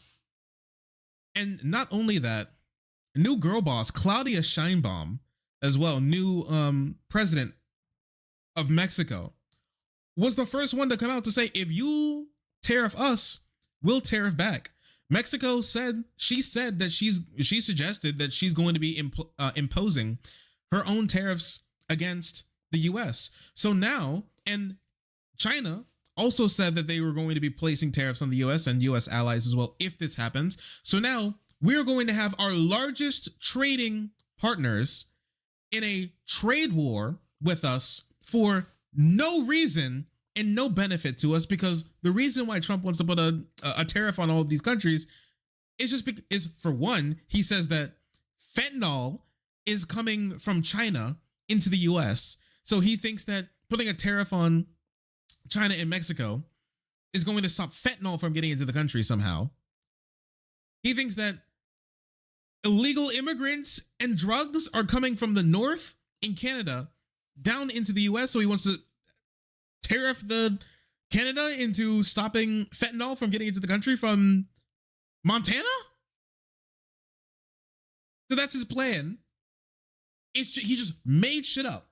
Okay. And now we're going to be in a trade war because of this. And we can really only go up when it comes to prices now. We can really only go up. We don't have much more room to fall. Biden already did a good job with that. He really did. It's kind of over. We're cooked.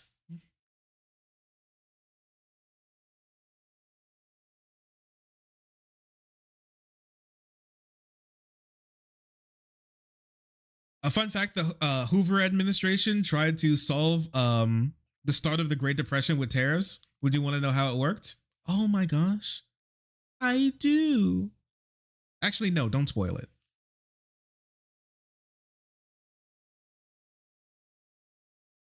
Don't spoil it. I think we might be getting I think we might getting a remaster here in 2028. Chat, are you ready for like the Great Depression remastered? I've been waiting for a remastered version of this for quite some time. It's gotten old. It hasn't aged like the Great Depression hasn't aged like the Great Recession has. So I think a remastered release is going to do gangbusters.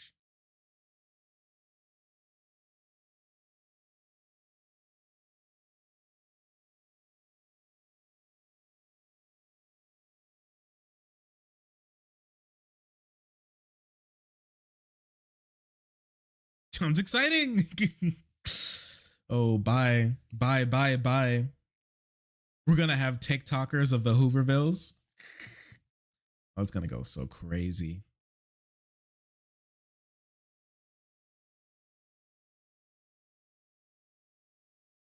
So you won't need to build more concentration camps, sir? No, because look, we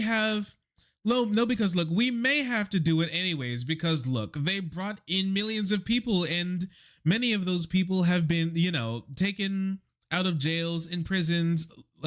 You look at prison populations, what's happening all over the world, except here, no, I can't even conceive of why they would allow criminals, known criminals, people from jails that have tremendous records. Look, if you look at the 13,000 plus 13,099, which was issued by Border Patrol, they said those people were murderers and they allowed them into the country. Fact checking what Donald Trump said in his 2024 Person of the Year interview with Time. You should put this in the article. Nobody's gonna read this shit. Oh, let's scroll down and see if we can get a fact check on this in your random throwaway article.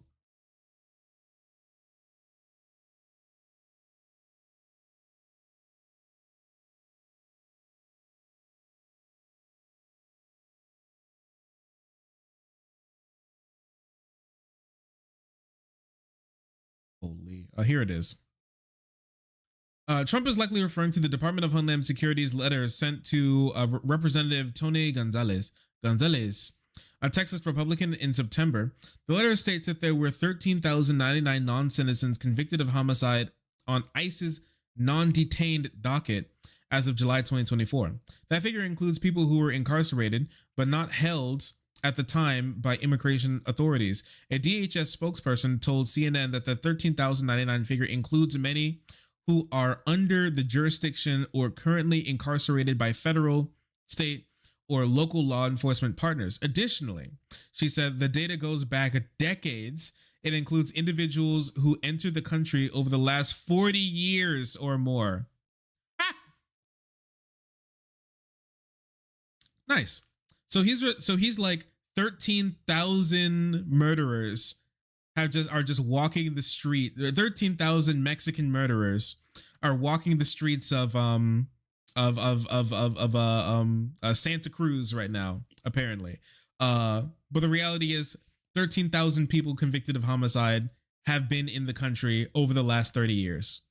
40 years, almost half a century. Okay. Sure, man. Honestly, I love lying too. So you're saying there won't be new camps? Chat, we're definitely getting Austin. Chat, are you excited for Austin Birkenau? What happened to your YouTube channel? What do you mean? Oh, you mean like I just haven't uploaded? I haven't been uploading videos much. I mean, I just haven't been making any content really. I haven't been making much content recently, so that's basically it.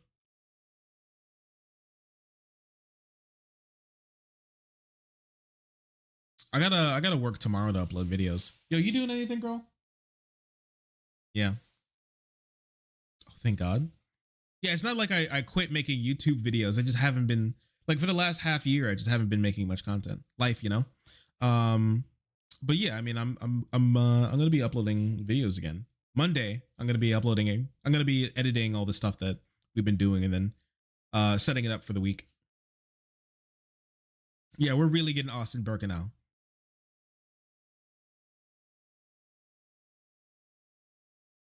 Glad you're back now, though. I'm happy to be back. Yeah, don't worry. We're not just a soul streamer. I like making YouTube videos. They're fun.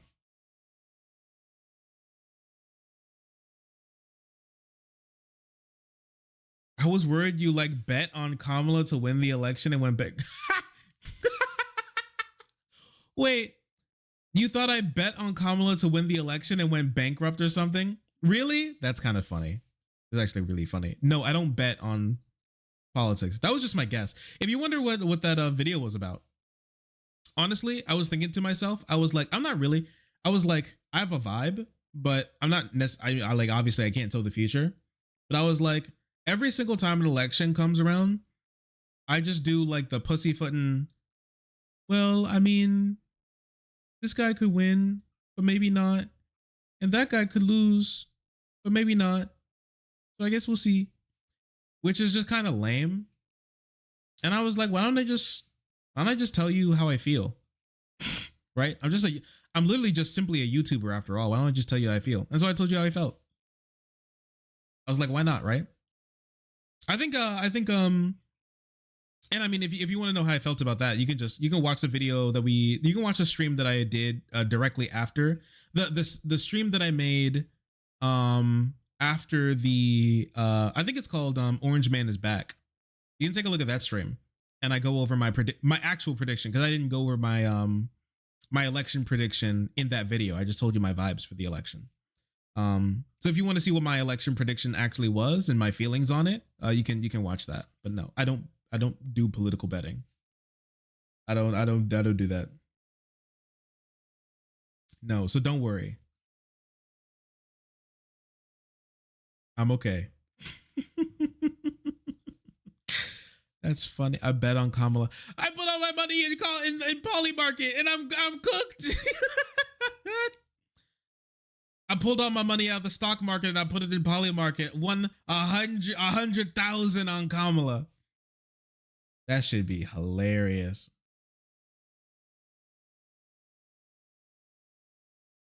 I got rug pulled by, yeah, I pulled my savings out of the stock market and got rug pulled by Kamala coin. That would be really funny. Honestly, I would just, if that happened, I would just make content out of that, and that would be, and then I would make money off of that.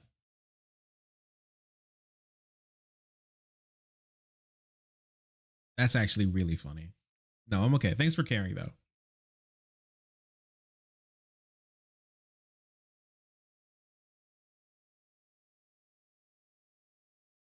Question on a lot of Americans' mind: will you restore the policy of separating families? Now, he had like a demonic answer to this, didn't he? I won't have to, because first of all, that wasn't my policy. It was Obama's policy. And I didn't build jail cells for children. He did. If you look at 2014, I don't want to litigate the past. I'm asking you if you would do this. Well, you said your policy. This was a policy of the country. I don't believe we'll have to, because I want to send the whole family back to the country. Yeah, this is the Ann Selzer. I trusted you. Yeah. Yeah. So this is the demonic answer I was talking about. Him, like, he wants to, instead of like the family separation policy, right? And family separation is not, he's not even, I don't even think he even remembers his own policy. For one, yes, him and Stephen Miller put in the family separation policy in when he got into office. And the family separation policy isn't just deporting. Family separation was about taking people who came into the country together and separating them in different jails and separating them in different cells, and possibly getting children lost and children abused by their holders. What? Was that you? That was hot.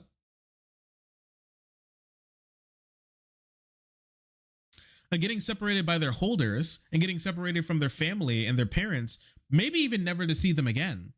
There's some children out there who still have not seen their children after Trump separated them. And you can look back some of the videos that we did back during Trump's administration to check out how evil his concentration camps were. A lot of them didn't even meet the standard for holding human beings temporarily. Like it was just completely unsafe for them to even be there. There was like contaminated drinking water. There was assault. There was people getting lost, people getting killed. They're force feeding Muslim detainees pork. It was like children assault like was rife. The uterus snatcher, like the stories that come out of the people getting huddled into cages like sardines. It was a horrific sight that you would only really see in like a history book of like human rights, like in a history book of like human rights violations. Yeah, it was really bad. And so yeah, he's definitely going to be. His plan is to bring that back, but his plan, so he's like, oh, we don't have to bring it back, so I'm just going to revoke the Constitution and deport legal United States citizens by trying to revoke the Natural Born Citizen Act, the Natural Born Citizen Amendment, and deport Americans who belong here. Deport them together. It would be much. I would much rather deport them together, yes, than separate. By the way, when you look at separation, we have 325,000 children here during Democrats. That was done by Democrats who are right now slaves, sex slaves, or dead. And they were allowed. What?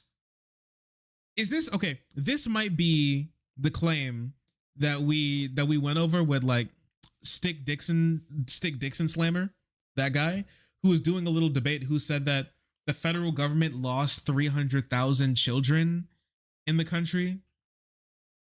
Is going to be used against black people. I can feel it. Oh yeah, 100%. Yes. I mean, he already said he wants to get Haitians out of the country. And remember, you remember he already said he wants to get Haitians out of the country. Remember during the big Haitian like hate crime spree that he helped foment. Basically, they were looking at any random black person and saying that they were a Haitian, just taking pictures of random black people and calling them Haitians. Yes, they're going to try to deport just random black Americans whose families have been here since before Trump's and try to deport them. Yes, absolutely. There's going to be many thousands, if he gets his way, of American citizens who are going to be deported if he's not stopped.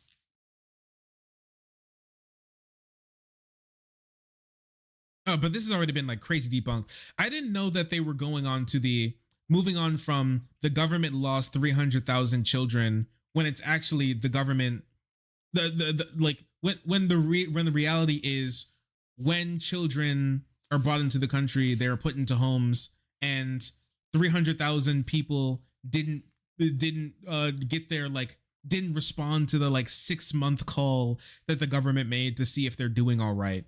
After the first couple calls that they got to see if they were doing all right. And that's where we got the 300,000 number from, if you were wondering, if you didn't know where that came from. But now it's 300,000 dead child sex slaves. I guess he would know something about child sex slaves, right? Him and his friend Jeffy. I guess he would know something about it, right?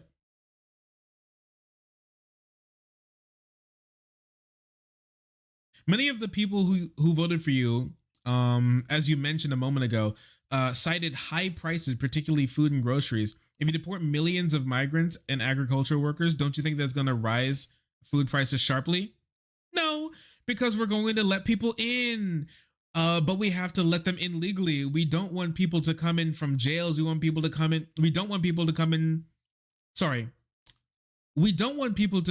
from jails. We don't want the jails of Venezuela and many other countries, and not just South American countries. We don't want the jails to be open up into our country.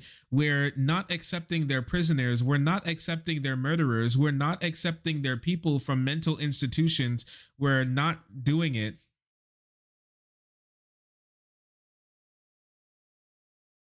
Wait, so the amount of immigrants in the country is not going to go down because he's just going to be admitting as many immigrants into the country as he's going to be deporting?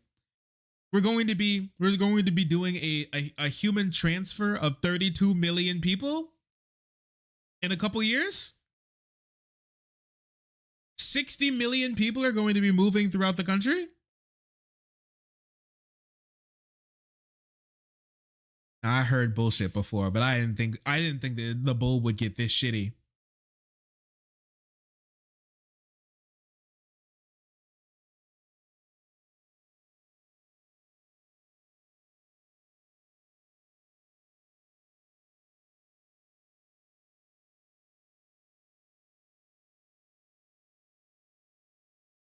People like Ramaswamy and Musk to oversee government agencies and some of their companies. Don't you think there's a conflict of interest? I don't think so. Of course you do. He's just lying.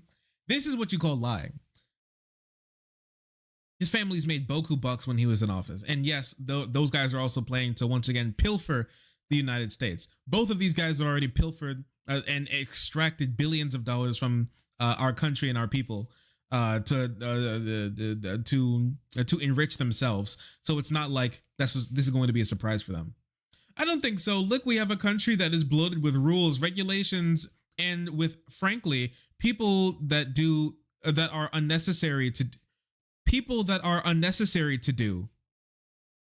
We are going to need a lot of people in a lot of other jobs. We're looking to get people into private sector jobs where they can do better and be more productive. We're going to see what happens. We're gonna see what happens.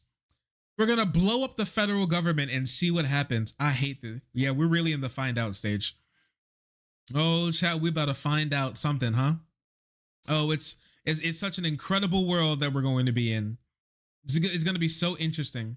We have some interesting months coming up at the beginning. We're going to see what happens, but the country is bloated. Fucking weeball. There are too many regulations, so we're just going to blow up the government and see what happens. I don't know. Is it a conflict of interest that these guys get to manage the companies that manage the oversight committees that manage their companies? Nah, we're just going to see what happens.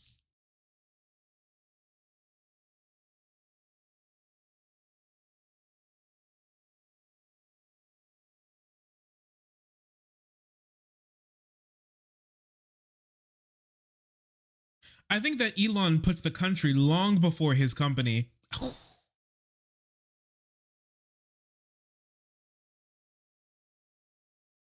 Oh, dude. Elon Musk would drain a child for blood if it meant he got $5 out of it. I mean, he's got a lot of companies. He wouldn't screw over the American people for. You're telling me a multi-billionaire would screw over poor people for money? Really? He's already got so much money. How do you think he got that?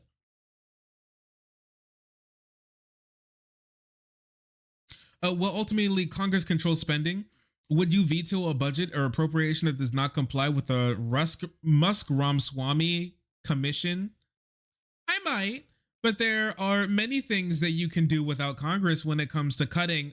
Harder to get, but to cut. You can do a lot of things without Congress. Yeah, we're kind of fucked. We're kind of screwed. We want to get schools back to the states. Yeah, he wants to blow up education. He wants to blow up education as well. Here we call it the and I mean this in the serious way, not the unserious, like insulting way. We call this here the great retardation, the great slowing of the American psyche. How the continued Republican attacks on education It's here. The Great Replacement out.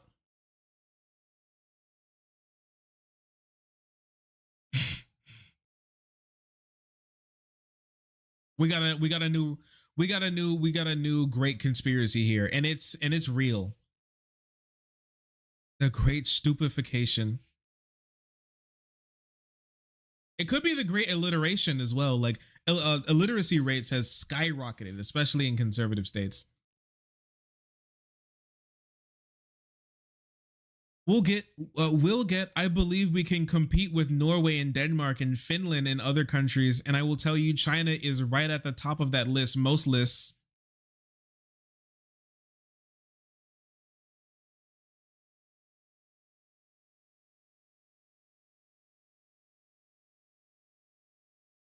A virtual closure of the Department of Education in Washington. Well, we're going to need people to just make sure they're teaching English in schools. Okay, so you know, English and mathematics, let's say, but we want to move education back to the States. If you want to look at the States, you want to look at some individual countries. Norway is a very strong educational country, but many, I think Iowa, I think Indiana, and a lot of states that are well-run states. Said Iowa and Indiana are well-run states. Yo, give me when I lie. Has he ever driven through Indiana? Calling that state well-run is probably the funniest thing I've ever heard in my life. I take trips to Southern Indiana every now and again, like relatively often.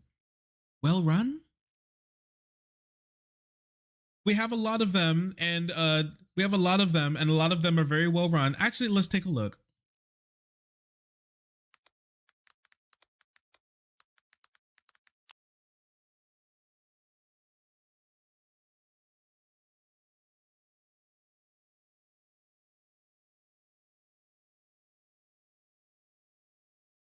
Where's India? I mean, I just want to take, because I have no clue. So, okay, let's just take a look. Let's just take a look at this list, okay?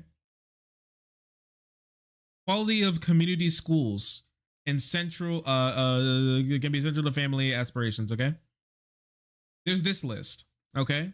I'm even going to use the list that has Florida at number 1, even though Florida has one of the worst education situations in the country right now when it comes to teachers fleeing the state. But let's just scroll down, okay? Let's just see where Iowa and Indiana land. There's Iowa at 11. There you go. Indiana is here 25th. Would you look at that? 30th in best states overall. That's pretty high, in my opinion.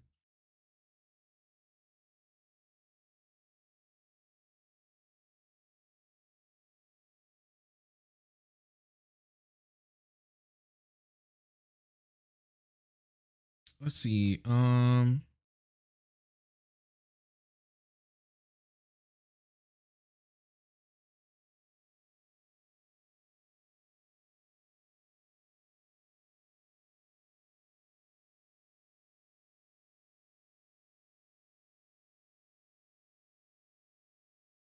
Yeah, when it comes to in this list, when it comes to I'm sorting right now by with a high school diploma or higher.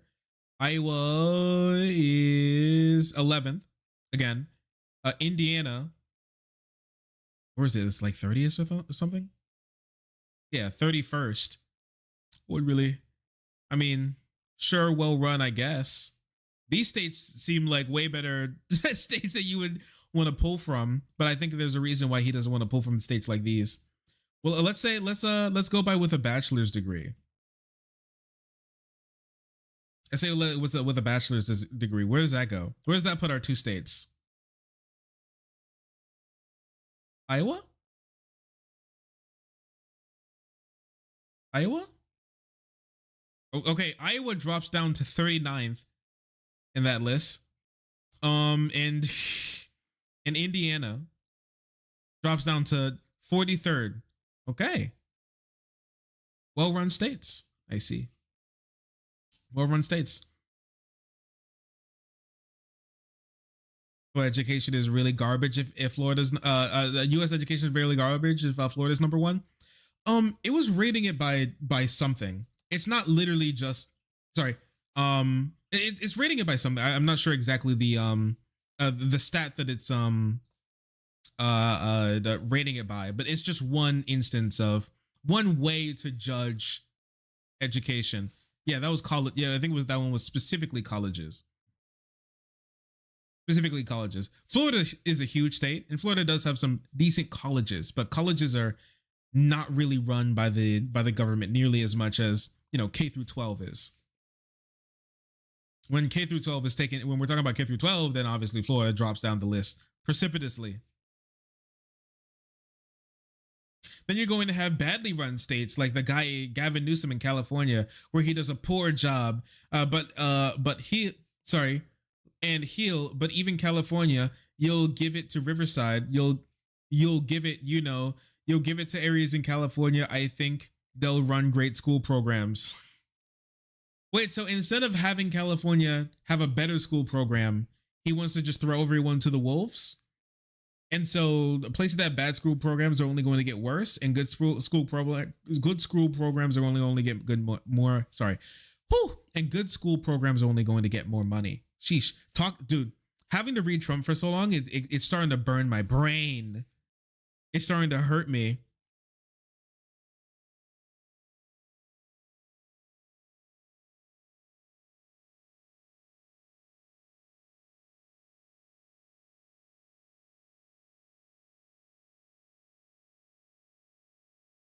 Now you see the power of the weave. The power of the weave is really strong.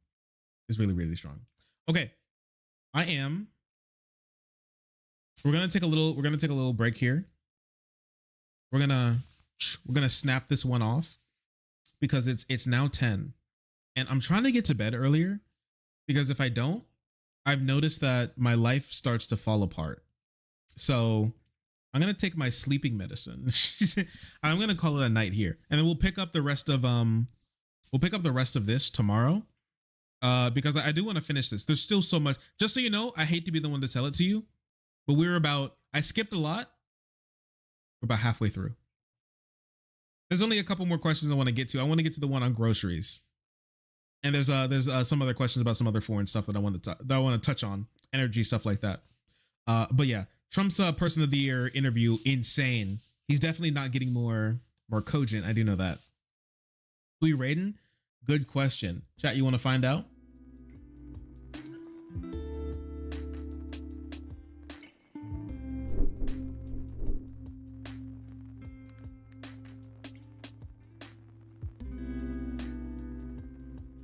Nice, Sharko. Okay, let me see. What we got going on? What you got for me? You guys ready to assault somebody?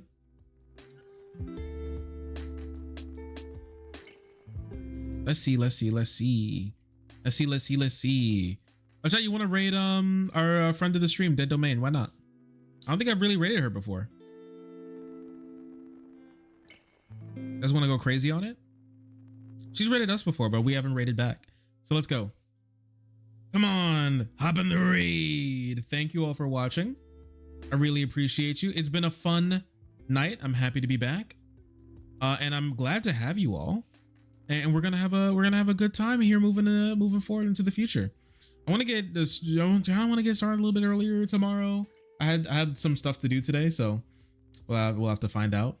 Sorry, I had some stuff to do today, so I had to find out I had to stream a little later. But you know, I've been liking our earlier streams, so I'm glad to have you. Okay, everybody, but take care, and I'll see you on the next stream. Have a good one.